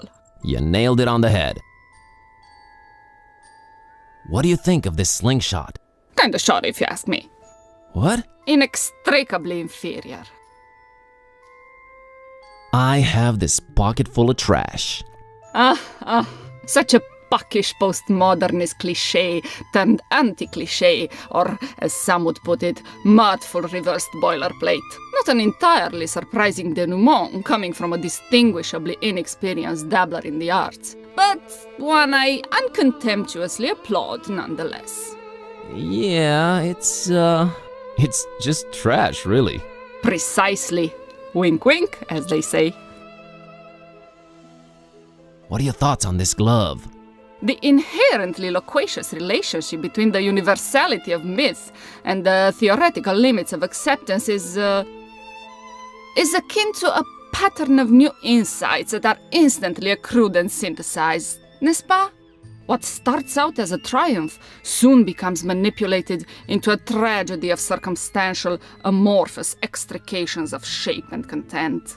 Like shimmering replicas becoming anthropomorphic, emergent through critical practice, resulting in intermittent forms that become distorted enough to reflect our true nature as solipsistic consumers of conformity. But what about the glove? Oh, there's a glove?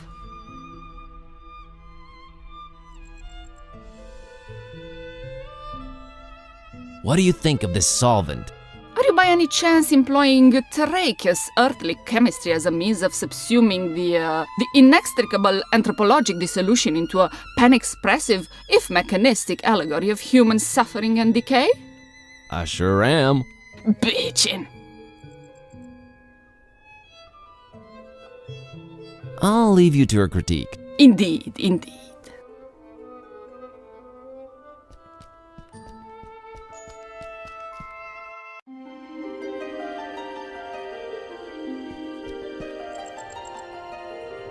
An intricate monochrome mural in stark contrast with the intense colors all around it. It seems to tell a pretty convoluted story.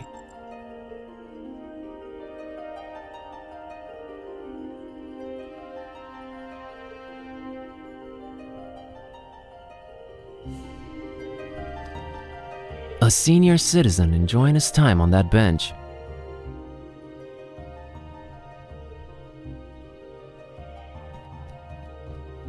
My word, that's gorgeous.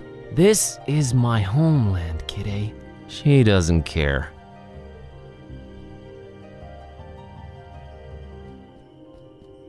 Good evening. A good evening to you, young man.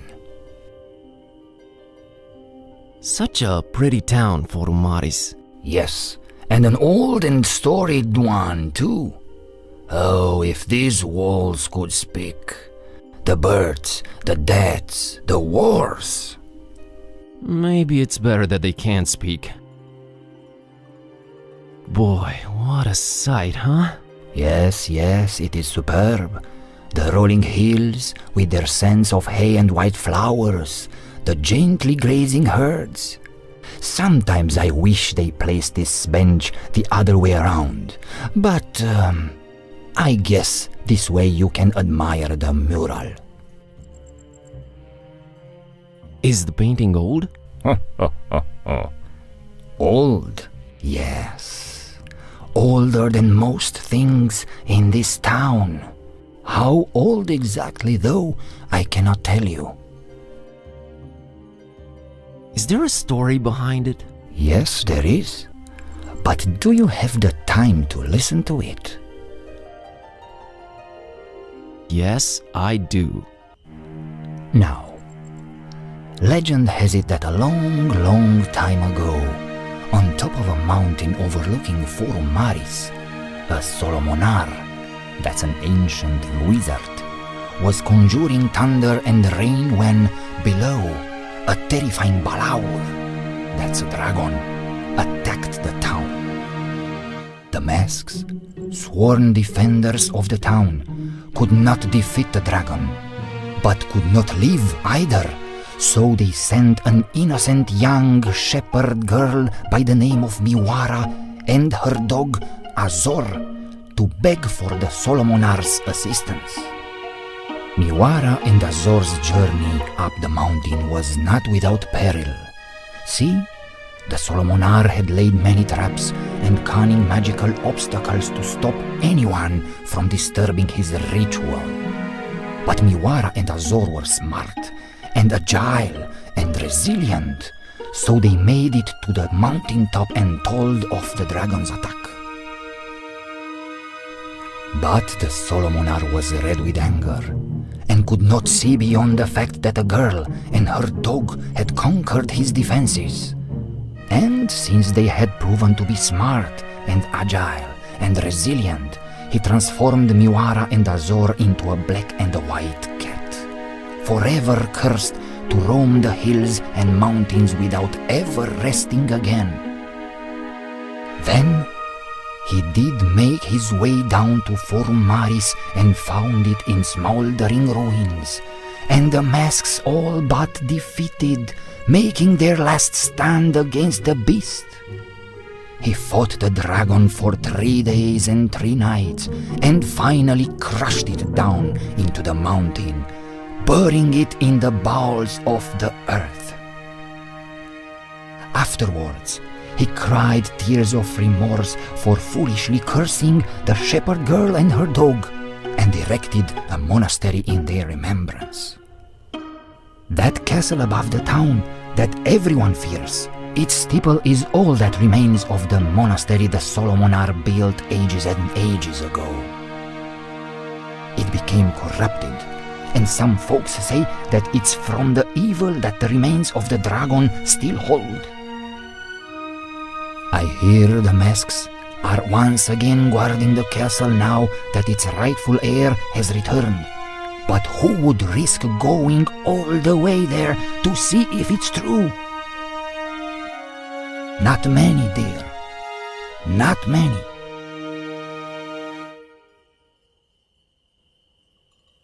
Wow, that was fascinating. I'm glad to hear you say that, young man. I'm still here to tell the story, but for how long? No one really knows or cares about it other than me and the masks themselves. Maybe once I'm gone, so it shall disappear into oblivion. Let's hope not.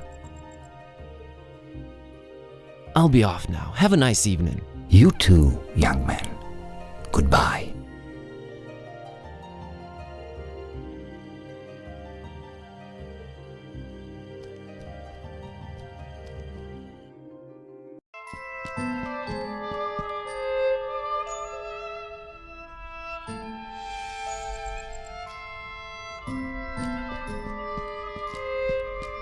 Oh man, what a neat looking balcony. I'd love to have one just like that.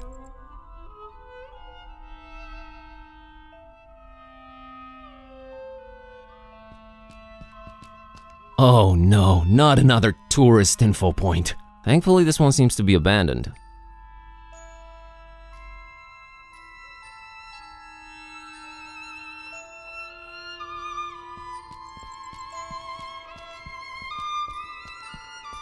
A spotlight that's supposed to be lighting that heart thing on the wall, I think. It's not working. No light bulb.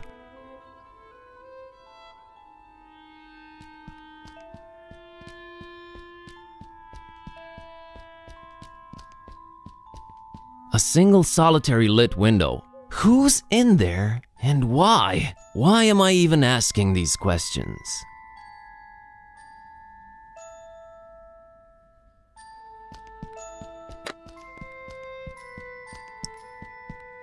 It's an allegedly indestructible slingshot. We'll see about that.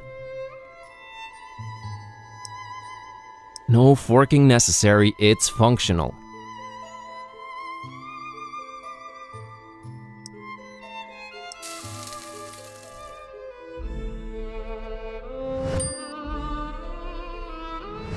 Ha! In your face, kid!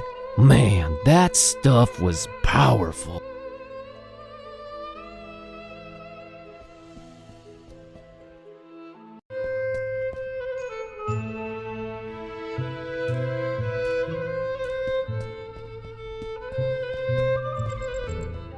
It's a girl with a cat on a leash.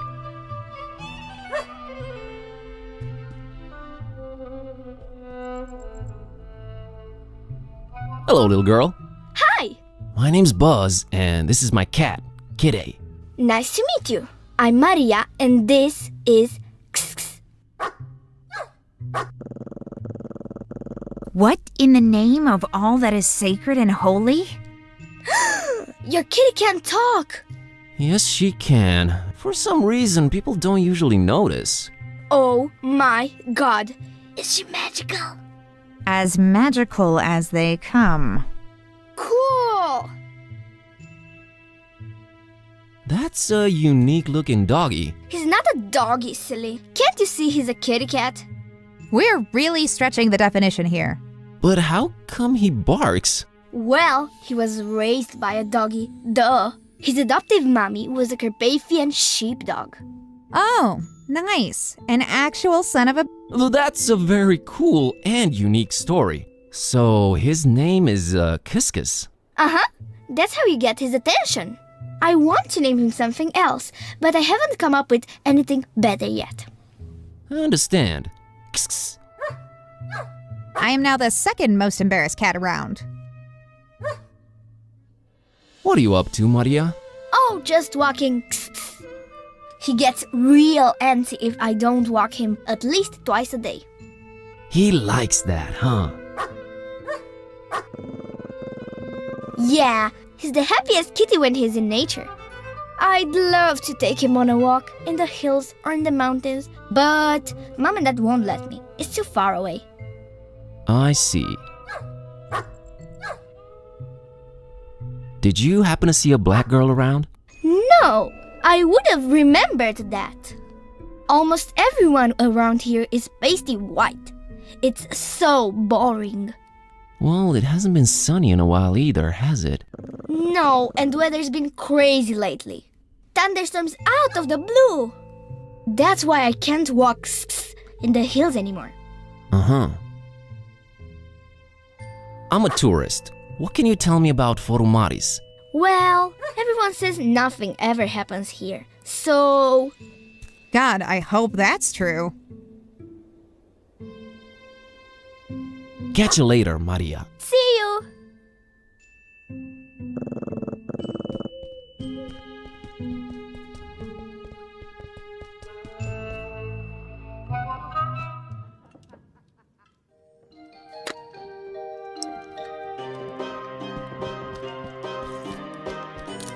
I've got the letter. Alright, you'll need the illuminator. What? What's an illuminator? Thingamajig. Makes light. What? You know what to do with it, right? Not really, no. Illuminator goes first, then you add the letter and start counting. What? Could you be a little more specific? The old Corvinus heart. Light that sucker up. Then add the letter. Then start counting. What? All clear now? I guess. Bye. What? Bye.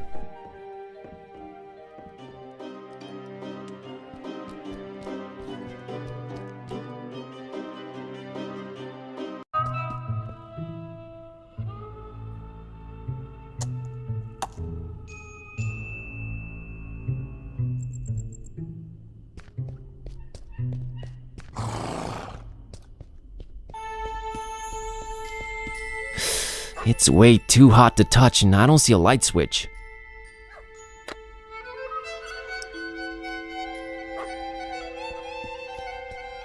Okay, this should stop it from burning my fingertips.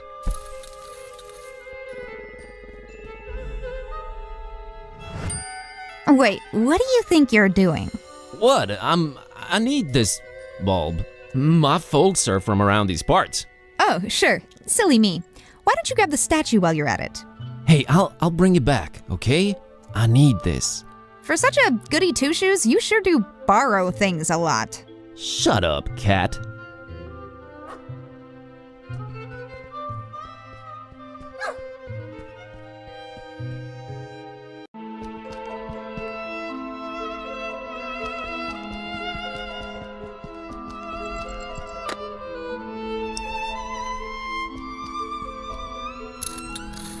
And it fits. Symmetry, I am really into you.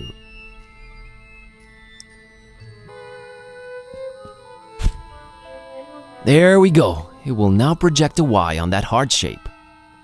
It's neatly divided into 9 parts. I guess that's my password right there.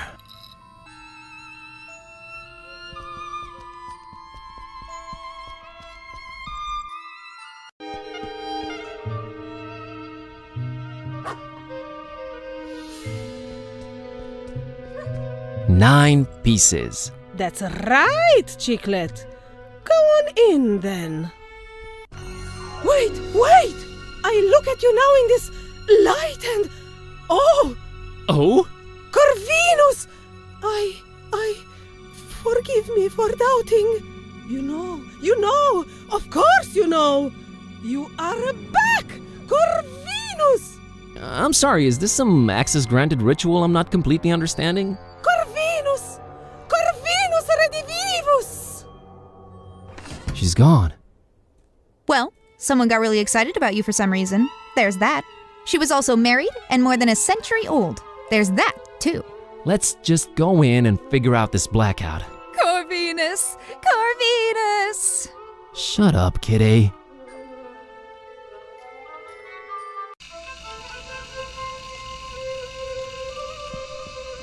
It's a withered portrait of a man with a fiercely intense stare. There's something about him. Something strange but familiar. Holy wow, someone really doesn't want anyone to get past that door. That's by far the most secured ancient Transylvanian door I've ever come across. A severely battered bust. I think it's supposed to be the guy in the portrait. Uh-huh, so that's where the cable goes. Oh, I can sense it coming.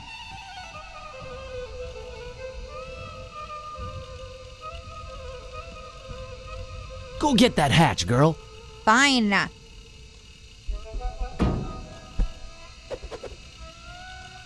Ouch. Yep, that's our internet cable, all right. Looks like it's going up into the ceiling there.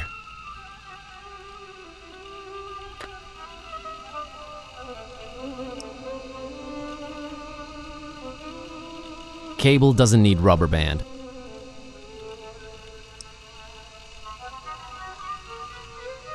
This isn't Cat's Cradle. No offense, kidday.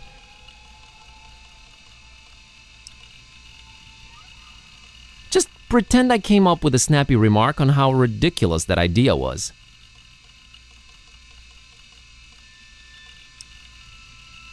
I'm not snapping this at Kitty. It kinda would fit her little head, but we'd need to strap it down somehow. What do you know? Got myself a cute little makeshift helmet.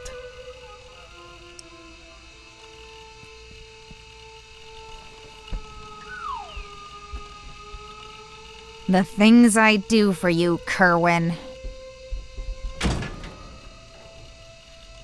I think I found the source of the problem. It's some kind of internet GPS jammer thing. And now it's history. You're awesome, Kitty. Tell me something I don't know.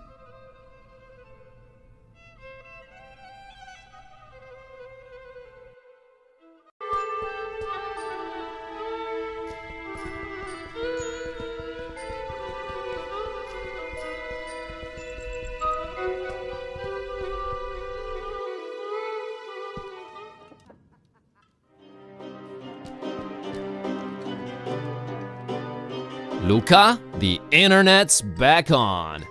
Oh, yes. I was just getting on garlic. Let's see here. Oh, man, what is it? Is it bad? Well, kind of, but in a way, not really. Did she go for you or Vasile? Neither. She's into girls. Huh. Who knew? Oh, man, sorry about that. Hey, don't worry about it. Plenty of fish in the sea. At least that hipster Vasile doesn't stand a chance either, right? Right. But could you look up that thing about Suika now? Oh, sure thing. Let's see. Alright, here it is. Buzz says here that swallowing a spoonful of vegetable oil before drinking coats your inside so that alcohol doesn't absorb. That might actually work, but don't try this at home and all that. Never underestimate your audience's intelligence, friend. Here, have some of mine. Norok.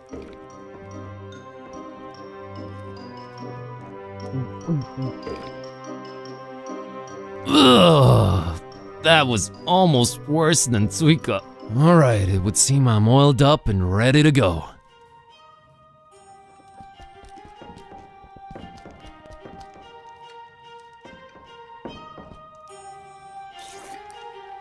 I'll have that drink with you. All right, here you go. Norok.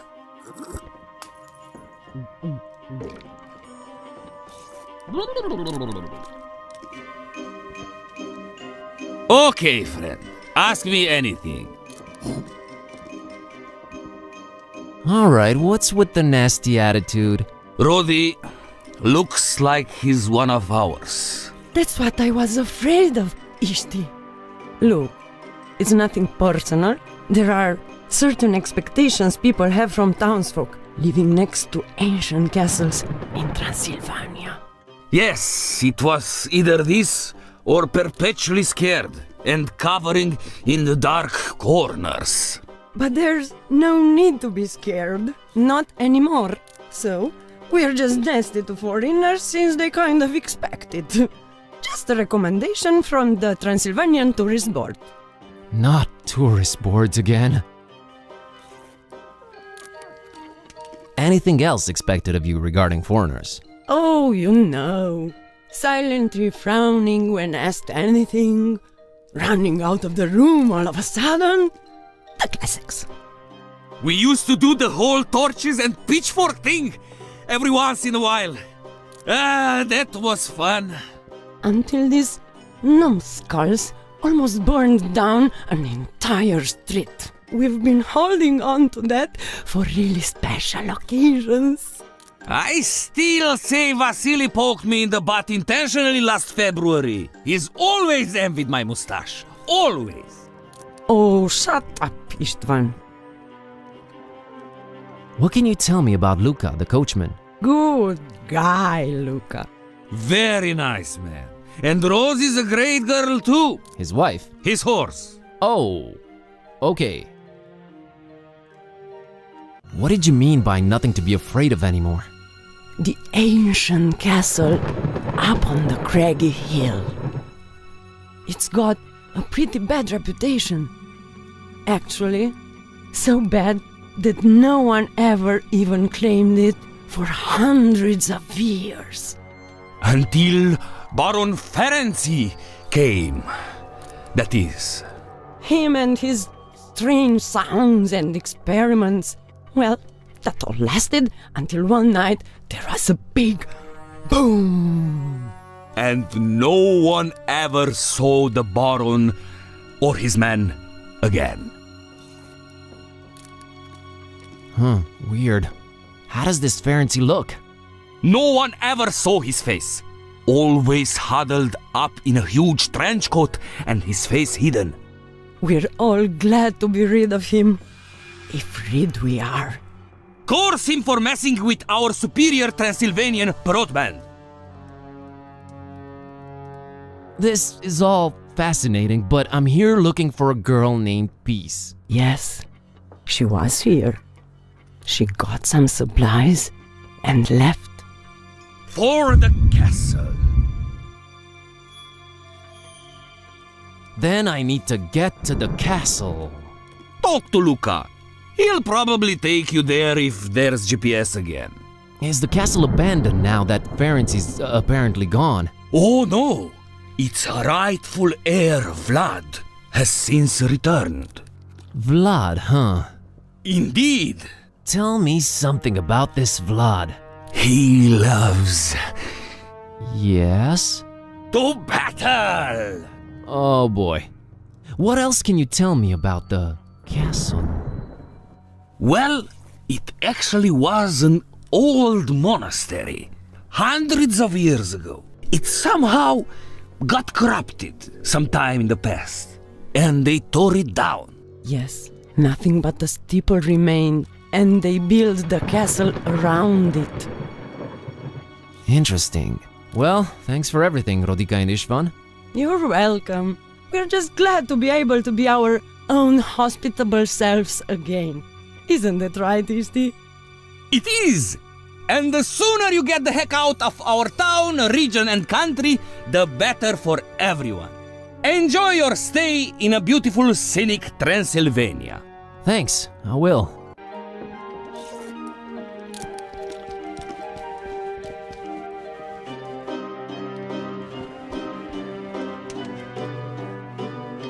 Hey, Luca, could you take me to the castle?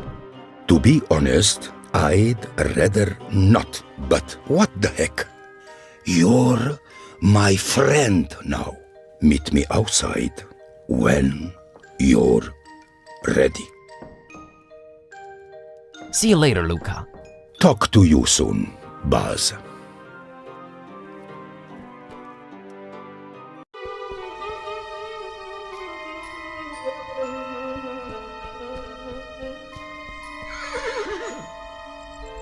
Well, kidday, I guess it's off to the castle.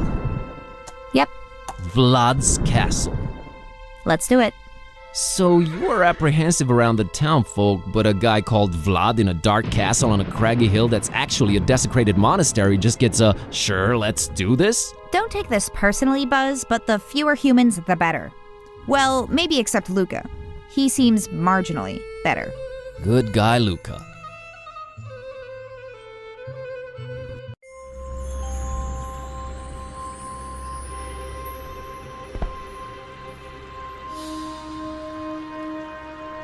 A group of fierce, intimidating masks are blocking our way to the castle.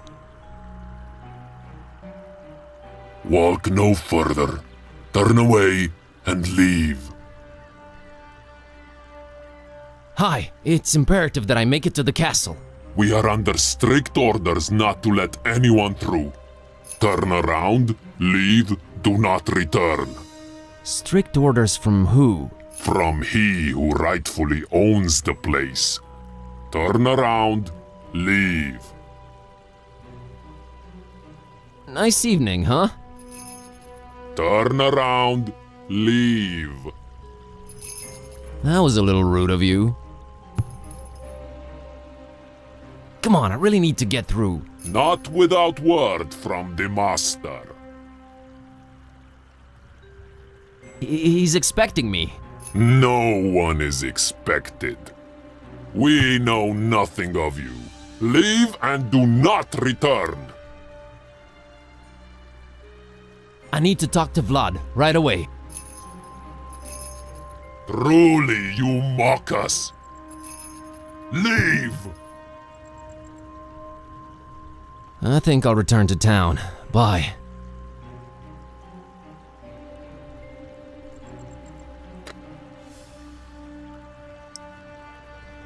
Not the time or place for it now. Yeah, sure, I will now intimidate them with a bent fork. Huh. That would be an extremely stupid stunt to pull. They wouldn't care about my ticket. I say you let us through. Do my eyes and ears deceive me? It spoke! Yes, it did, and it wants to get to the castle, so step off, clowns! Let us not be hasty here. But it's just like in the tale! It is not just like in the tale. I only see one talking cat. Must be just clever trickery.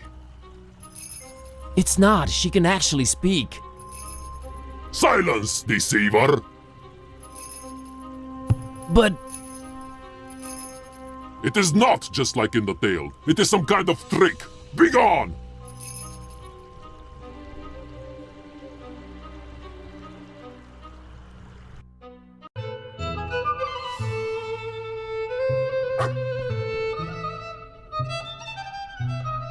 Hey, Maria, here's an idea. Why don't I walk Kiskus in the mountains for you? I'm headed that way. I don't know about that. Look, I normally would tell you never to give your pet away to a stranger, but... look, I'm on a magical quest, and I need Kiskus's help. What do you say? I'll bring him right back. I would say no, but... You do have a magical talking cat, and you don't seem like a bad person. I guess I can make one exception. I would not ask if it wasn't super important, and Kiskus will enjoy the mountain air. All right, bye-bye. Hold on right there. I may be young, but I'm not dumb. I'll hold on your passport until you bring my kitty back. Thank you. You're all right, kid. Come on, Buzz, fork it over. Okay, everyone know their roles, right? Yeah, I'll do my best.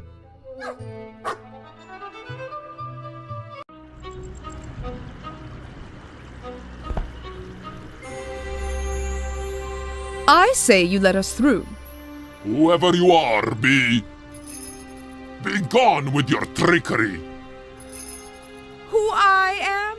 I am Miwara, and this is my trusty sheepdog, Azor. Now step aside and let us through. It is them! It is them! You have returned. You truly have returned.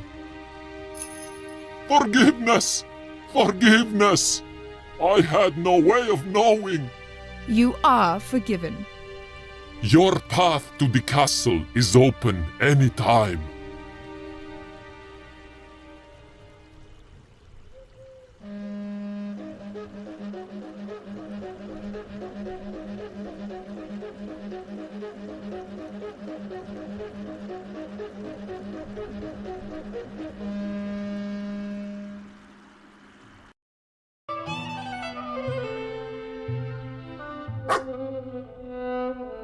Here he is, as promised, safe and sound. Yay! Did he help you on your magical journey? Him and Kitty defeated an army of scary masked people all by themselves. Wow, really? How did they do that? Well, we're cats, so we did what we do best. We outsmarted them. And I think I have the perfect name for your kitty. How's Azor sound? OMG, it's perfect! Azor! Excellent. Well, we must be on our way. Thanks for all your help, Maria and Azor. Take care, Buzz and Kitty. I love you, buddy, but you are one confused feline.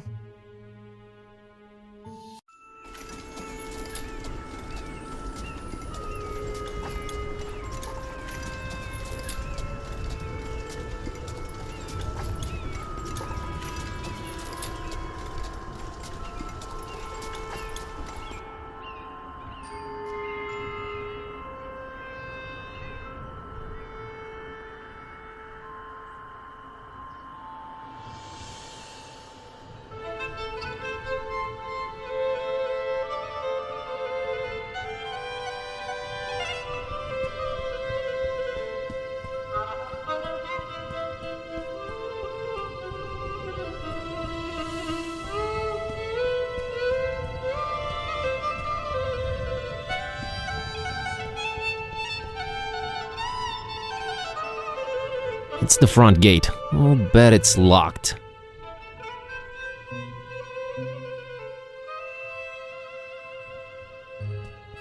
A very conspicuous pile of rocks right next to the gate.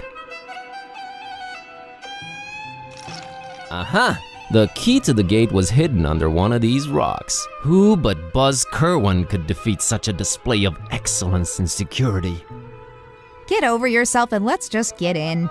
See, kitty? Solved the problem, kept you safe. Yeah, this damsel in potential distress is overflowing with gratefulness. Let's move.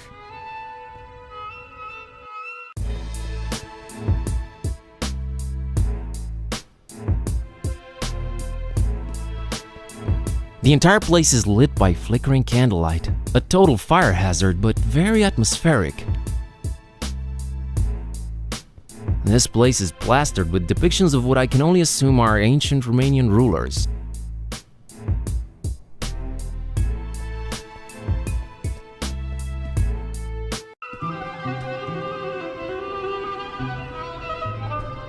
A pretty standard model as gargoyles go. Man, Steve the Gargoyle over at the library is way creepier than this one.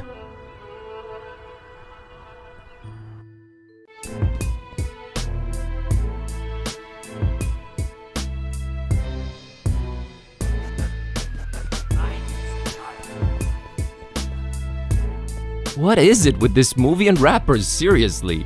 What is the fascination here? It's... I don't know, man.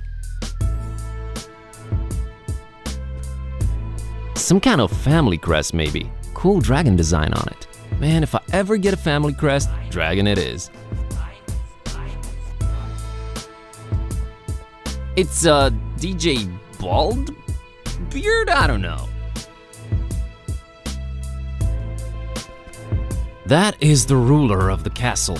He has a very urban vibe around him.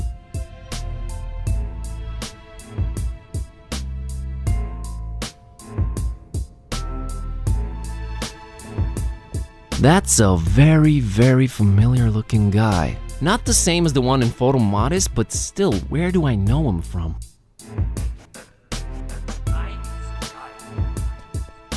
He's way too focused for me to disturb him with chit-chat. He's ignoring me. I'll let you handle this one, gladly.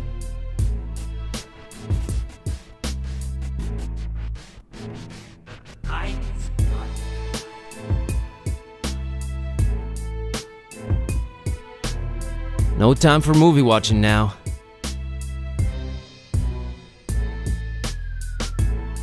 I'm not down for that, yo. You talk to him.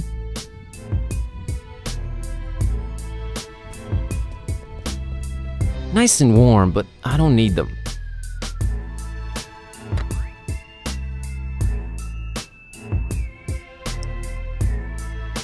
No heating required.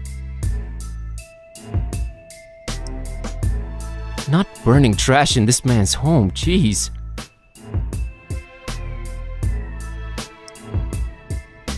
Why would I damage his property like that?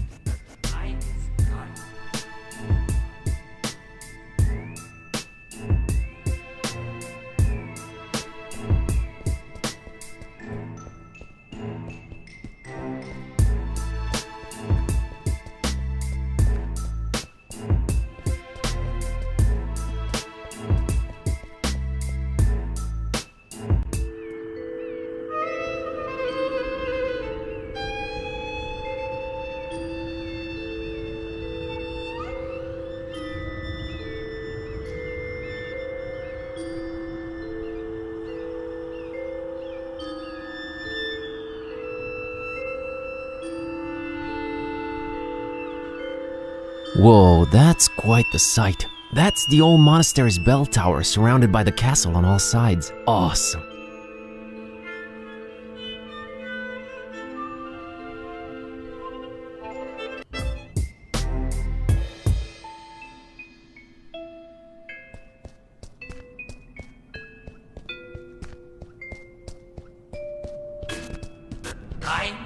There's that cool dragon design on these banners too.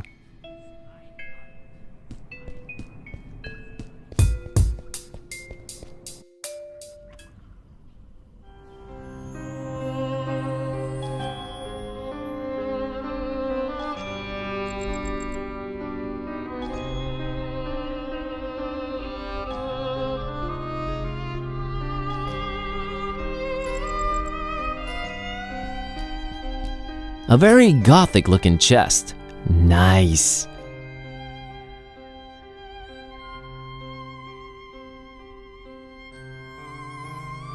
As shoddy as it looks, there's a lock here. Looks like I could take it down easily with the right tool. Yay, unlocked. Let's see what's inside here. Some vinyls and a gauntlet. Ooh, I like gauntlets.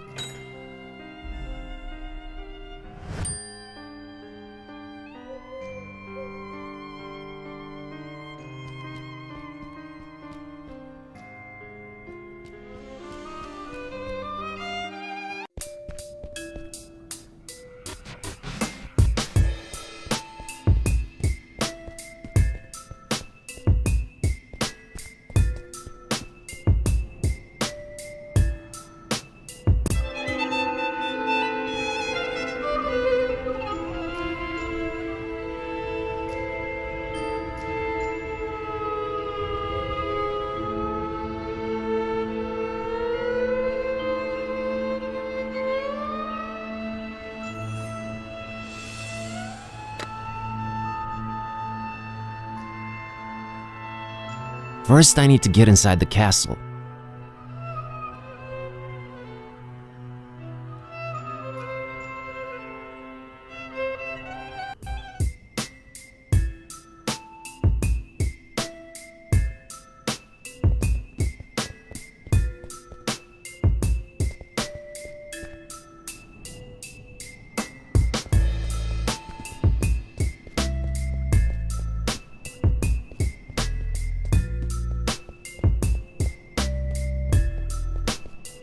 It's cool, but I don't have a use for it.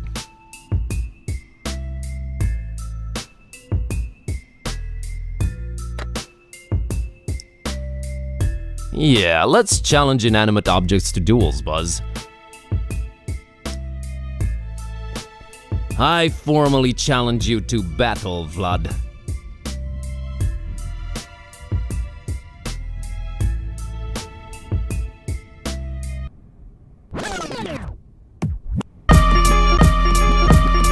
Yeah, here's the thing I'm telling all contenders all the time. First of all, you gotta have a throne before you go for mine. You just need my cellar for replacement. Ever since back in the days when your mama kicked you out the basement.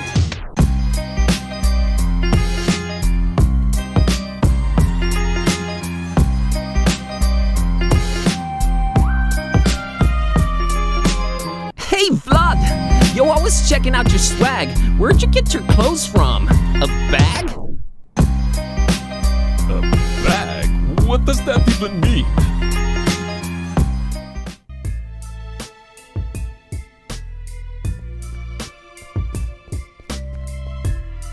cat. Let's dig deeper into the bowels of the castle and find peace. Roger that. I'll scout ahead and... Not so fast, kiddo. I'm going in first. I need to make sure it's safe. I can take care of myself, Kerwin. Plus, I'm stealthy, so... Nonsense. You're a girl, after all. It is my solemn masculine duty to keep us both out of harm's way. Oh, God. Fine, you dingus. Go ahead. Lead. Watch closely. You might learn a thing or two.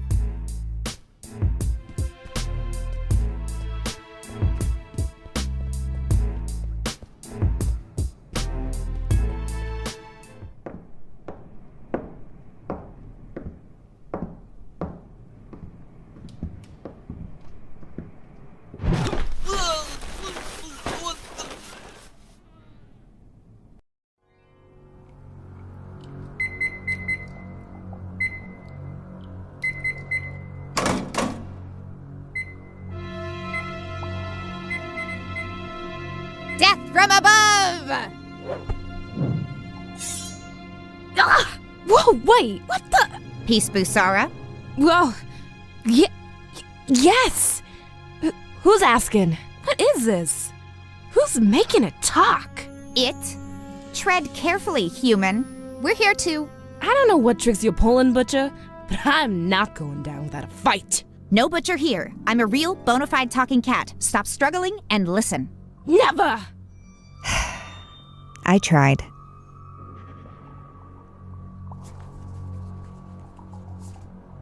Listen, Peace. How do you do this? Talk? A little book called the Necronomicon? Ever heard of it? No.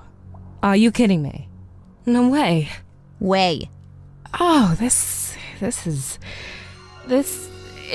crazy. Calmed down yet? Ugh. Listen, me and Buzz over there have come here looking for you. Your dad sent us. Oh, yeah, sure. If that's so, why haven't you untied him? Think of it as an educational pursuit. He's currently learning to stop underestimating me. Well, if we're on the same side, just set me free. In due time. Got some planetary mess to take care of first. Why did you tie up my friend? He's completely harmless. Why don't you set him free then? Not yet. He is learning something valuable. Uh-huh. Got anything out of your weird buddy over there? As a matter of fact, I did. Like the whereabouts of Baron Ferenzi? Maybe. I'm listening. Again, we're on the same side. As soon as you untie me, kitty.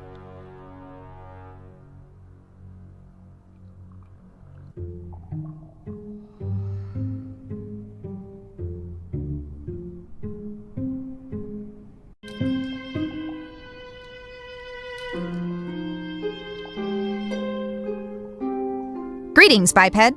Up to the left then, up to the right then, up to the middle and back up to the right. Hello, kitty.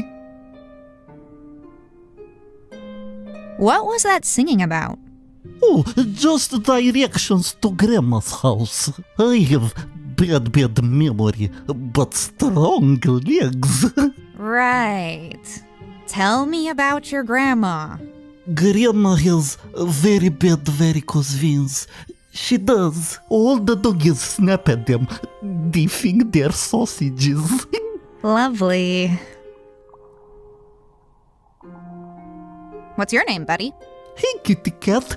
I'm Nelu. I have strong legs. You sure do. What's with all the planet stuff, Nelu? Ooh, I love my planets. You used to be an astronomer. Astronomer? That's it. Then one day, big metal tubular star struck hit me. Right in the head it did. Bonk! Baron, let me move in here and play with planets if I guard the gate. Hatches. Everywhere we go.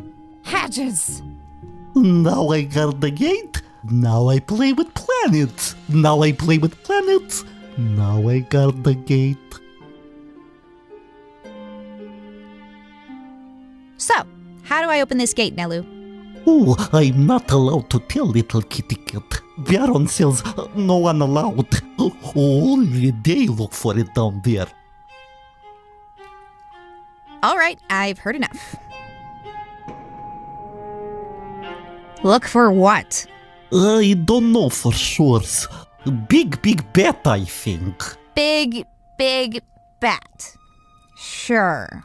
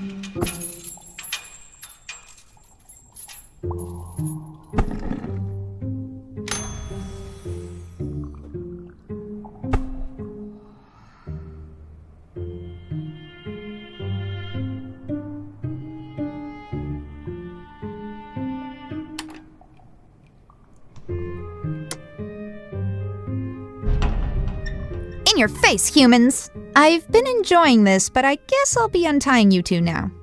Please tell me what is going on here. Alright, let's take it from the top. So this bozo walks in one night with a weird book and starts reading from it. Thus realizing he was singing the sequence to push the capstones in, thus yet again proving feline superiority. Anything you want to say, Buzz? I'm sorry for doubting you. Also, glad we finally found you, Peace. Well, if Father trusted you two, I guess I should too. So, where is this Baron? It seems like him and his goons are about done with what they came to do here. And they're heading over to Fishmouth. Ugh, not again. Let's head down that hatch right now. And we might still catch them before they're off. After you, ladies.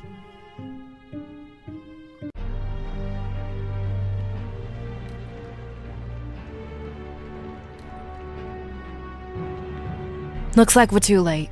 The Baron's left already, and it seems he got what he was looking for.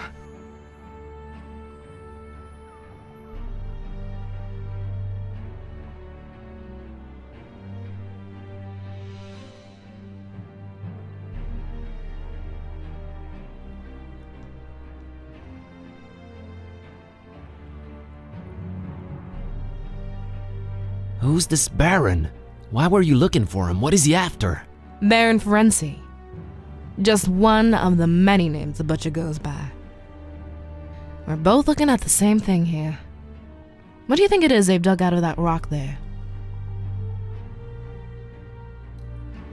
I don't dare venture a guess. A huge pair of dragon wings. That's what they got away with. Nothing we can do about it now, Carrier. No end to the work. No end to the work? What does that mean, Peace? How much of the book have you read? I read a bit of it once. It made Kitty start to talk. I was frankly too terrified to examine it since. Open it at the very last page.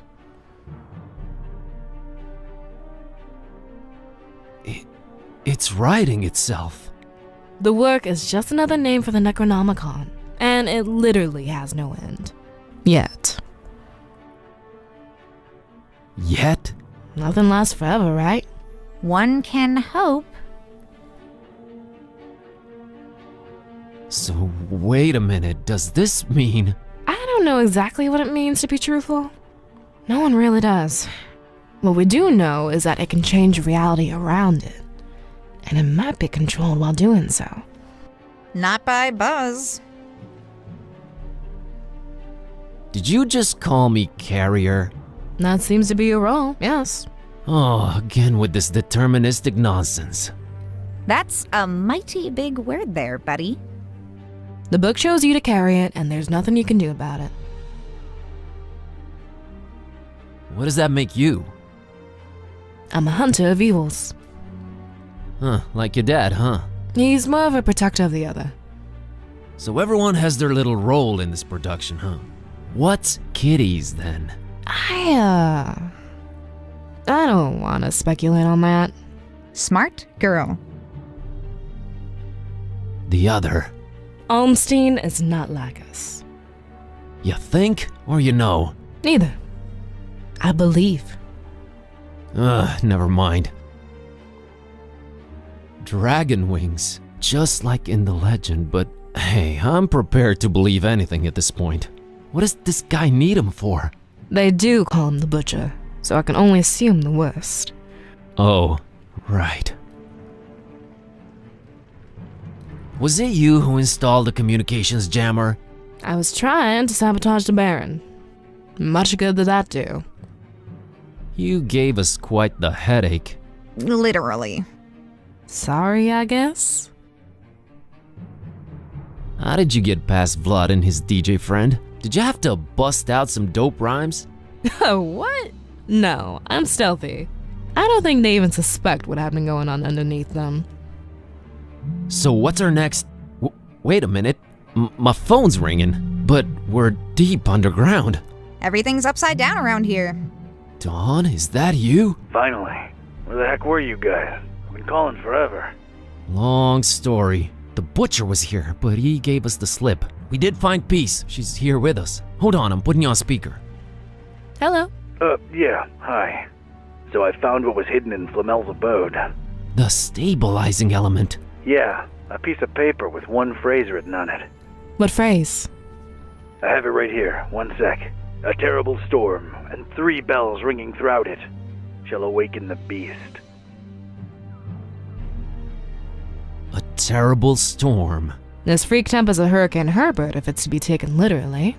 I seem to just nearly miss it every time I get somewhere. Until one day you won't. 3 bells. There's a bell in this castle. I wonder if it has anything to do with this. And there was a bell above Flamel's place where I found this. So we look for a 3rd one, right? If awakening the beast really is what we want. Good point. Well, is it? Oh, it sounds exciting at least. I have enough excitement in my life already. Shall awaken the beast? Yeah, that part is a little unnerving. It is a little, true. I feel the same. It probably still needs to happen, right? Most likely, yes. It probably does, whatever that means.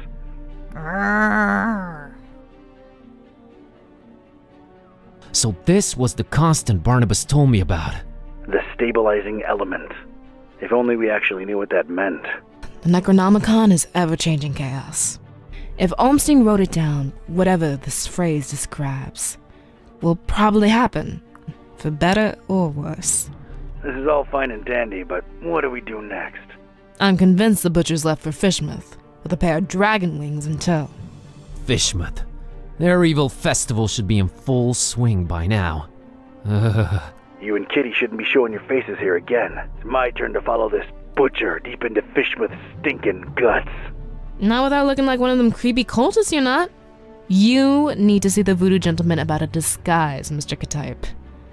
The password is Fidelio. Tell him Kitty says hi. Alright, kids. Head on over to my office. I'll meet you there once I'm done with the butcher.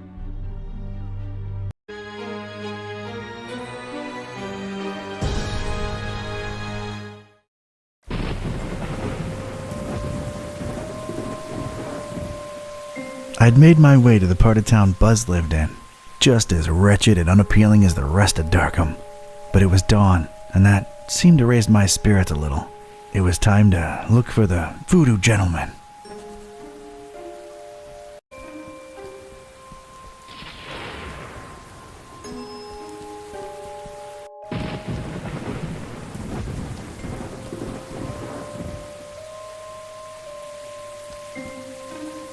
Morning. Password? Fidelio. Hello there. Greetings, traveler. The voodoo gentleman, I presume. You presume correctly, sir. And you are? Ktype. Don R. Ktype. Friend of Buzz's. He was here a while ago. Oh, yeah. He's alright, I hope. Is the cat in the same predicament? Still a wisecracking nightmare. Yeah. That's unfortunate. Interesting interior design choices. Why, thanks for noticing. A little eclectic, to be sure, but clients seem to appreciate it. You travel a lot, don't you?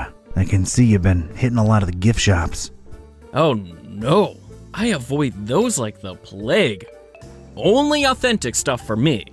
Shipping is a pain, though, believe you me.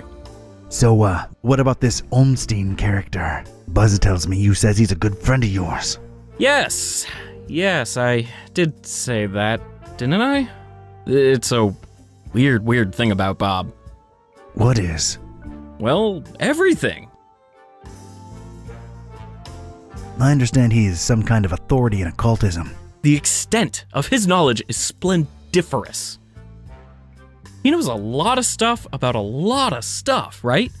But it's all... I can't put it into words. He's different, Bob is. Well, that went nowhere. What does he look like? What's his deal? You probably won't believe me, but see here, it's strange. I've been friends with him for decades now, or at least I'm convinced I have. And yet, it's like one of those dreams where you see the person clearly in front of you, yet when you wake, you can't for the life of you describe them. Oh, come on. I'm serious. Bob is, well, he's something else. He's the one person I can really say has changed me. I mean, in his presence, I always feel, volatile, inconsistent, vibrantly fluctuating, inevitably equivocal. So we're just listing fancy words now. Do you have a picture of him? Is he on, the social, Media? I don't think I've ever seen Bob in a picture, and he's undescribable. A true mystery. Not that you'd care, but none of that helped. Like, at all. What can I tell you, Mr. Ktype? Some people are just hermetical like that. Has Bob ever gone by the nickname The Butcher? Oh, no. The Butcher's a horrible person, whoever he or she is. Care to, expand on that subject? Not much is known about the Butcher, even in my circle. He's rumored to be into god-awful, unnatural experiments with the dead. Ugh, horrible, horrible stuff. Bob can't be the Butcher, or at least I don't think so. Getting onto something else. Wait, before that, there is something about you. I get this feeling that you are somehow marked. All right, I'm impressed. Yeah, I touched something called the Shining Trapeze. The Shining Trapezahedron! Yet you stand here before me, so it's true. You have the Haunter's Mark. Forgive me to throw such a cliche at you, but you truly are chosen. Why, thanks for noticing. Mom always said one day I'd show 'em all who Don Katype is. Of course, you know, with great dark powers come great dark responsibilities. Oh, yeah. Tenebrous forces consuming and corrupting the mortal soul and all that. Not really a surprise, to be quite honest with you. So, how's the voodoo business going these days? You know, can't really complain. A possession here, a curse there. It's really picked up with all the weird cults running around lately. Yeah, gonna be digging into a lot of that soon. About the Haunter's Mark, what exactly does it do? It is supposed to turn its bearer into a receptor of sorts. Great. Now I'm a receptor. A way of channeling past events that involved said object. The things we could learn about the world by employing its power. It boggles the mind. Yeah, it does sound kinda useful.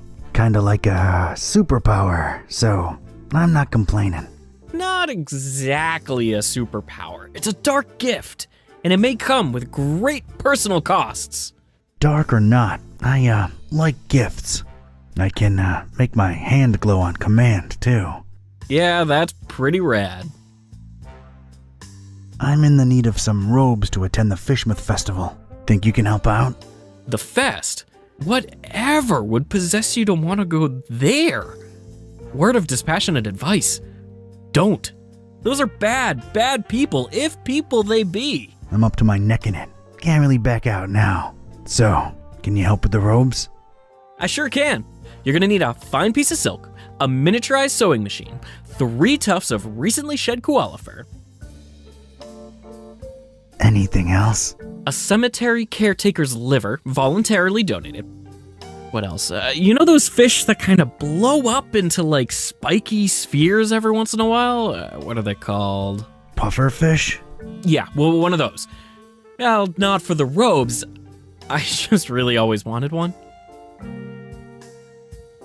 Anything else?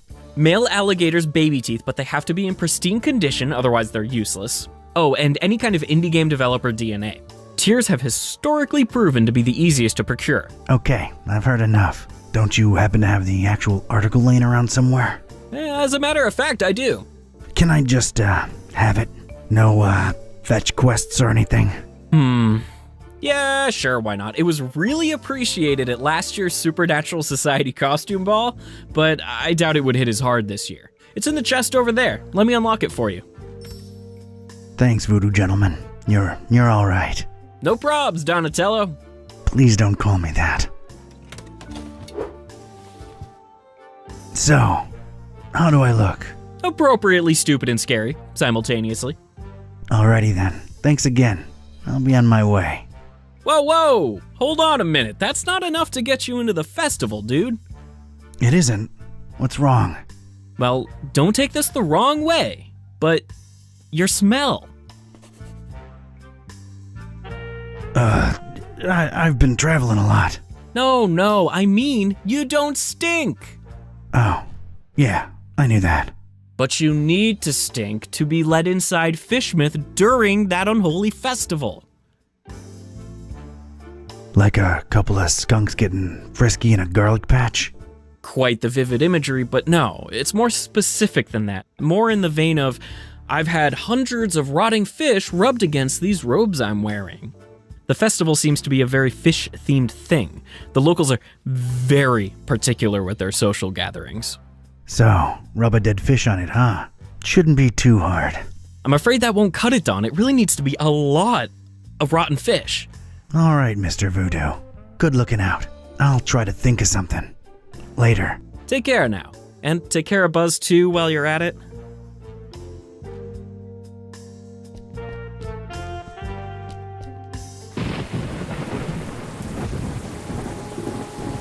It's a right glimmering dame sat down at that bench there. Hey there. What's a nice girl like you doing in this part of town? Charmer, huh? Not really. I try, but I get called out on it a lot. I'm Don. Well, dressed like that. I'm honestly not an evil cultist. It's for a costume event. Carnival of sorts. I'm Margot. It's nice to meet you, Don. Yeah, likewise. Got business with the voodoo gentleman? Why do you ask? Oh, I'm sorry. I'm a private investigator. I ask questions for a living. Sometimes I do it without even noticing. Just stopped by to thank VG for, turning me on to a better path, I guess. Hexed you straight? No, just talk some sense into me. Let's just say I no longer want to murder my husband. Well, ex-husband now. And I got rid of my toxic lover. Ugh. Oh, well, I'm sure you deserve a good guy for a change. I'm sure I do. So, what are you doing these days? I, roll with a librarian kid with a magic evil book and a talking cat. Just trying to nab this psycho who wants to bring the world to its knees. You're friends with Buzz? Did he pull the fast one on me? Well, it was for the best in the end, so tell him I said thanks. You get around, Margot. Things just happen. Hey, Don. What do you say once you're done with all that? You and me get a coffee? I'd like that, Margot. Then it's a date. Catch you later, Don. Wait, how do we get in touch? I thought you said you were a detective. Smooth. See you when the world is saved, kid.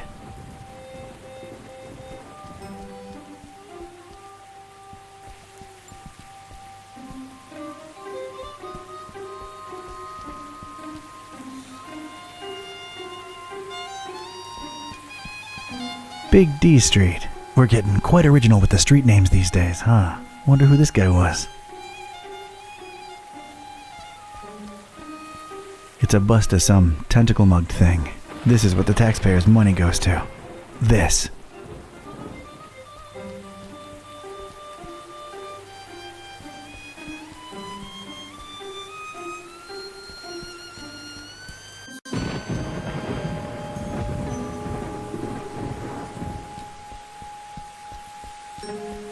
It's a whole lot of fish in there. Nah, I think I can just walk in.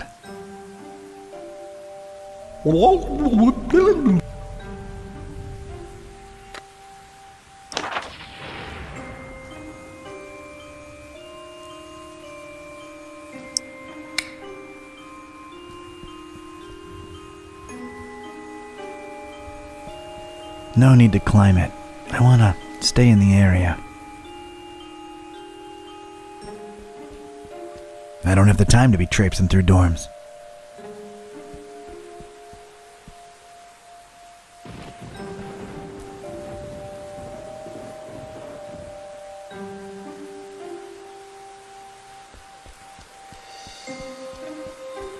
It's another one of those dubious cultist signs.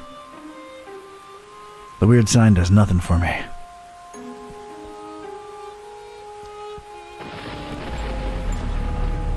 There's some sort of weird resistance to the Haunter's mark, but I'm not that interested anyway. Nah, I don't want to have anything to do with that freaky sign. That is one horrible way of advertising your merchandise. Fishmouth's own. Doesn't say so, but it's obviously a fishery. Nah, that thing stays here as far as I'm concerned.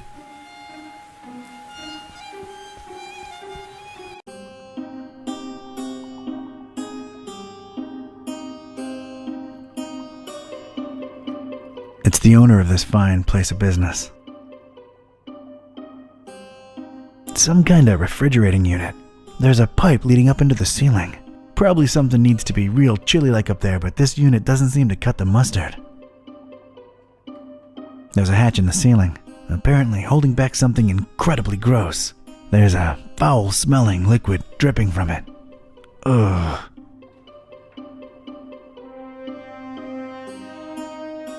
An assortment of fish and other sea life. Well, ex-life now. Morning. Brother. Brother. Brother. Okay. Yeah, I need fish. Sure thing, brother. What type and how much? Type doesn't really matter. Need hundreds of them. Rotten. Oh, that's suspicious. What you need 'em for? What do you care? I got the milk. I can cover it. Can't sell your rotten fish, sir. Sir? What happened to brother? Anyone can wear a robe.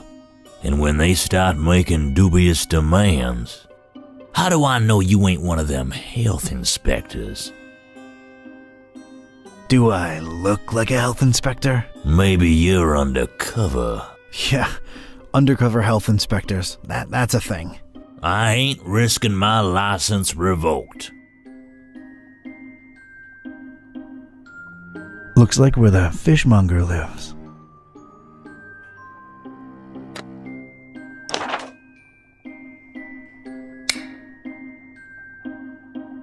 Brother.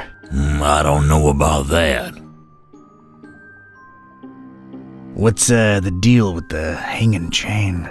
All due respect, sir. That's none of your business.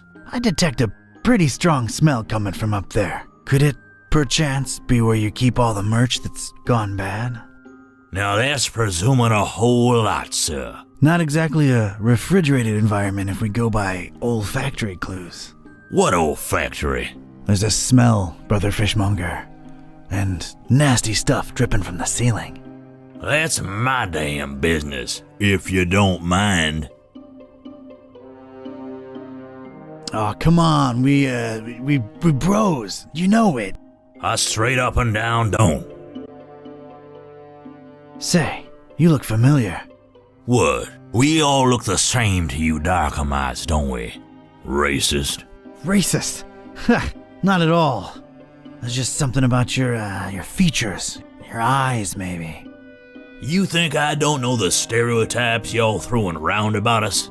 Fish face, bug eye, and all that sort. Well, I'll have you know, before you make any kind of ignorant comment about my eyes, I've got a sleeping condition, all right? Well, I'm sorry to hear that, bro. Is that bad? Are you taking anything for that? Yeah, it's bad. And no, drugs don't work. It's a smart man what stays away from drugs. Gee, thanks for the insight. Huh. Do you, take sleeping pills? Ain't working for me. I can take a fistful and it'll be like chugging some Joe. Yeah, dog. Life ain't at ease if you ain't got those Z's. Yeah, like you give a rotten fin about my problems. Just trying to empathize here. Do you happen to have sleeping pills around? Yeah, got mine right here. They're yours if you want them. They're no use to me. So what do you do about your sleeping problem? You sure curious. Well, it can't hurt to tell you. Been experimenting with hypnosis and suggestion lately. Hypnosis? Really? Does it work? Well, it ain't been long, so I don't really know as yet. Doc been suggesting stuff to me for some sessions, and the payoff's still to come. What's the payoff? He calls it the catalyst. It's a secret spoken command. Supposed to make one fall asleep instantly. So, did you get yours? Sure did, but I'm scared to use it, to be honest. Doc says I might sleep for 3 days straight. So, out of curiosity, what's your secret command? Doc says I ain't supposed to share that with anyone. Why? It'd cause chaos in my personal and professional life, it would. Yeah, I suppose it would, wouldn't it? Plus, if I told you, I'd just fall asleep instantly, and that'd be all awkward, wouldn't it?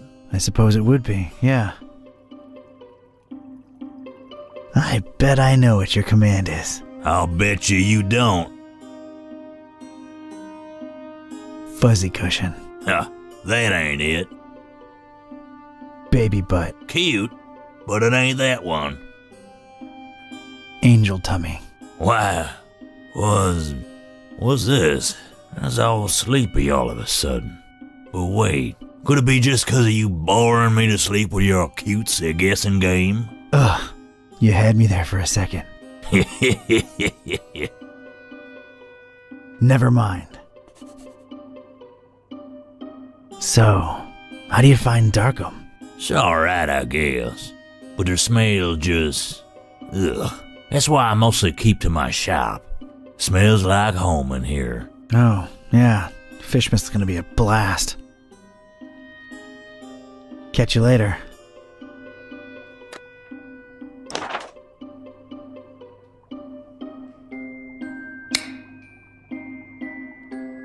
Picking it up won't do anything, but there might be some use for it. I'm reluctant to use it on him. Okay, scared to use it on him.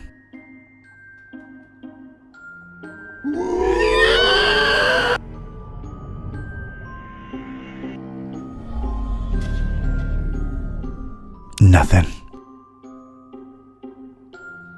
Just throw them all in there and lock the hatch. We'll get rid of them one of these nights, if you know what I mean.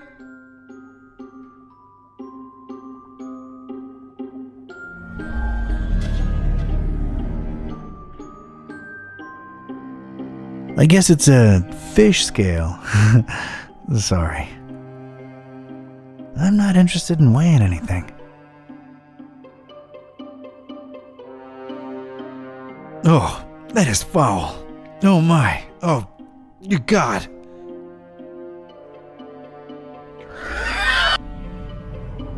I'm not going anywhere near it.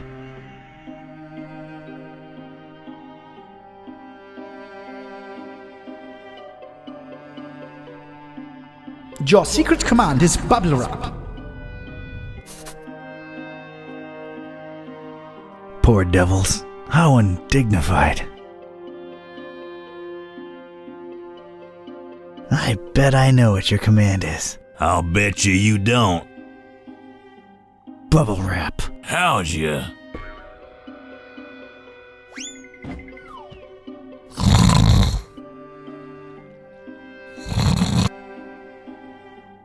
Huh, it worked. I have to admit I had serious doubts, but it actually did. And it was time to get my robes dirty, so to speak.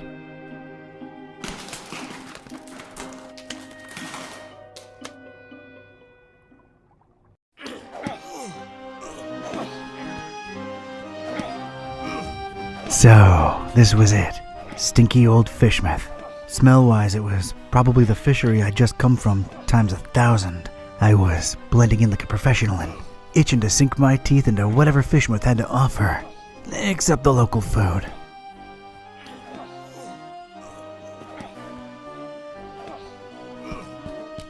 Well, this is just... I don't even want to know. Really, really not interested in what he has to say. That's one way of approaching literature, I guess. He's way too focused for me to disturb him with chit-chat.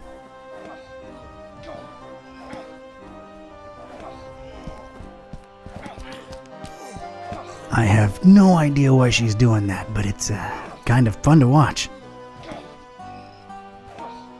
I don't want to break her concentration.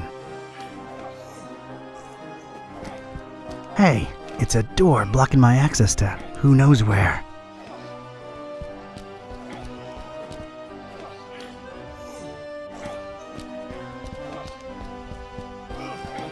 A welcoming-looking couple, local residents, I'm sure.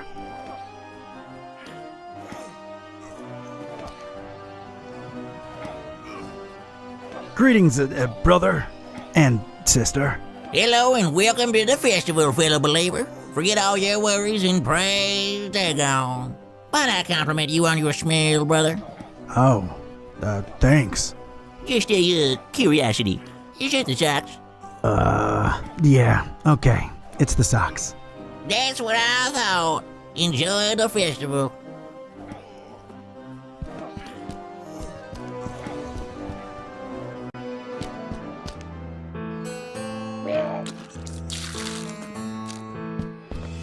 This chick doesn't seem fazed by the regurgitation onslaught going on behind her. Other than the expected seafood, I detect a nice healthy addition of carrots to his diet.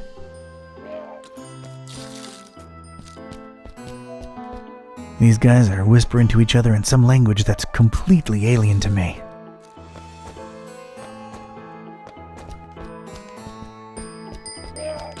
Someone's really enjoying themselves up there.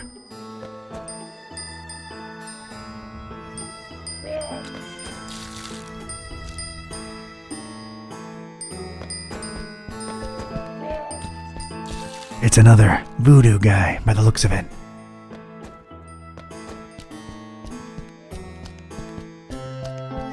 I'll just not bother them this time.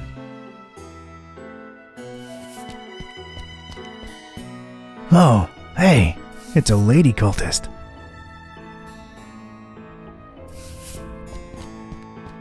It's a bearded cultist hanging out by that trash can.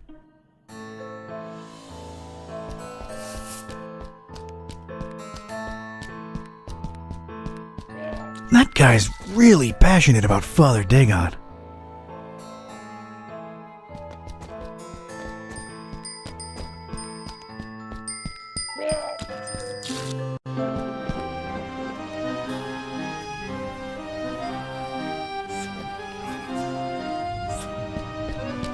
This weirdo's really interested in what's going on in the distance.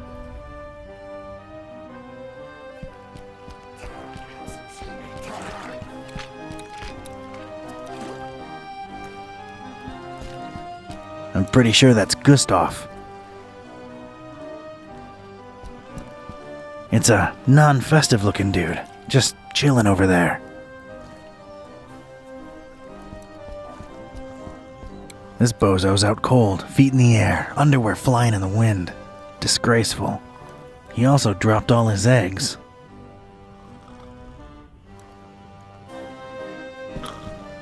I'm picking it up. Oh, God, I'm actually doing it. Oh.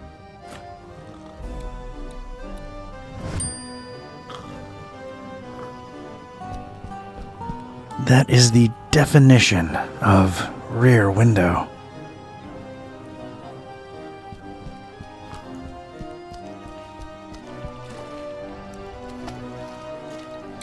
Evening, sir.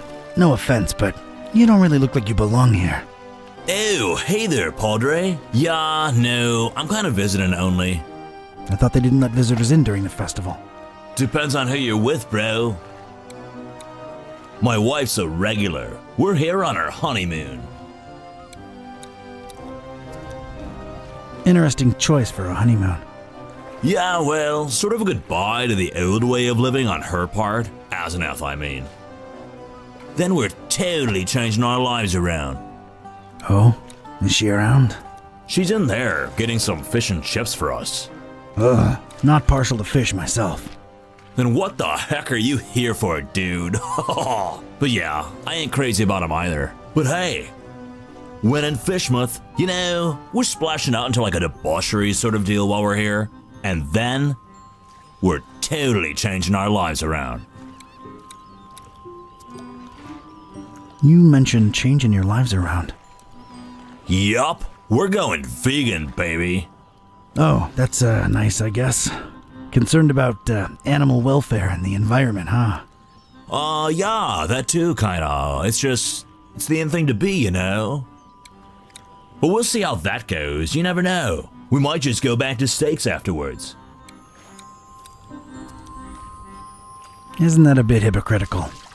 Going from vegan to meat eater? You just go from being a preachy jerk who judges everyone for what they eat to being a preachy jerk who judges everyone for what they eat. Works both ways. The beauty of symmetry, bro. Although... Yeah? Makes you think, you know? Sometimes I just sit and wonder, what gives us the right to kill and eat other beings? Just 'cause they ain't human, you know? 'Cause they can't reason like we do. So what? Doesn't take reasoning to know you don't feel like being gutted and eaten. Know what I'm saying? That went dark all of a sudden. You telling me you never consider these things?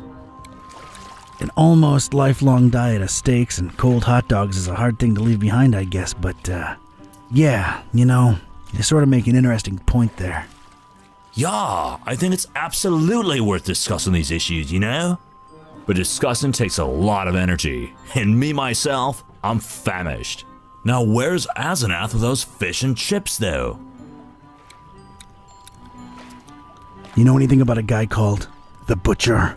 Butcher? Unless he's in there preparing my fish and chips. Nah, dude. Nice to see someone happily married. Didn't get to experience that yourself, bro? Me? Happily? Huh. No. But, I'm glad it worked for you. Yeah, man, me too. You know what I love about Asenath? She's not one of those all-up-in-your-business wives, you know? She ain't about, I don't know, taking my life over. That's nice.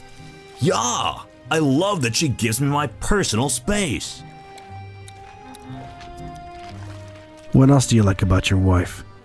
She just lets me be me. That's major. Anything else you like about your wife? She's not possessive. I'd hate that. What else do you like about your wife? She loves being herself and living my life and my time to myself. Tell me another thing you like about her. You know what? This conversation's getting a bit weird, and I'm too hungry for it. Ah, right. Sorry. Hey, what's with the passed out guy with the eggs? I don't know, dude.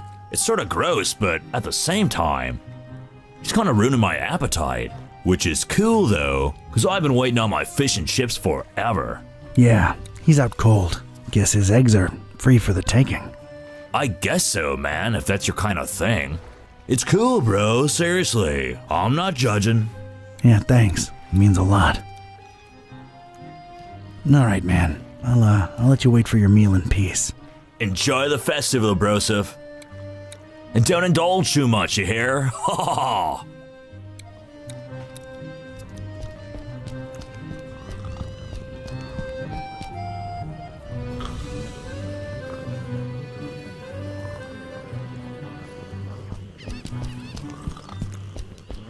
This baby ain't sailing anywhere ever again.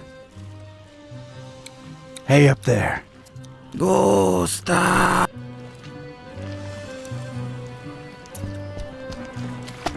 Man, I love Asenath. Man, I love her. Gustav! No!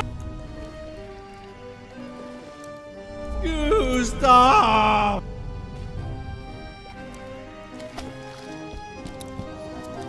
I mean, don't drink like a fish again. The eggs need to be there in time for the ritual.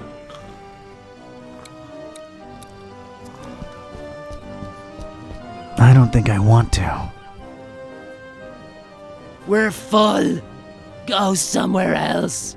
Stop pushing.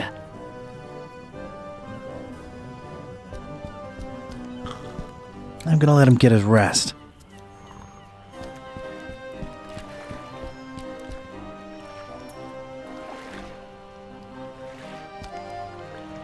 Some kinda...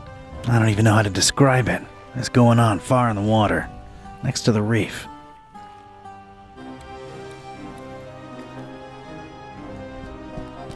The creepy, horn-shaped reef is giving me the chills. And water.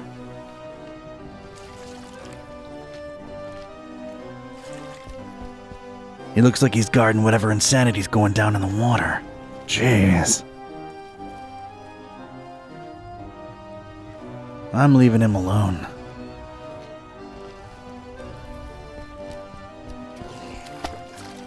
It is time! Brothers, it is time!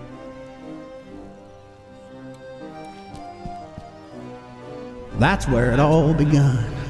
That cursed place of all wickedness where the deep water starts. Gate of hell. She'll drop down to a bottom no solid line can tick.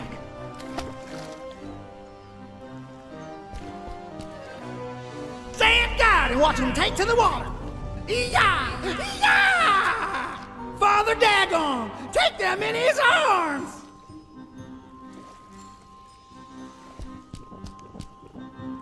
You ain't ready for the water yet, Eustace.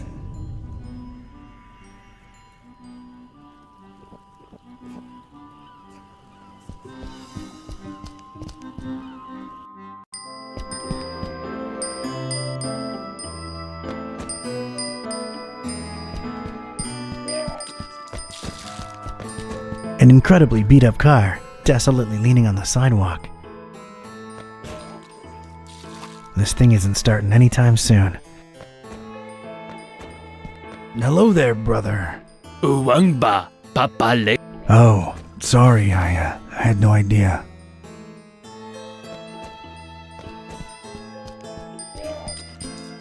I got nothing to say. I don't care enough to find out.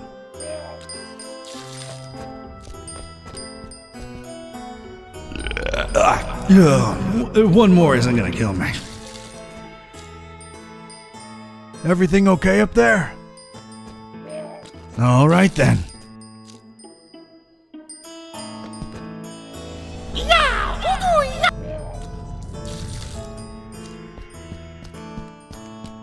I can just talk to him. Go away. Can't you see we're talking here? Rude. You see, Father Dagon and Mother Hydra,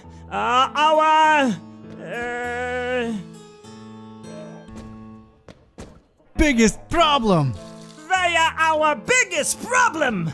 And it has never been clearer that with their help, we shall never achieve anything! We shall never achieve anything! Or know any other gods! Look around, brothers! Cast your eyes on the person next to you! What do you see? Well, I see a group of losers! A group of losers! Like I've never seen before! And our numbers are always rising! Make no mistake! Our endeavor is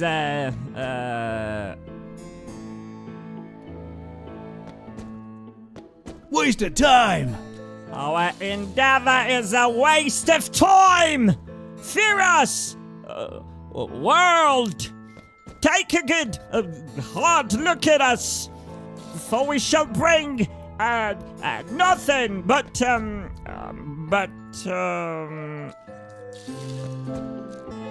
lemon cake and cotton candy! Lemon cake and cotton candy to your doorstep! We are, the next in line, for, Alright, that got him a little riled up. Brothers! Brothers! Wait! It's a misunderstanding! I didn't mean...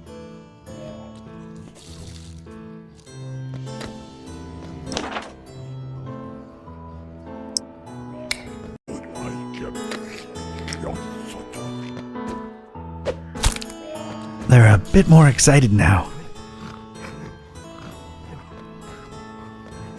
They gon' judge me! They gon' judge me! Yeah.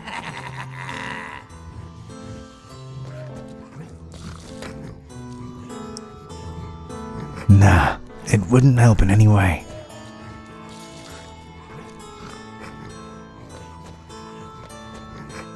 he's also got a problem with ending his sentences.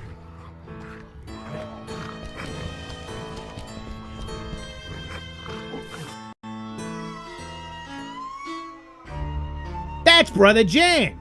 He joined our elite gatekeeping squad recently. Just like these other brothers, he's taken a vow of silence. But as you can see, he's still rocking out, internally, as it were. Let's not and say we did.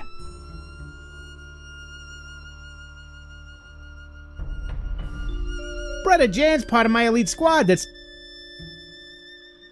that's Brother David, a member of my elite squad of gatekeepers. Not much is known about him. This guy truly is a mystery. No point in talking to Brother David. He took a vow of silence when he joined our elite ranks.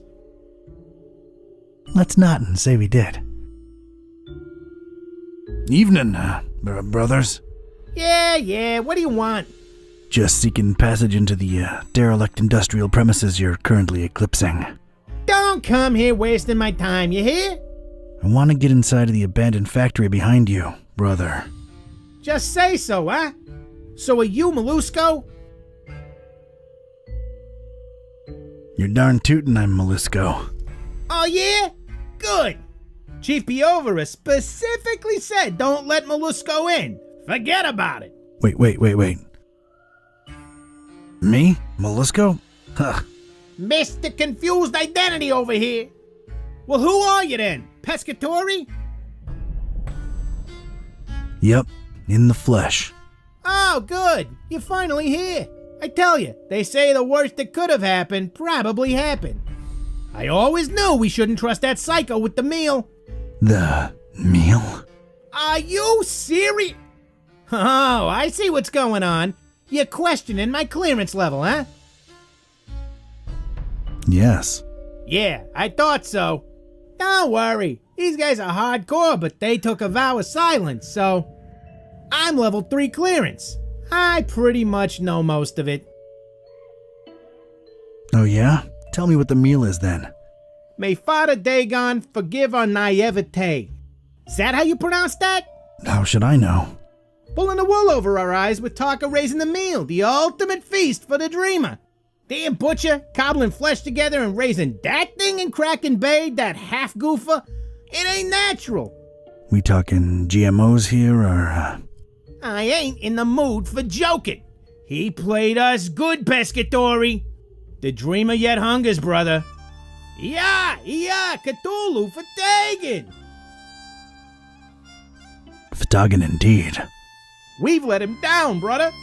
We raised that thing for the dreamer to feast on, and now we just might have to face it. Ooh, that flesh-tinkering lunatic ran away with it.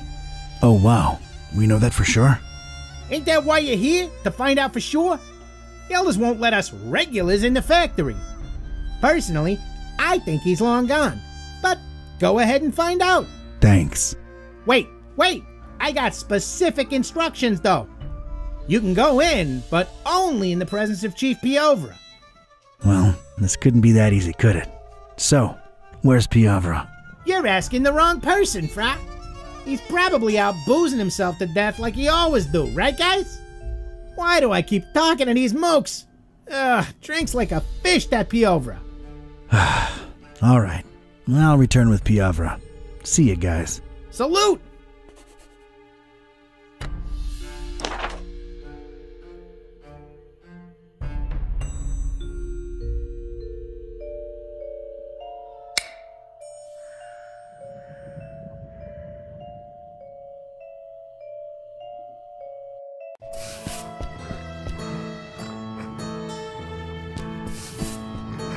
Evening, brother. Hello. Anything else? Guess not. Later.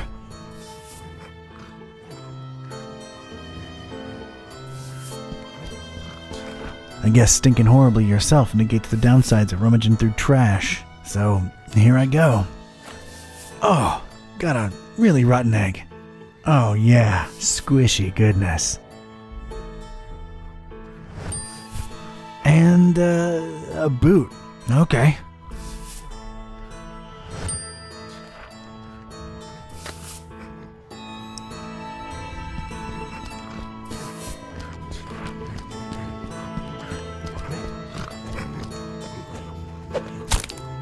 They're even more mad. We're getting there.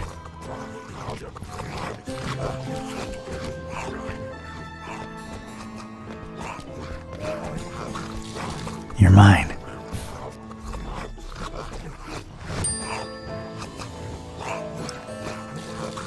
That's a little too radical, I'm afraid.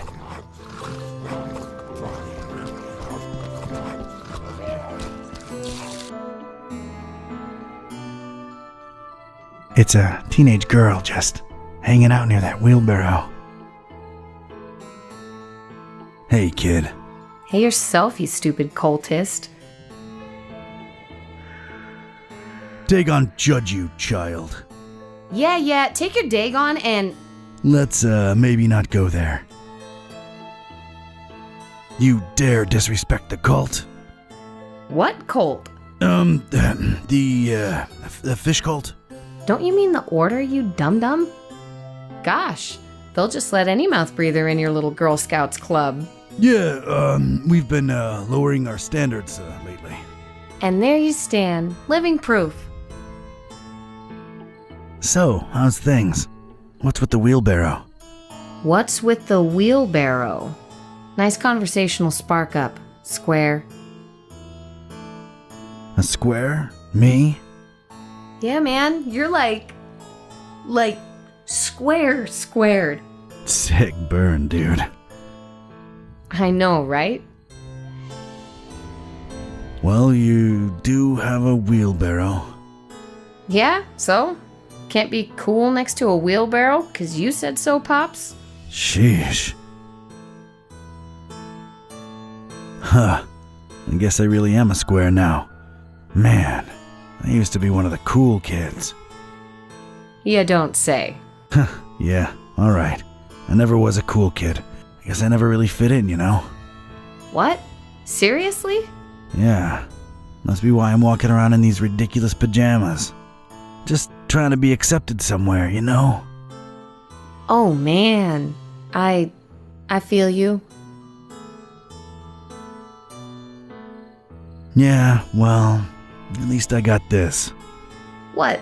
These stupid robes? Do they make you feel special, dude? I'm the same man underneath, but they like me more in these dumb rags, sister. Sister. It ain't the 70s anymore, Daddy-O. Anyway, man, whatever flies your dirigible, you know what I mean? Yeah, I dig. Far out, bruv. Why you, hating on the order, though? He's all street now. Your nomenclature's all over the place, buds. You guys are a bunch of fish brains for worshipping that imaginary tadpole dad of yours. He's alright. Yeah, right. Dream on, Pops. Can I let you in on a little secret? Wait, maybe I shouldn't. Your parents are probably in the esoteric order. Nah, man, they're not. My dad's a fisherman and that's it. All we do is deliver seafood to these wackos. What's the secret? Come on, tell me. In a minute. How come your dad's not in the order? I don't know. He's not into that mumbo-jumbo. I mean, he's cool with the festival, 'cause we get to sell a lot of fish to you loonies. Not me. I've come to hate fish. Yeah, ooh, tell me about it. But we're depopulating these waters, man. What the hell do you people need so much fish for? You should just get as much as you need and stop making such a waste. Can't disagree with that. Look, I have no idea what all the fish are for, honest. Alright, the secret is... I can only listen to smooth 70s jazz. I know it doesn't sound as bad as it really is, but any other kind of music makes me physically sick. Pop rock makes me erupt into horrible boils, and don't get me started on that dubstep thing. Ugh, those wub-wub things put me right in the hospital on more than one occasion. And mumble rap. Jesus, the mumble rap. Wada-da-bada-da-ba, na-na-na-bada-da-ba, bada-da... Whoa, okay. That's gonna majorly suck. Is that it? No, not really. I'm not really a cultist. I'm a private investigator. I snuck in here because I'm working a case. Whoa, are you serious? That is so cool, oh my god! Yep, it's true. Name's Don. Don Katype. Awesome, I'm Joey. Nice to meet you, Joey. Yeah, man. So you're not into all the festival stuff, are you, Joey? Gah. I can't stand all these creeps and creepettes swarming around town. This place is horrible enough as is. We don't need extra wackos. Is there, I know it sounds dumb, but is there fishy stuff going on in your family? Nah. I mean, I see what you're getting at, but some of these people are just, ugly, I guess. It's not a mutation or anything, I don't think. Well, you get really used to them when you see them walking around every day. I see. I'll catch you later, Joey. See ya, Dawn.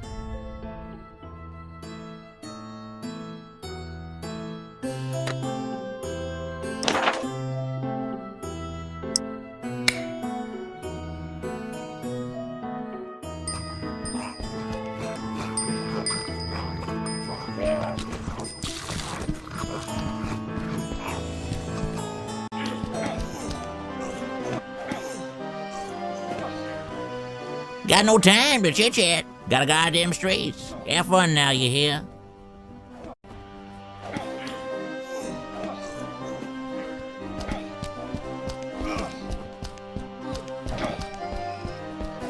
Oh, an open barrel. Whoever could resist the primal urge to peek into its dark recess? I've got a rotten egg. Well, I can't smell it anyway. I guess I'll keep it. And a name tag. Randolph.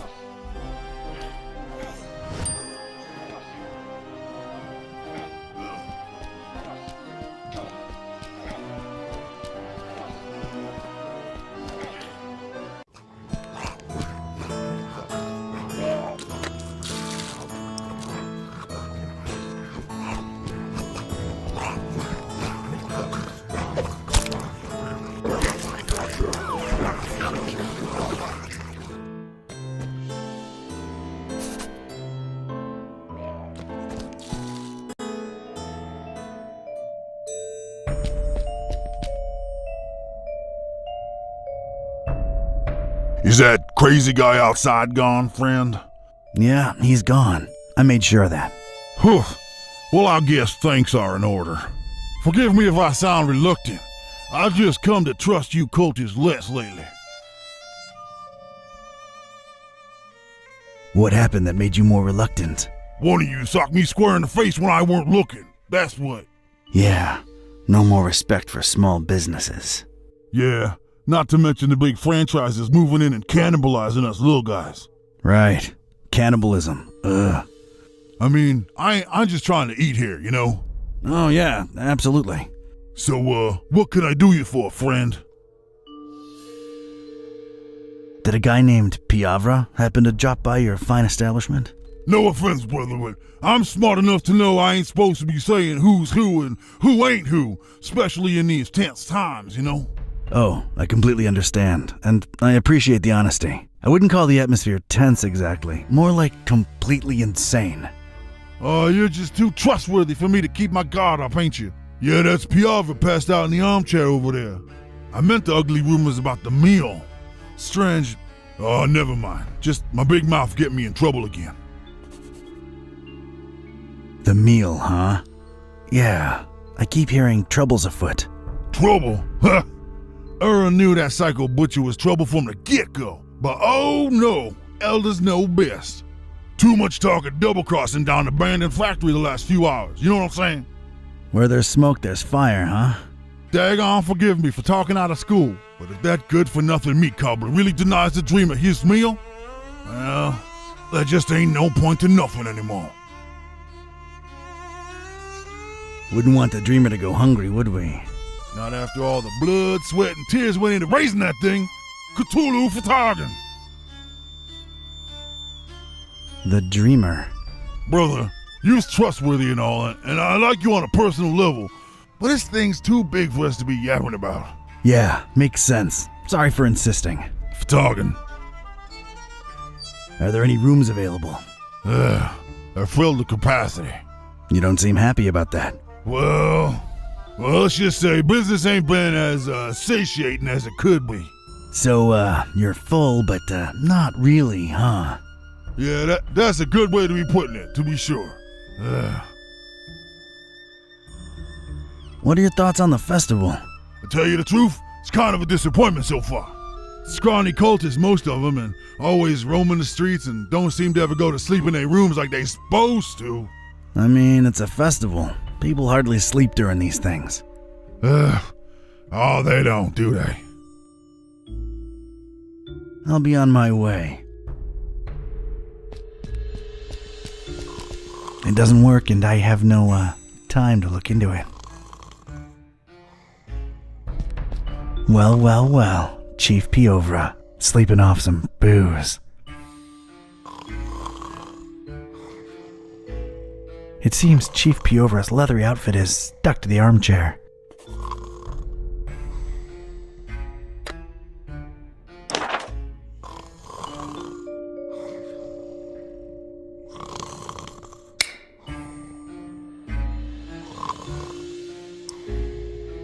Does not help.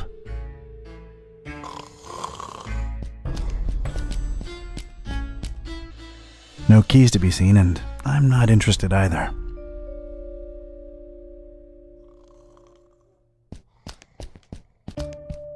Come to Papa, little glass.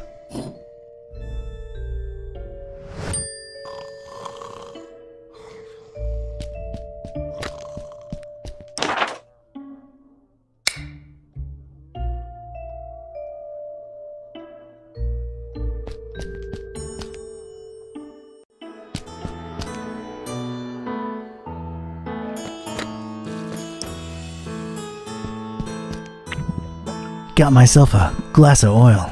Neat.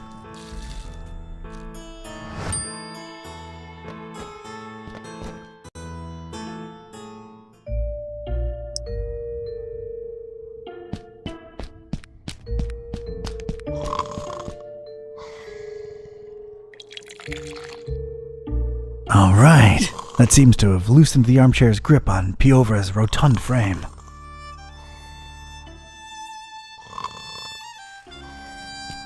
I think I need something else there first.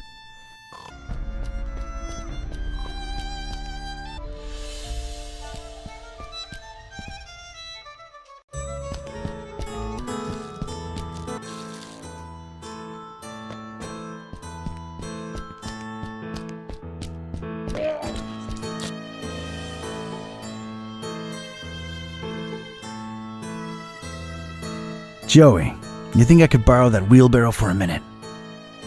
Oh man, I would, but I'd really avoid getting on my dad's nerves right now. You know, I want to get a tattoo or a piercing soon. Something to express myself, right?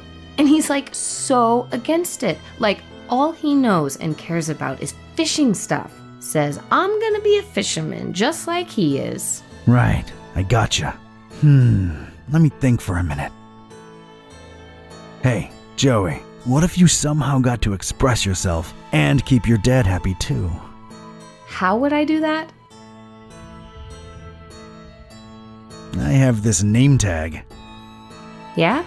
Never mind. Bad idea.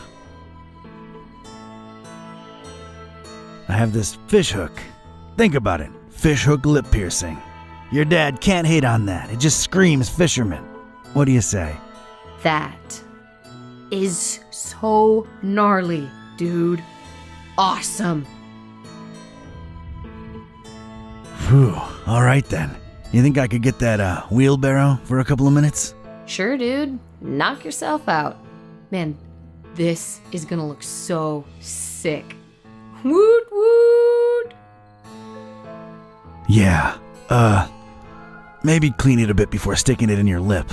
I don't think it's entirely sanitary as is. Uh-huh. Thanks, Don. Sure thing. Hey, before I go, what do you know about the meal?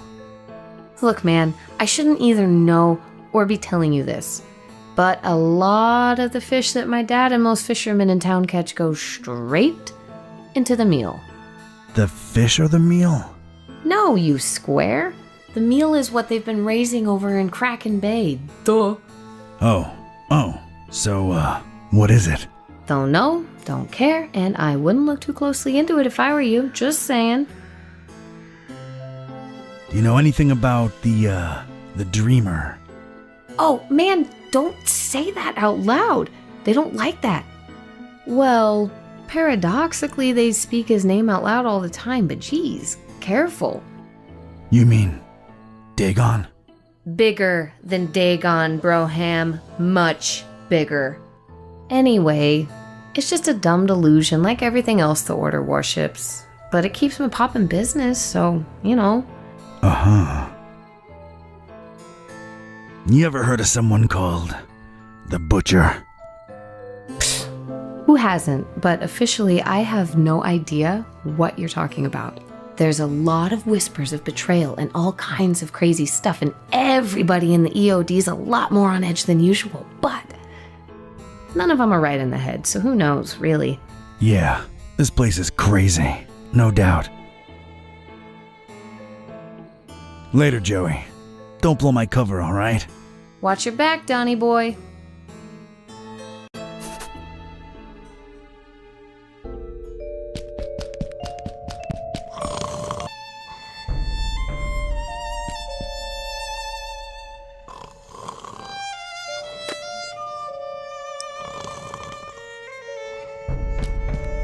Time to pop a cultist out of an armchair.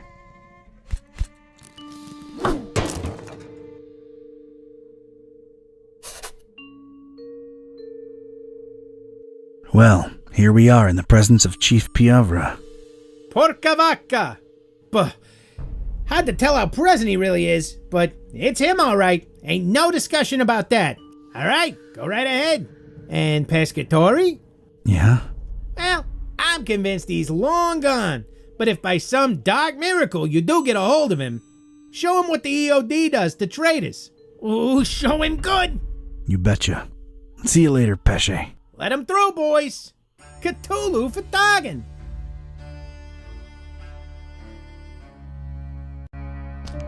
All right, I was in. A cold, bluish-green light revealed parts of rusty machinery here and there. Everything else was drowned in inky black. Probably as black as the butcher's deeds, but that remained to be seen. I was in. Just one regret. I'll never know who Randolph really was.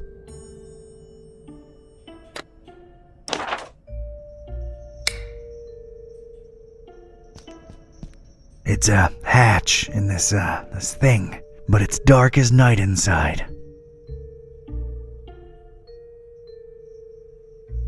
Can't reach it.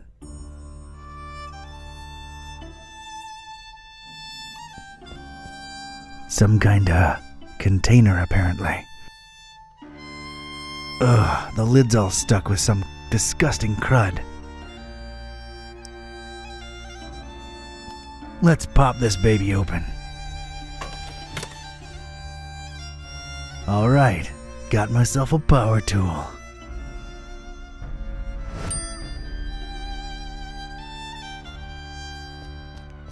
Huge engine. There's a lever for that.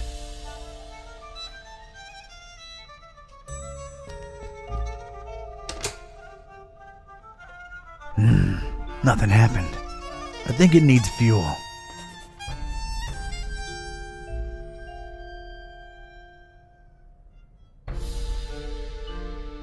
You gas up that huge engine through this.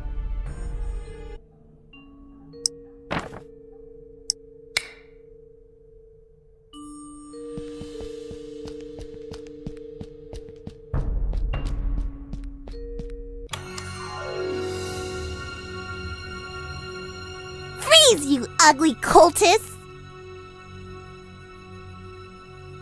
Isn't that assuming a bit too much given how dark it is in here? Don't push your luck when there's an angry little kid pointing a hand cannon at you, batty! See, now that is concerning. I don't know that I want to live in a society where an innocent child can easily get her hands on a... Would you like for mice to really appreciate you? What? Unless you really do. Don't make me turn you into Swiss cheese! I'm not moving. Good. Okay, now what? Now you get to explain just what you're creeping around in the dark here for, cultist. I'm really not a cultist. Honest. Okay, let me see here. Cultist robes? Check. Lurking around in an abandoned factory? Check. I'm a private investigator in deep cover. That's not the only thing you're deep in, creep. What are you up to here? Don't lie. I can tell. I was just looking for you. Someone said a kid got lost in this abandoned factory, so here I am, your savior. Look, I'm not firing any warning shots because the noise will alert your buddies. So rely on me making all my bullets count. Read that loud and clear. I'm investigating. I'm looking for, well, at this point, I might call him a criminal mastermind, really. The Butcher. And how do I know you're not one of his henchmen, trying to lie your way out? Oof, can't think of anything, really. There's just been so much going on lately, it's hard to wrap my head around everything.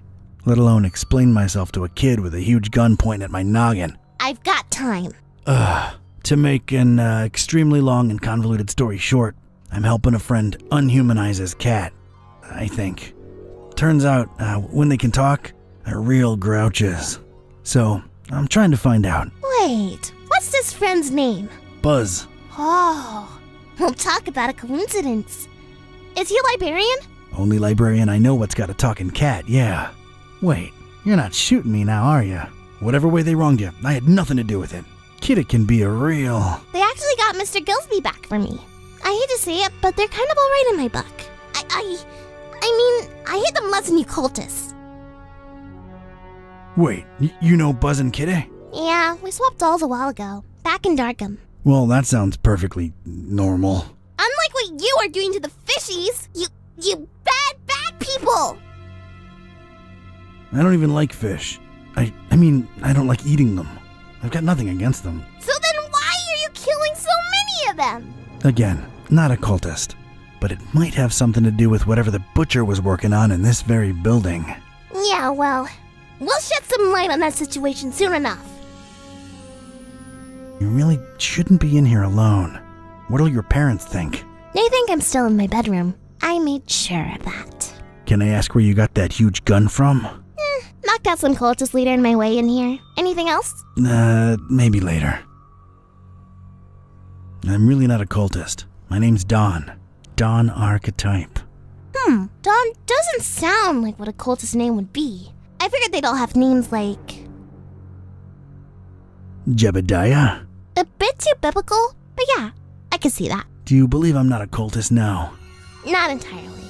You'd better actually prove it. Alright, I'm game, I guess. What are you thinking?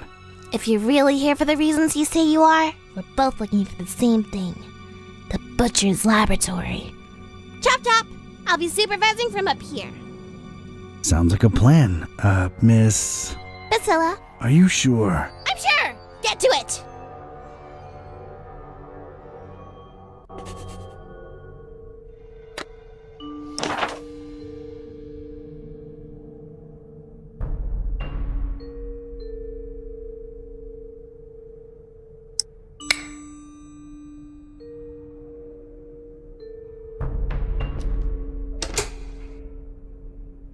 It ain't working.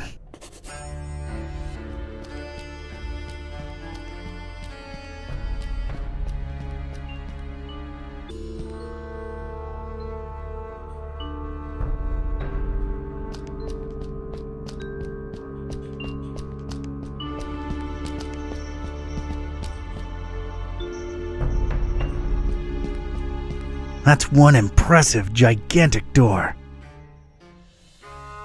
Locked from the inside.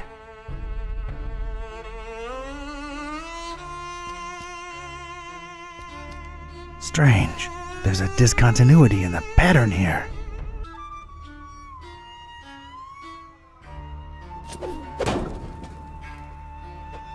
I know Kung Fu. Aha! It's a heavy sliding door. It's riveted shut. Dang it. Maybe not on the door itself.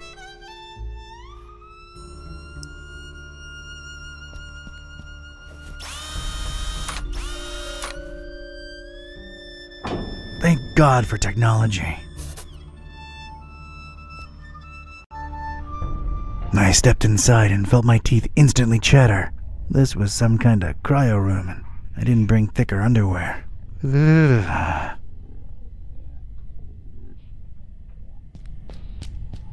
Nothing to report yet.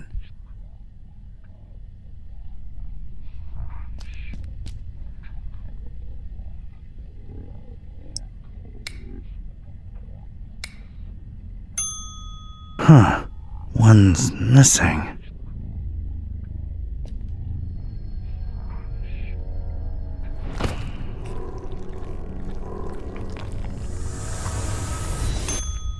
A jolly good day to you, sir and young miss, if day it indeed be.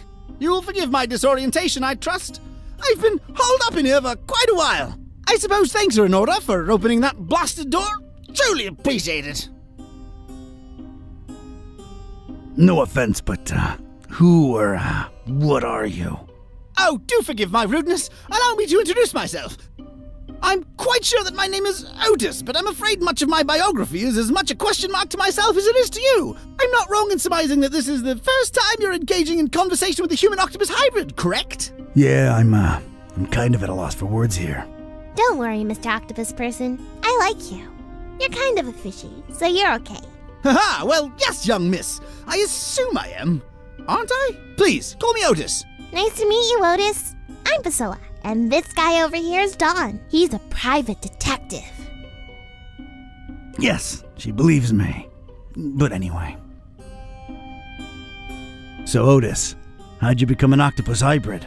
I mean, of course, if that's not too painful to discuss. Oh, not at all! Details, I'm afraid, are pretty sparse, and amnesia seems to be a side effect of the process. I do remember my name was Otis, and I died. I'm afraid I can't remember the circumstances. I did wake up at the hands of these persons that were operating on me. Strange sensation, to be sure, but I was alive again. Quite a blessing, sir, I assure you. You have quite the positive outlook on life for a talking head. How could I not? I was dead, and now I live! Is there a greater joy imaginable? I think not! That's a refreshingly positive attitude. Thank you! I was always an optimist, and as you can see, good things have happened to me! Indeed. Did you see the butcher? Yeah, did you? I'm afraid I don't know what butcher you speak of. Well, everything's a bit foggy, you understand. All I can remember are masked men rushing about with all kinds of strange instruments. Their speech was muffled, so it was pretty hard to make anything out, I'm afraid. Dang it. I do remember them referring to me as a dry, if that helps at all. Dry. Any idea what that means? One can only assume it has some negative implications, but that's pure speculation on my part. Do you know where the laboratory is? Yes, I do. You don't want to go in there, do you? Indeed, we're chatting away when we should be getting out of here at this very instant. No one's going anywhere until we reach the lab. Oh dear, I must be frank with you, young miss. I intend to leave the premises as soon as possible and suggest you do the same. Come on, Otis, work with us. You ain't gotta go back in there, just help us get in. Oh, heavens. Well, all right. I suppose I owe you a debt of gratitude. The laboratory is right outside this chamber and to the right.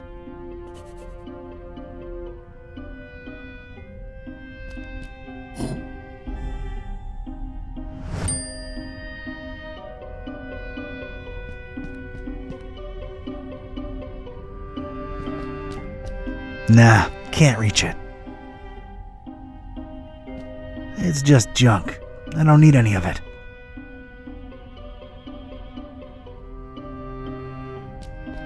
Come to Papa, sweet gasoline.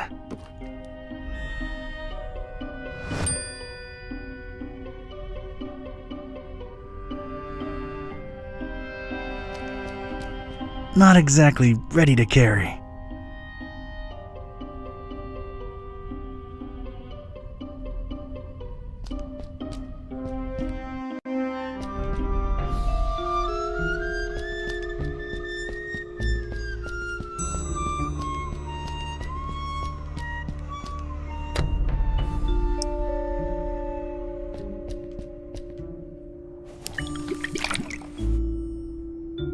Drink up, big buddy. There you go.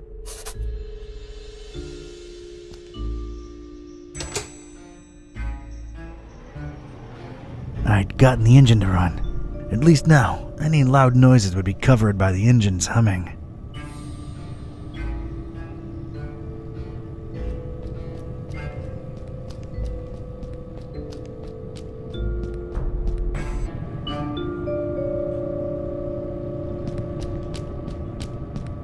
Didn't really expect to see mattresses and pillows lying around in here, but there they are.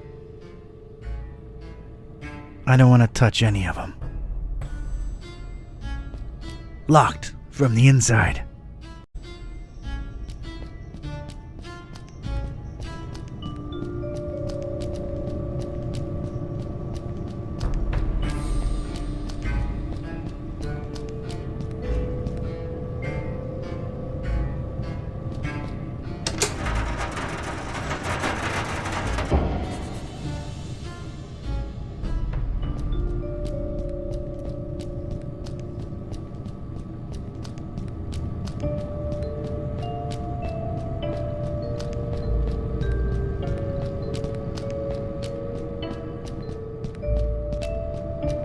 I'm gonna call it Alice.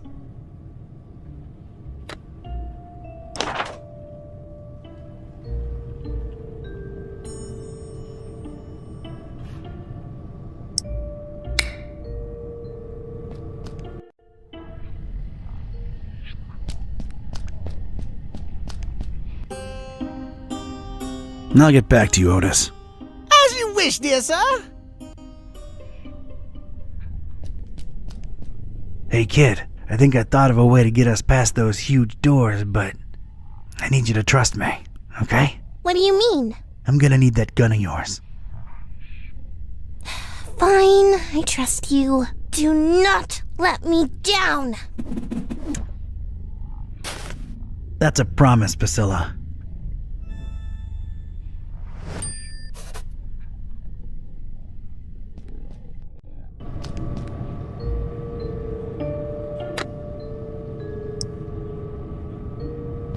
It's been a while, but here goes.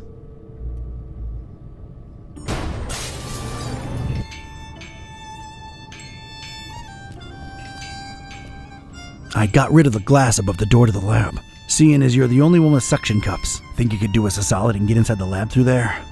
Oh dear, I suppose I can.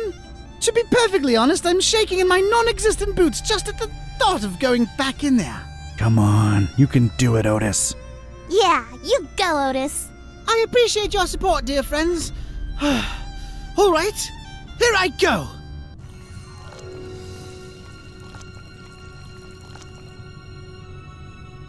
Oh dear!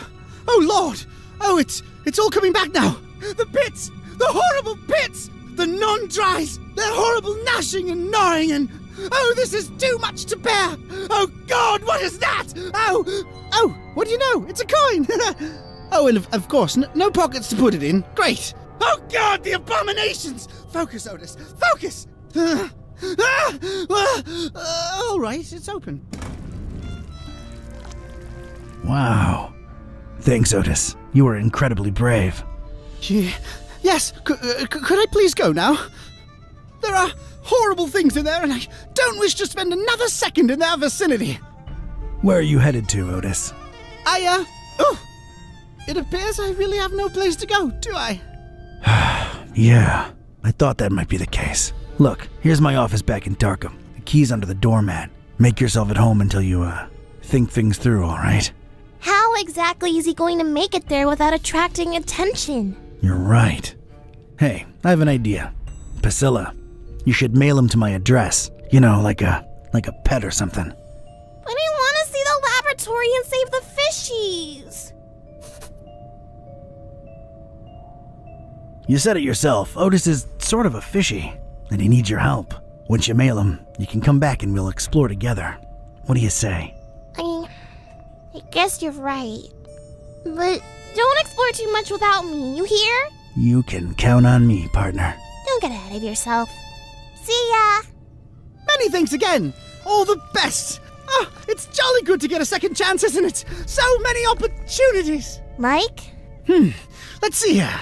Why, I could be on telly, my dear. The one true talking head out there. Yeah, I guess that's true. See, little one, always keep a positive outlook. Ew, ow. Just a second. Stepped in some oily thing here. Ew. Well, I guess it's slithered, actually, isn't it? You're funny, Otis. Well, that was surreal. Alright, let's see what secrets this place holds.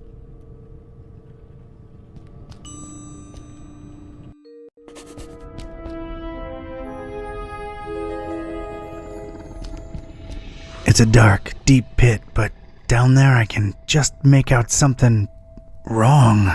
It's squirming around.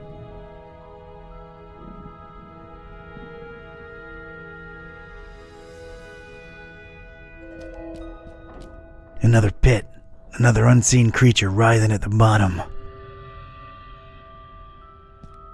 Its only feature is a big red button. Looks like this door somehow slides into the wall. No visible handle.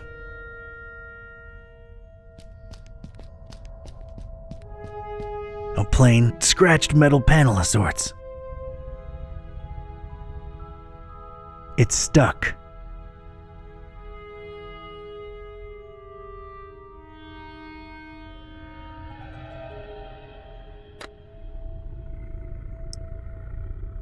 K-Type's got leverage.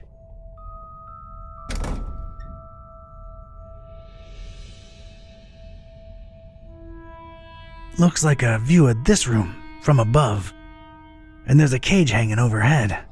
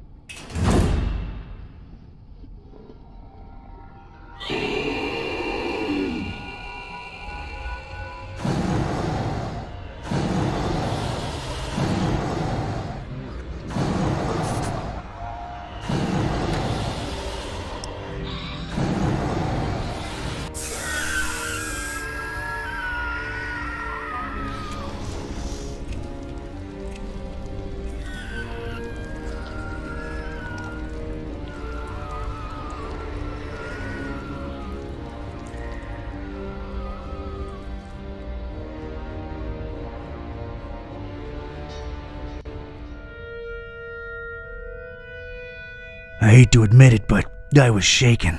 Experiments or not, scientific reality or abhorrent supernatural nightmare, these horrible blobs of flesh, limb, and rot existed. I could still smell their indescribable presence, even though they were all gone. God knows where. It really takes a lot to shake me, but I was shaken.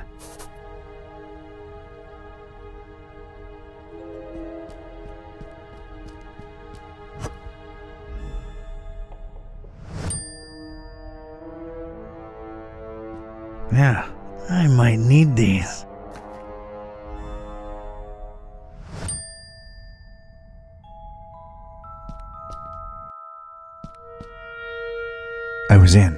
I was inside the butcher's inner sanctum, and I'd expected this place to be lousy with guts and gore and parts and pieces, but this wasn't that.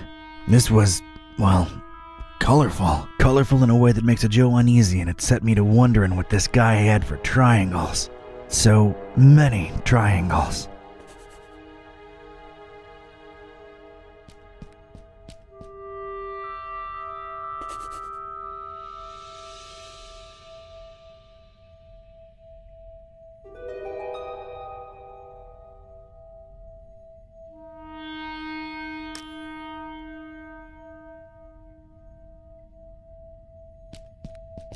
This must be the butcher's desk.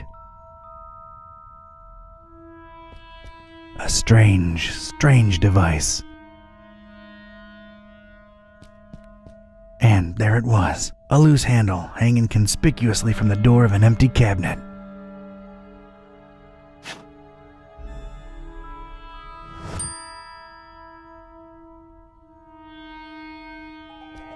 A painting of a wing. Stylistically, very similar to the central piece.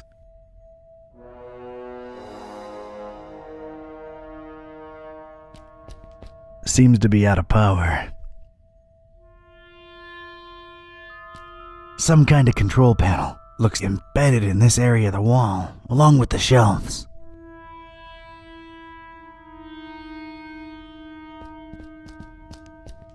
I've noticed these dust mounds everywhere around here. Ugh, no. Who knows what this stuff actually is?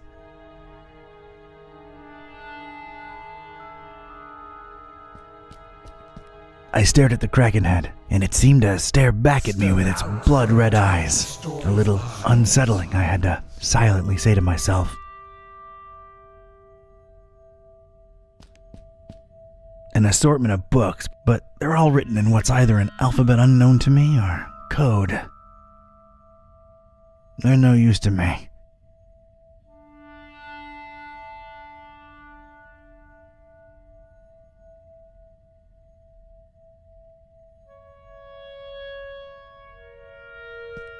It's definitely a control panel. Controlling what? That remains to be seen.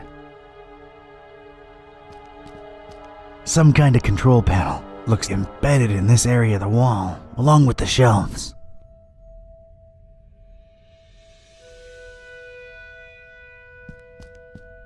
It's a stylized painting of a human head. Of all the things in here, those alone seem to justify this nutter's nickname.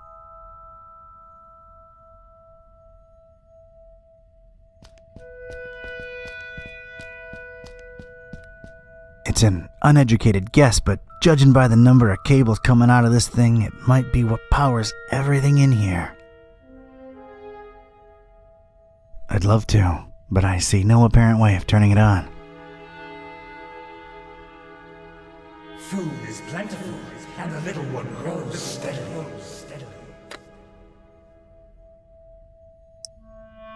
No need to perforate it. I don't see an opening to stick it into.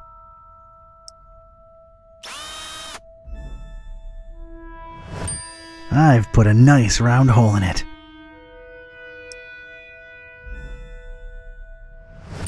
Alright, got myself a shock-free switch. That's way too general.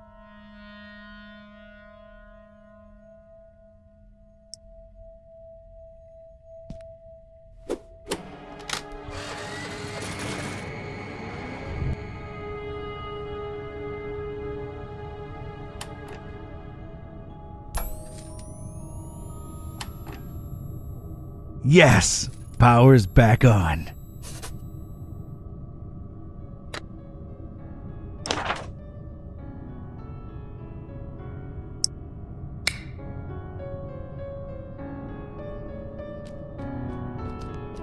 You will learn to fear the No idea how to use this.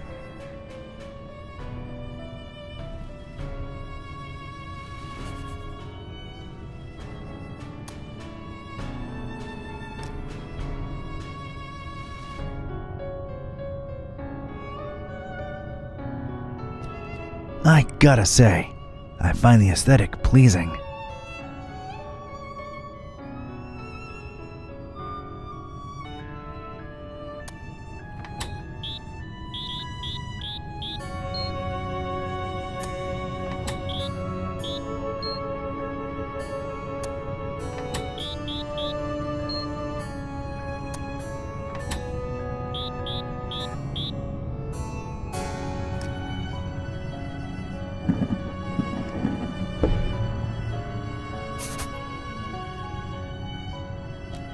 Nothing on the cover but a triangle.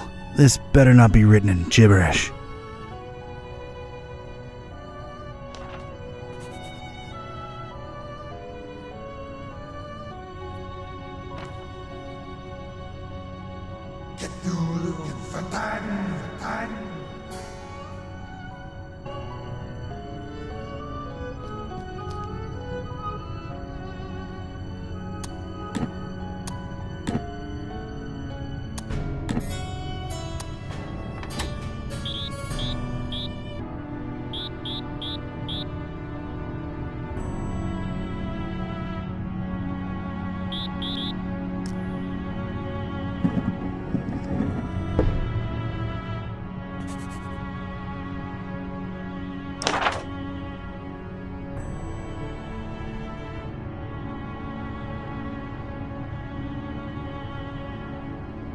Only I control the passage of the eye.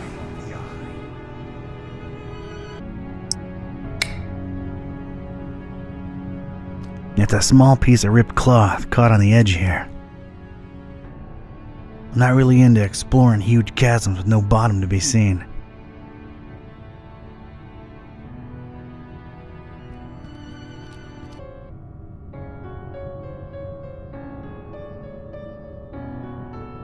I want to operate it so bad.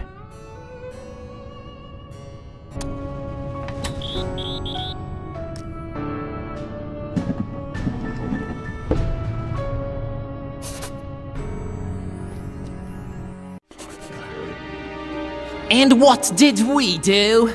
Trusted the butcher, put our faith in the carnifex, double-crossed by that freak, denying the dreamer his meal, running away with it.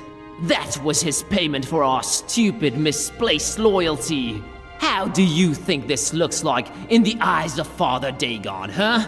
And I tell you right now, it is as clear as pure seawater to me that the starry knowledge was always behind that lunatic. I know some of you do not see the starry fools as a threat. Ha! You think me mad? You think I am making this up? This very night, a false preacher was spouting blasphemies about Mother Hydra and Father Dagon right outside the Finman house. Good thing a true believer cast the first stone. Well, egg. And the crowd swiftly dealt with the poisonous snake. But it happened. Truly it has happened in our Fishmouth during our festival.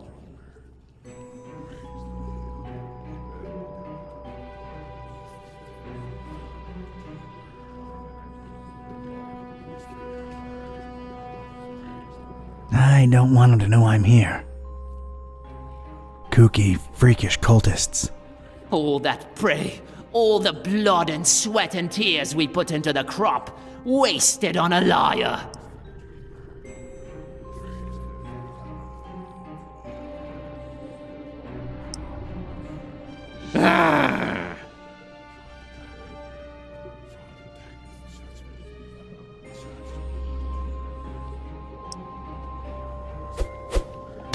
Stinking stingrays. Can you even begin to imagine what the repercussions will be? Hunter curse you. I cannot. Huh? Haunter! Repent. Repent in the face of Father Dagon. Suffering squids.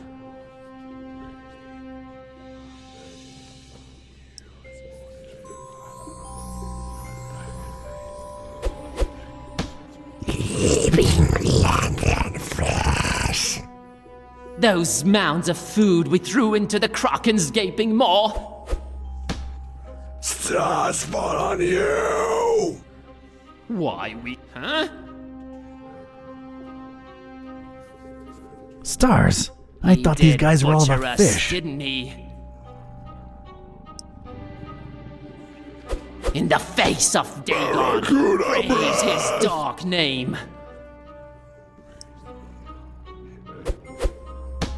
What will Father Dagon feed the dreamer now? Son of a nebula. Huh? That's strange. Enough of this masquerade! I knew it! Treason! There has been one true God, you fish-loving heathens! And his name is the Haunter! How dare you speak that name in the house of Dagon! You broke into our temple and stole the trapezohedron! Now you're going to pay! We'll feed you to the fish! Give us the book! No, you give us the book! Oh my god, little kid! What are you doing?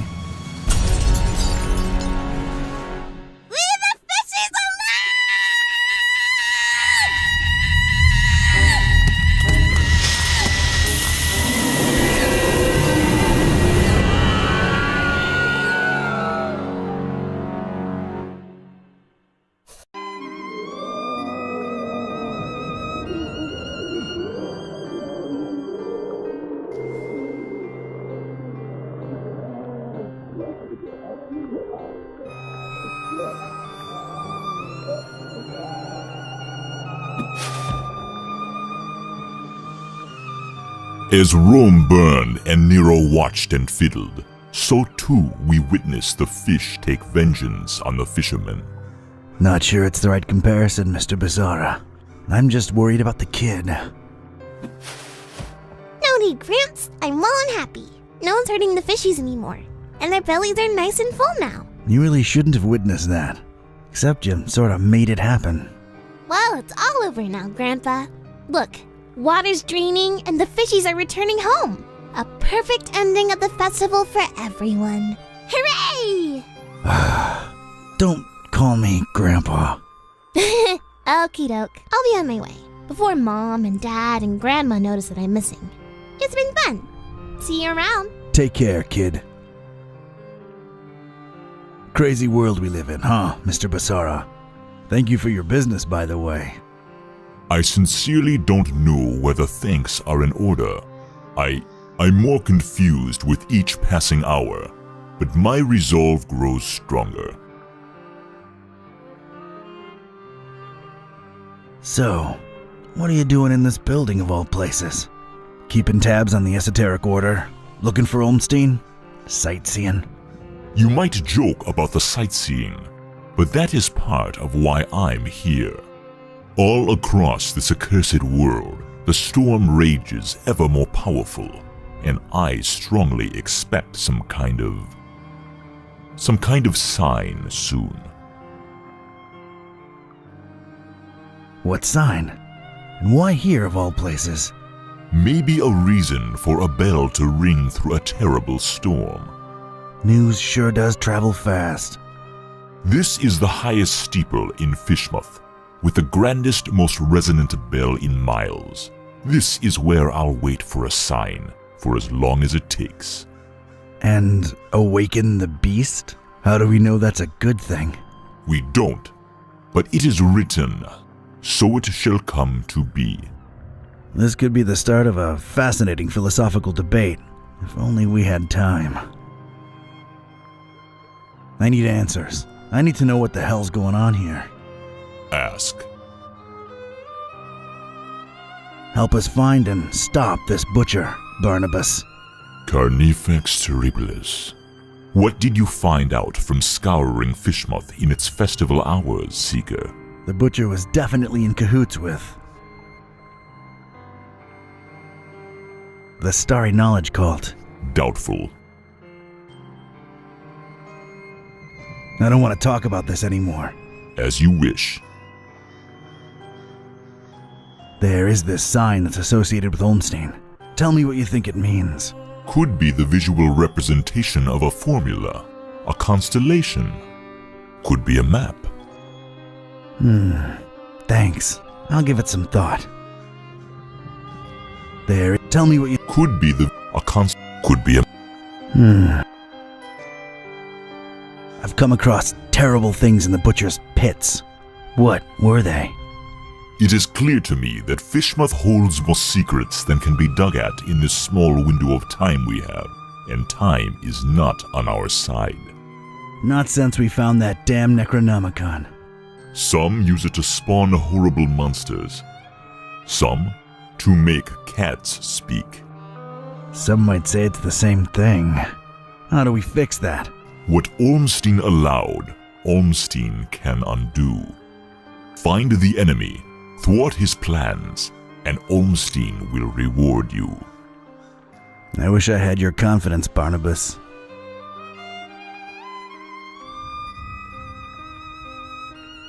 I don't have time for this. Just a few more questions.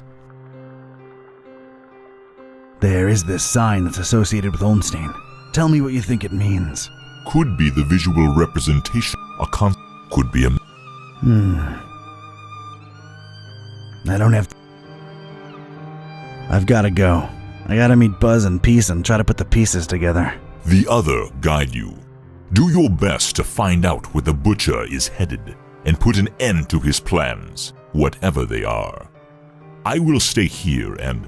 Wait for a sign. See ya, Barney. Don't call me that.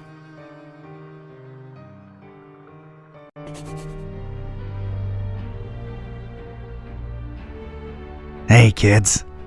He's back! Nice place you've got here, Don! Glad to see you made it all right, buddy. Scared the living daylights out of us. No offense, dude. None taken!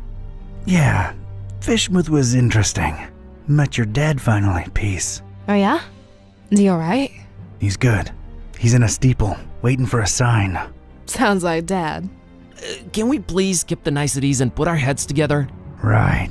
I made my way into the butcher's laboratory. Sorry, bad flashback. Would you please excuse me? Sure thing, Otis. Go get some rest. The butcher. He wasn't still there, was he? I just missed him. What did you find that could be relevant?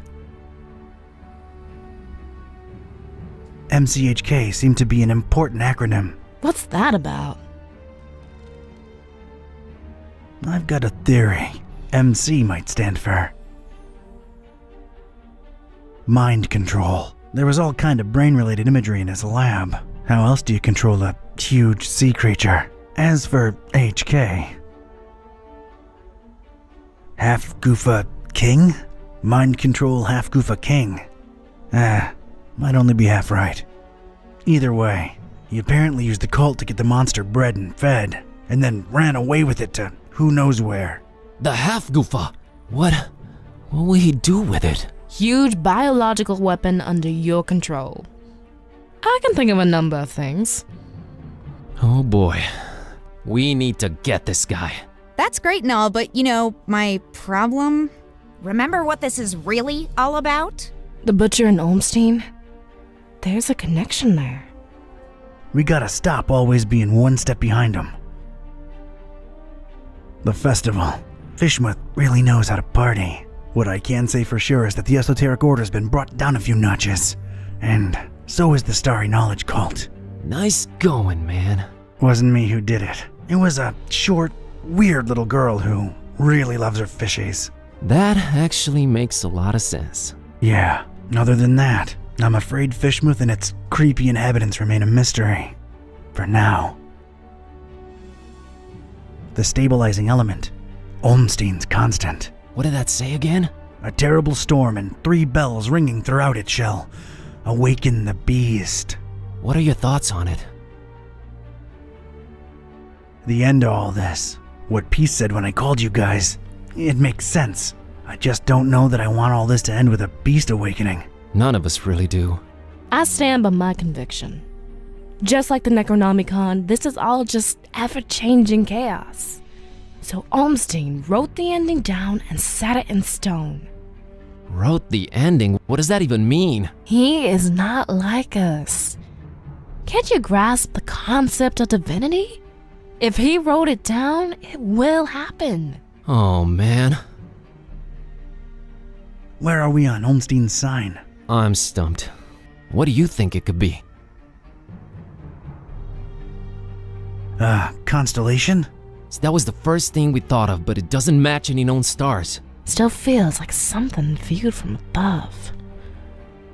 Wait, I have an idea. Hand over that mouse, Buzz. I'm not prying into Don's personal files. I'm not prying into Don's personal files.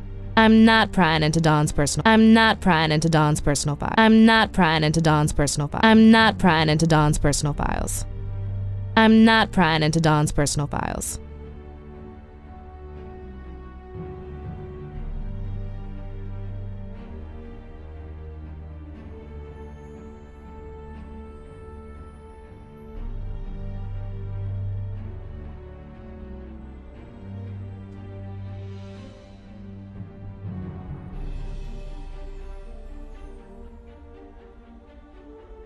There was a bell in Paris.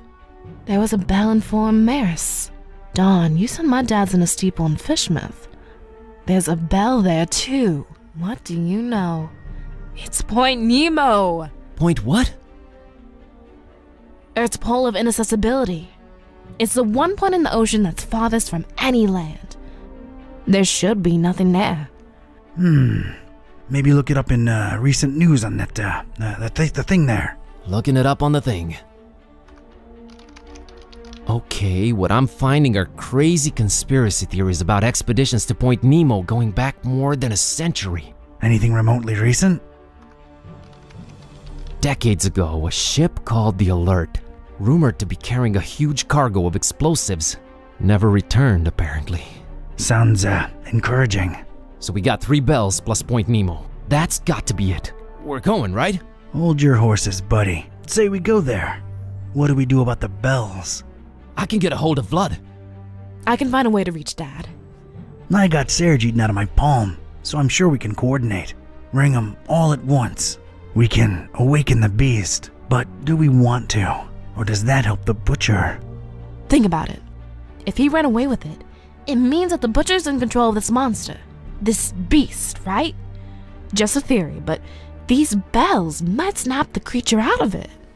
Yeah, 3 bells ringing thousands of miles away. Completely realistic. No, it makes a lot of sense and it fits the constant. Let's get in touch with all 3 of them and tell them to, wait for a sign. We're a creative bunch. We'll come up with something should we need to, right? Preparedness has always been our forte. What do I really have to lose at this point? The end of the world it is. It's just the farthest point from land. Doesn't really end there. It doesn't, huh? Tell me more. This is gonna be one long trip.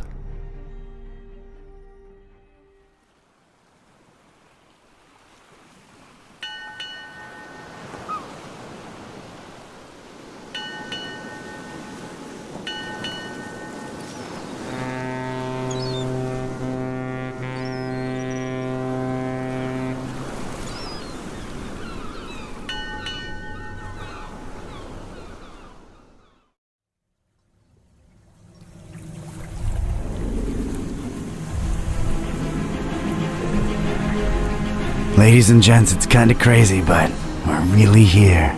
As far away from civilization as humanly possible. Not just humanly. Oh, right. 3 months worth of rent money says what we're looking for is on the top of that mountain over there. I don't know. Did you see that crazy looking beach? I think our best bet is to split up and... Search for clues? Well, yeah, actually. It might increase our chances of finding this butcher.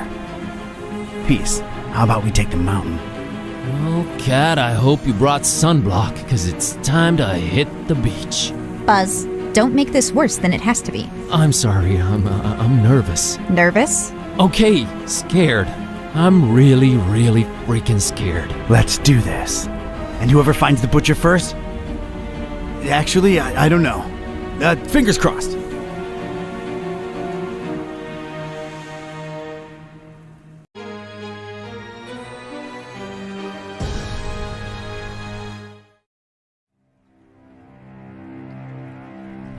Point Nemo. Hopefully, it all ends here, once and for all. Is it me, or does this place seem off somehow? And for some reason, that huge, not quite full moon up there is particularly bothersome. Gibbous. What? Gibbous. Almost but not quite fully revealed. It's what you call that kind of moon. Whatever you say, Madam Scientist. Let's just...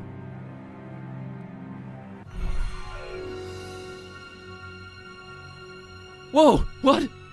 What is this? I don't know, but you look repulsive. What is this? What have I turned into? You sort of look like discarded deli meat slapped together. No! What? This is not me. You just got transformed, against your will, into something you despise. Sucks, huh? I'm an abomination, kitty. But I didn't even do anything. Oh God. Oh no. You think this is permanent? Apparently not. Oh! What now? What do I look like now? Basic? Blocky? Everything is squares. I'm squares. Ah! Whoa. Yeah, I kind of prefer the previous look, to be honest. What fresh hell? What even am I? Some kind of... You're like, I give up. I feel a panic attack coming. This place is really doing a number on you. Wait, I'm back! Oh, praise the infinite universe! I am back! Oh, that was scary as... I hate to be the ever cynical one, but I have a bad feeling. I think it's... What? Yep, it's cyclical. No, no, no! The bad news is you seem to keep transforming. The good news, it's only happening to you. What can we do, Kitty? Suck it up and press on, Kerwin. Oh, you're right. Let's keep going.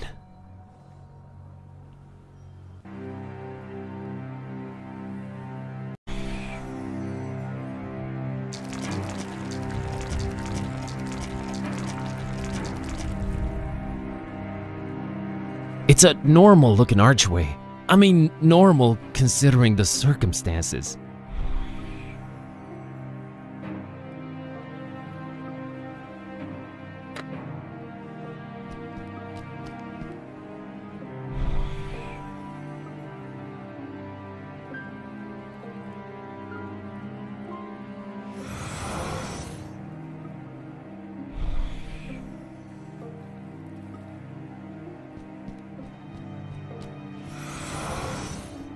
Huh, made it through.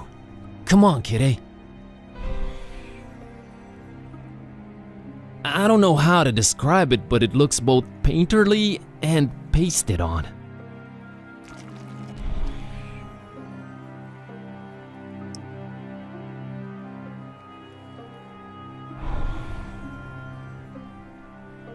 Whoa.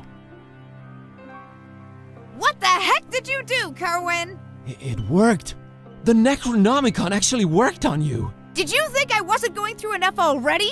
Look at me! I know, but this might be helpful. I can't pass through for some reason.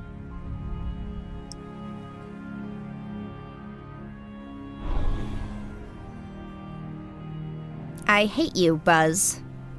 Good to know you stay the same regardless of definition.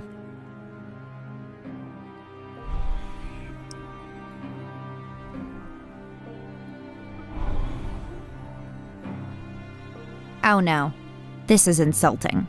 I don't know. You actually look kinda cute. Shut up, you monster.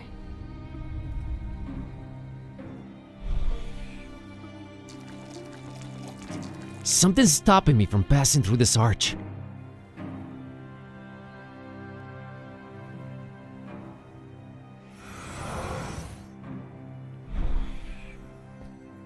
Something's stopping me.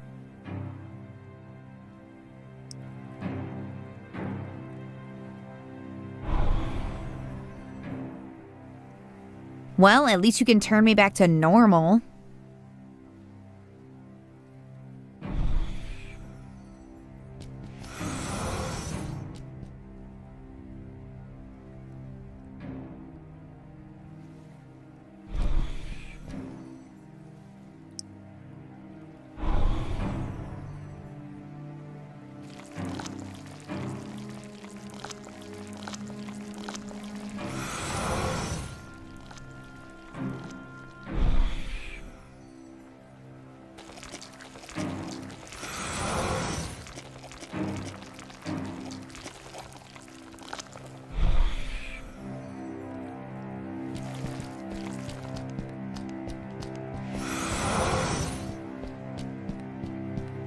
So, at least we're putting this insanity to use somehow. Just keep going, please.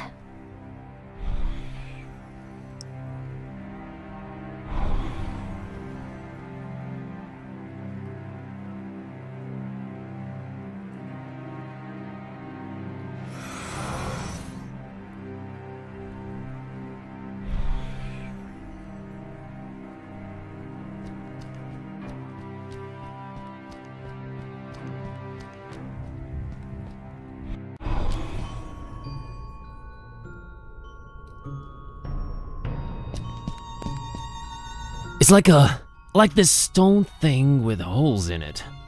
It's called a stele. How do you know these things?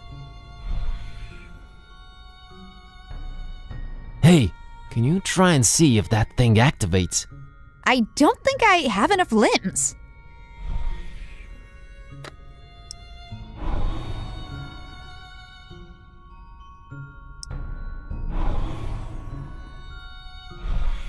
Hey, can you try and see if that thing activates? I don't think I have enough limbs.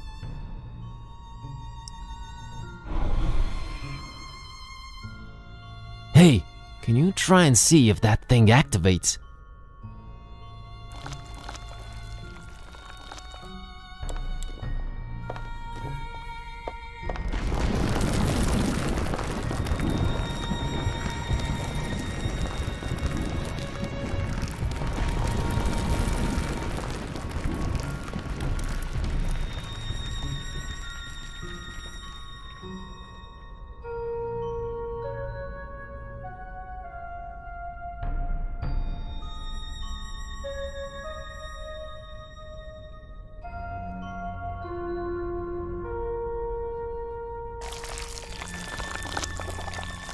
Repulsive, but pretty darn useful.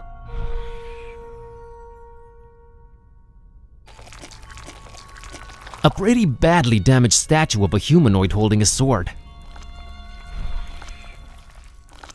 I don't know how to. I think she's helped enough in here.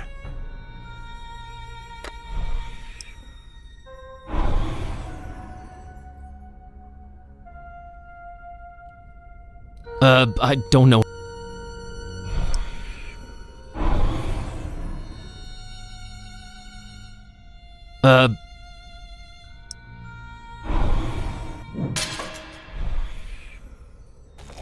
I'll just pick it up.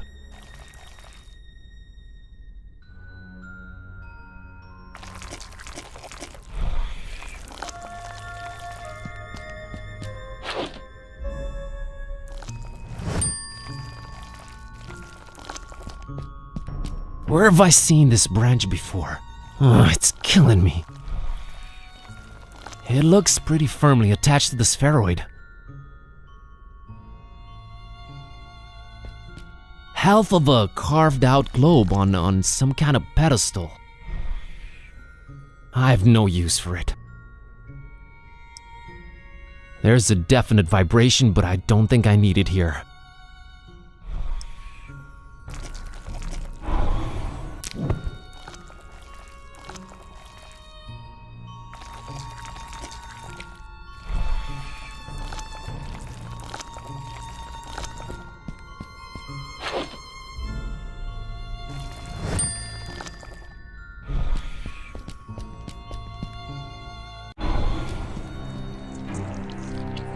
Oh, what the heck is this now?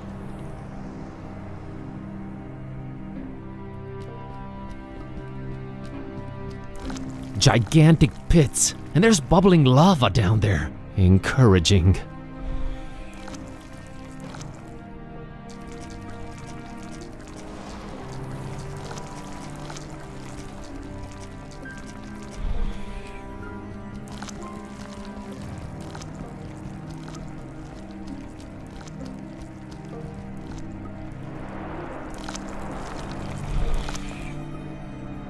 A magic-looking circle. It's on that disgusting throbbing island there.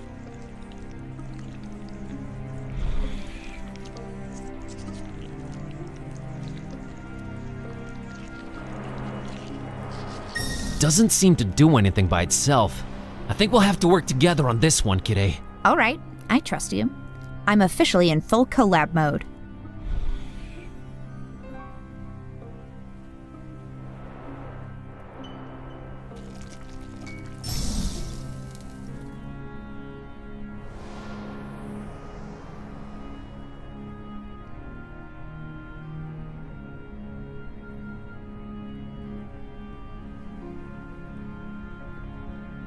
A magic circle. It's floating on that blocky-looking island.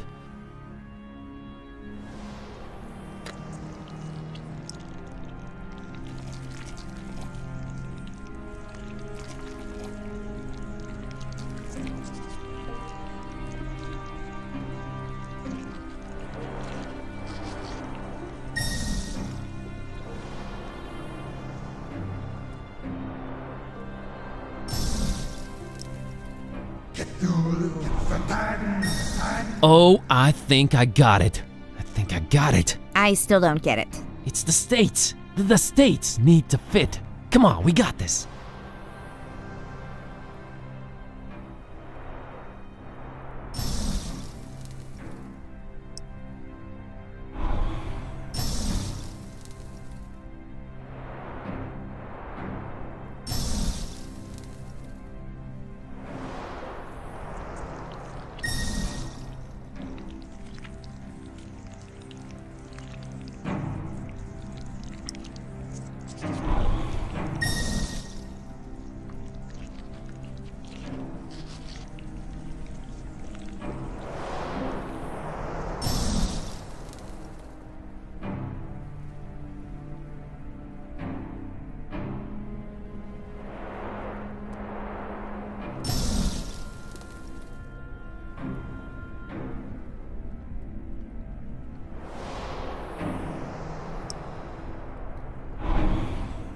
Rule ye, where all is done and undone.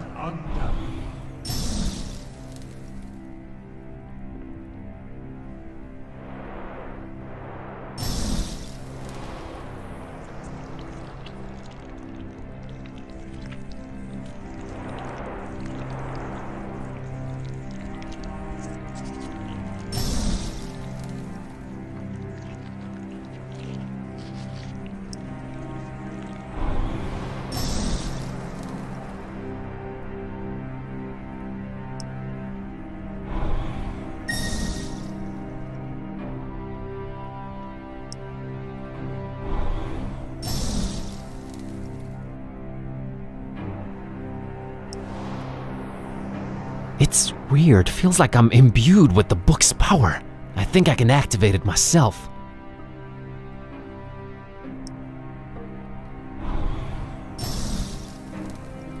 A magic-looking circle on a relatively normal-looking island.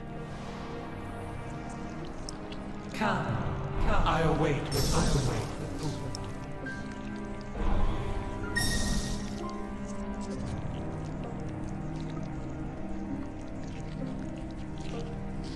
Looks like a magic circle on that collage-looking island.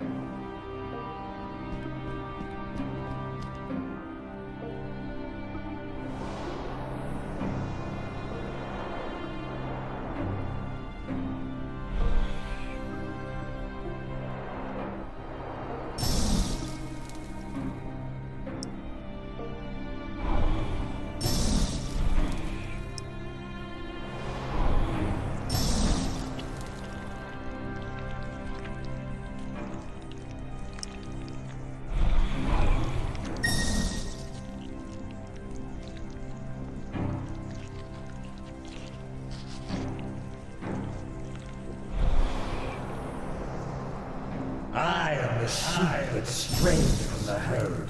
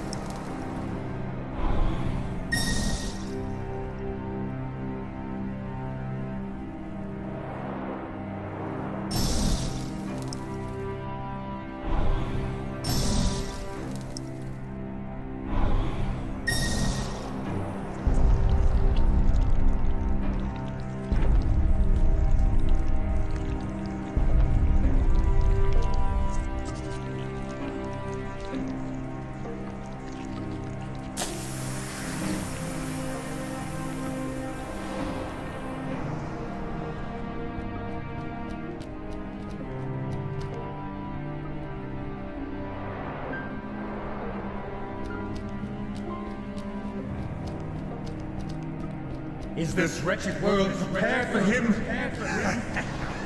Not likely, not likely. Much like myself, everything is shifting between these four estates. I'm cool with one of them.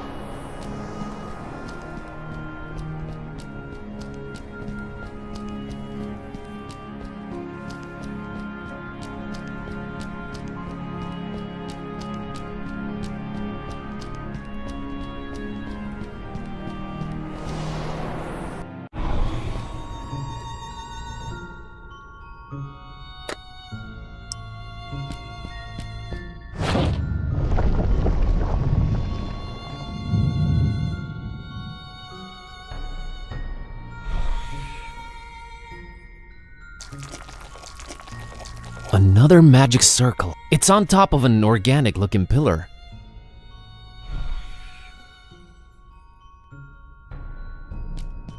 Yet another magic circle. It's on top of a blocky-looking pillar.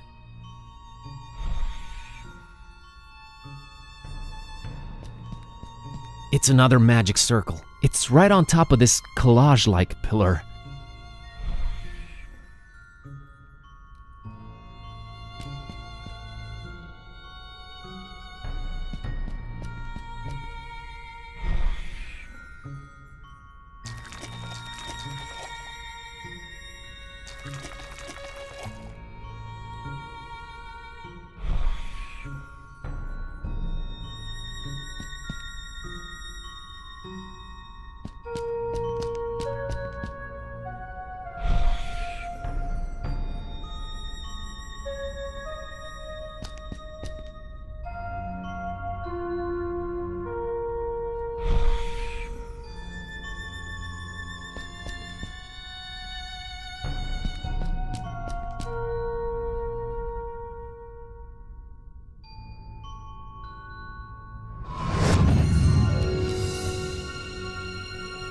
Kitty!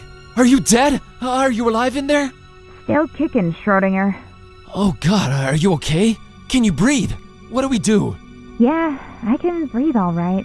There are mechanisms inside this thing. That's good to hear, because I see nothing on my end here. We can't let this slow us down, Buzz. Try and figure out your way forward while I work on this. On it.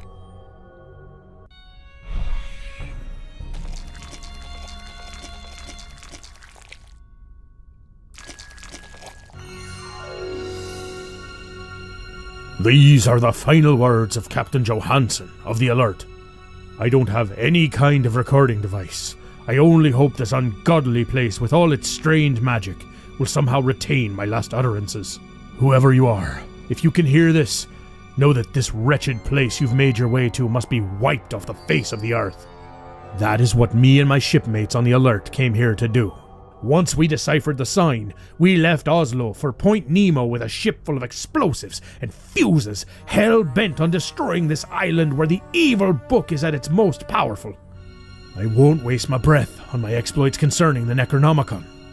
If you are here, you must be aware of the generations it has tricked into playing its awful roles, and then led here to be made to disappear. When we embarked on this journey, we knew full well of the dozens that have failed before us.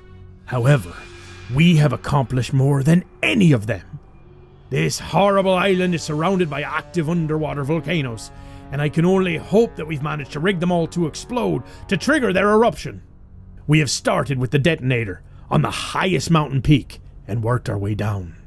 It did not come without sacrifices. The crew was driven crazy by the monstrosity of what they kept transforming into. By the time we were setting charges underwater, myself and First Mate Green were the only sane men left. That's when we saw it. My God we had found more than we had bargained for. The thing that should not be. We were driven mad with fear. I fled in terror, and somehow clawed my way into this hall. I am probably on the side of the island we had not explored, and I see no way out of this hall where my bones will find their final resting place. I can only hope that Green set all the fuses before he lost his mind. Or his life. If someone ever hears this, the detonator, on the highest peak, bury this place, and the horror that slumbers beneath.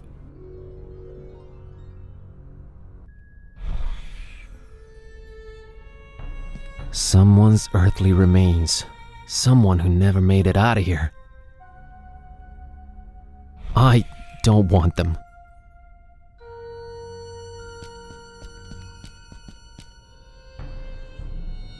Oh no. Some kind of knot inside this big stone slab.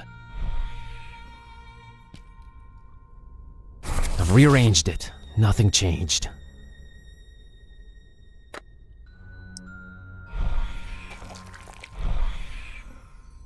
Desperate times call for desperate measures.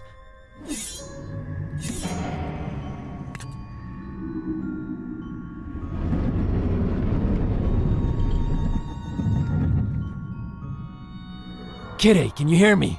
I've opened this door. We can keep going now. You can keep going. This contraption is way more complicated than I had anticipated. Go on ahead without me, Buzz. What do you mean? I can't just leave you behind trapped like this. Didn't you hear that ghost thing? All the volcanoes around here are rigged to blow up. Just go, Buzz. Find the butcher. Dawn and Peace might need you. I'll be okay. I'll try to make my way out of this trap. Kitty, I can't. Just go already. And be careful, Numbskull. Kitty, I love you. Get the out of here, Kerwin!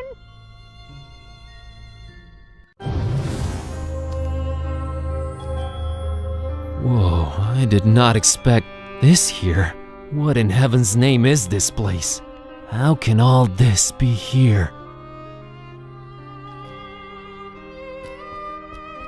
Huge porthole looking into a greenish abyss. There's something off about it, though. This is straight up bizarre. There are framed pictures of some objects I've come across ever since this whole adventure began, like the exploding package and Priscilla's doll, but also of others that I don't recognize.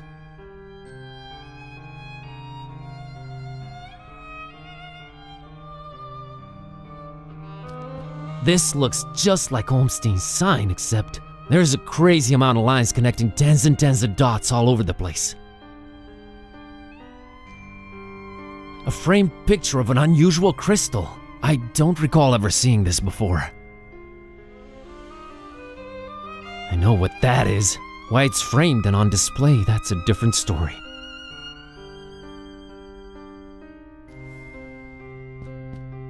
Whoa. The title of the book is A Storm Over Fishmouth. What? Should I look deeper into this?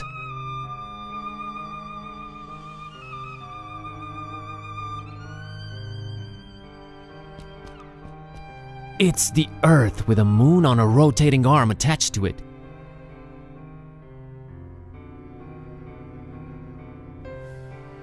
Do I really want to go already? Haven't looked at everything in here, and who knows if I'll ever get a second chance.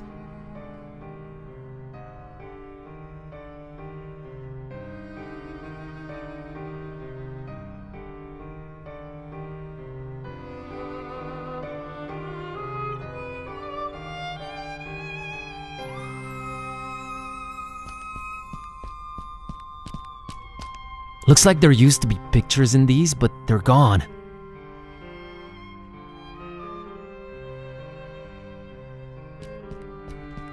It's a book about ancient folktales. It's open at Transylvania, Romania. Huh.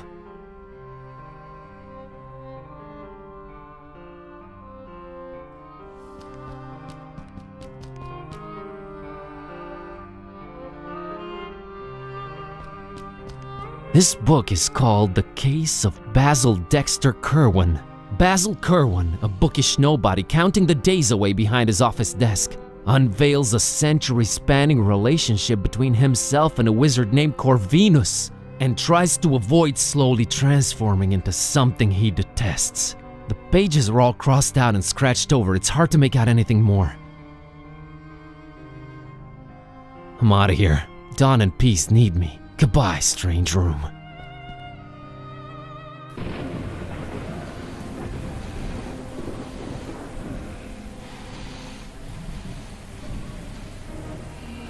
Like a moth to the flame, you finally made it! The carrier. Right on time. Buzz, turn around! Run! No, no, no. That is where you are wrong, little zealous fly. It is not him carrying the book. It was always the book carrying him here. Nonsense! We were always right on your tail, Butcher. Oh, because you chose to, right? Adorable. But enough about that. Hand over the book, carrier. Or what? Or I constrict those electricity fields and zap your friends just like the bugs that they are. Not until you tell me what you want it for. Oh, come on. What difference does it make to you? This will all play out as it must, regardless. Let us stop wasting time. I can just read a spell and end you. We both know it does not work that way. It already worked once. Do I have to spell everything out for you? It worked once because it was written that it would. You had no say in this. The book chose the role, and now it returns to me for its final performance. You're insane. Bob Olmstein, or whatever he's calling himself. We're all just actors in his little production. Until you hand the Necronomicon over, that is. Production? Like a play? You have not caught on yet? Tough. I have no time to lay it out for you dimwits. Book, now!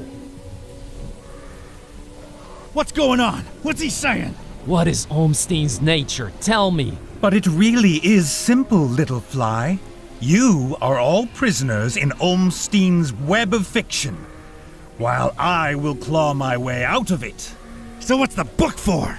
A fine seeker you turned out to be. It is the magic wand in the illusionist's toolkit. This thing called Olmstein likes his stories. He simply set loose the magic wand into our boring world and watched it turn myth into reality. So many possible storylines he planted seeds for.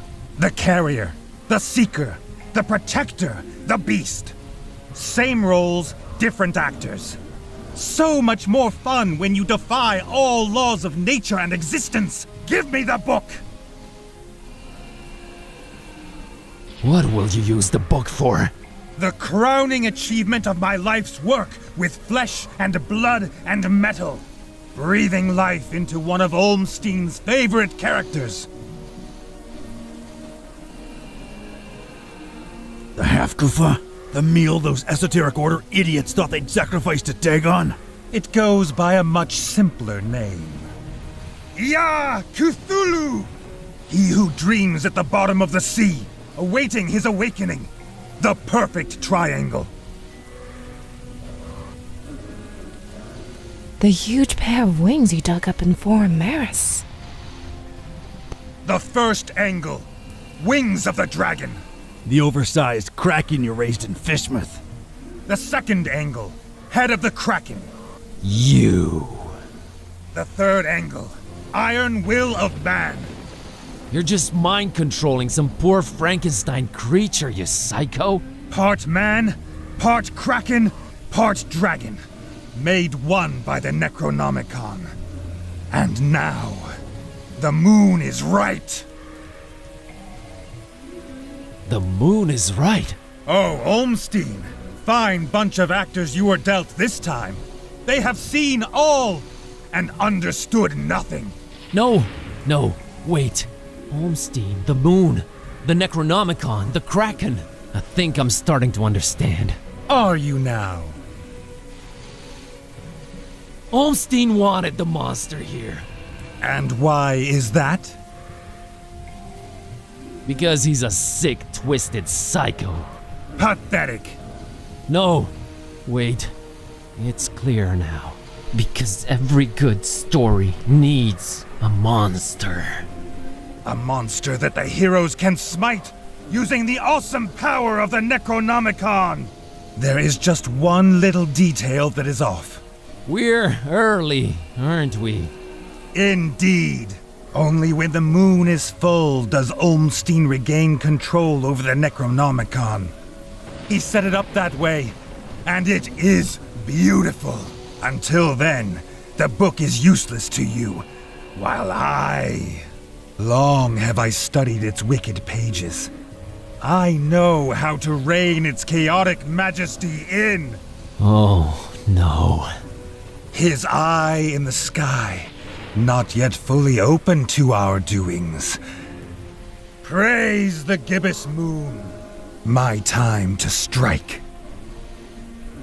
You played us. Not quite. The story would have gathered us all here nonetheless, just a while later. Congratulations on overcoming all those obstacles so quickly. You should have taken your time. So Olmstein is Impress me. What is Olmstein? You. There is no Olmstein. You are just leading us along, tricking us into bringing the Necronomicon here at the right time. Please, do not insult me. Still, you are free to believe what you choose to. I have really had enough talk now. Last warning before they die. Okay. Here.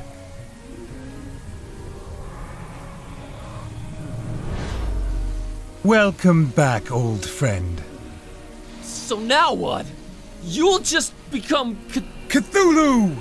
Devourer of souls! An end to this wretched joke of a world! Destroy the world. That's it? You either haven't thought this through or you're just bat-crap nuts. Negotiating terms, little fly. Yes, they're in control right now, up there in the moon. But once I stamp this world out, when just me and them are the ones left standing... What happens? Appreciation for a mortal that became a god. For the pawn that broke the rules and checkmated the king. I have created life before, and I will destroy and then repopulate this world the way I see fit. Olmstein will never allow it. Start over from scratch, with an invincible god of death ruling over darkness? Breeding my own ruthless kind, stamping out the weak. Nothing but chaos for years and years to come? That is not his kind of story. Him and his kind will just abandon this wretched earth, move on to the next toy and leave this one to me. Time to become Cthulhu.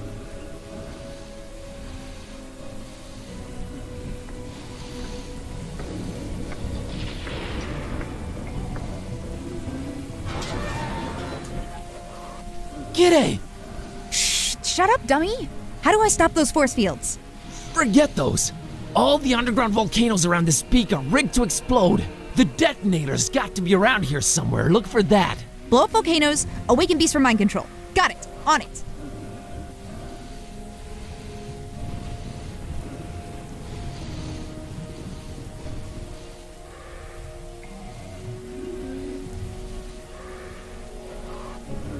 Can't do anything. I'm stuck in place.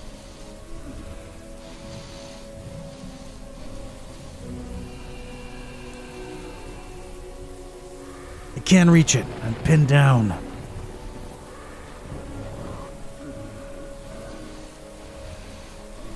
I ain't getting anything.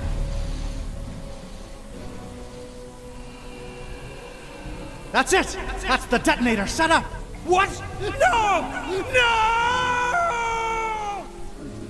The detonator! That's it. There's the detonator. Get it! Right below you! All right, let's hope it makes a big enough splash. Not so fast, you verbose vermin! Unless you want to fry, you are not touching that detonator. No! No! No! Feel that energy crackling in the air? I've reached the final 3 phases of the incantation. World, prepare to meet Cthulhu! We gotta do something! Yeah! Cthulhu Fatigan! Damn it! Ah! Gokamanayan! Yore Bethikasiyaha! Umsing, where are you? Tharanak Shog! Tharanak Siya! Yeah! I can't reach it! Cthulhu Fatigan! She's the only one that can move, but no, there's gotta be another way. Gokamanayan! Yore Bethikasiyaha! I can't do that! Go back the way you came, kitty. It's the only way out. I've failed you. I've dragged you along all over the place and achieved nothing. I ruined your life. I couldn't change you back. I lost the Necronomicon. And now this lunatic might turn into a god of death and destruction. You're innocent. Just run. Run as fast as you can. Nabuz, it isn't easy to admit this, but I've discovered some surprising things about myself since this all started. Run away? Sorry, but that's not my style. Time for... well, no time left. Bye.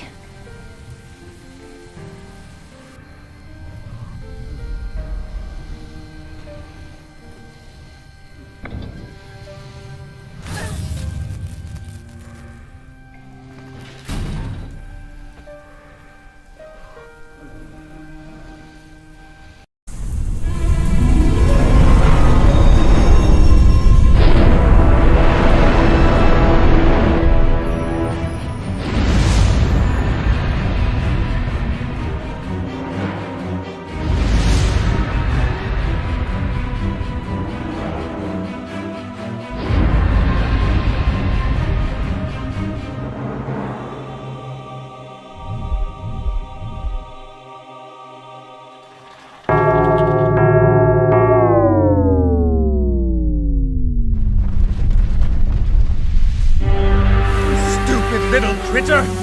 Your sacrifice was for naught!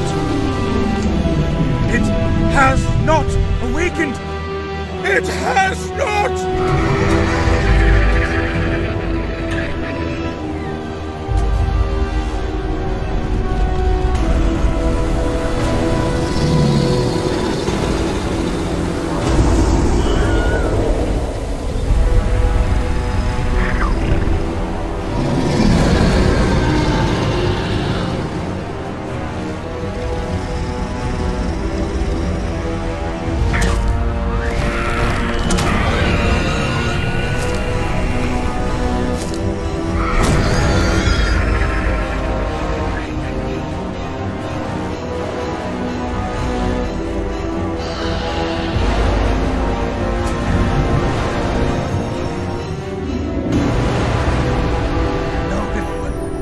Come back, little one! Why won't you listen to me?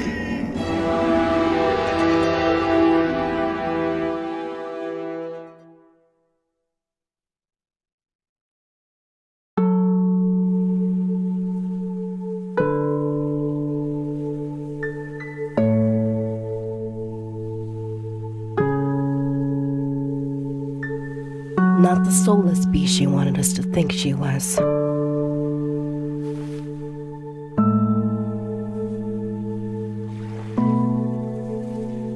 We're all gonna miss her, buddy. It's as if time stood still for her.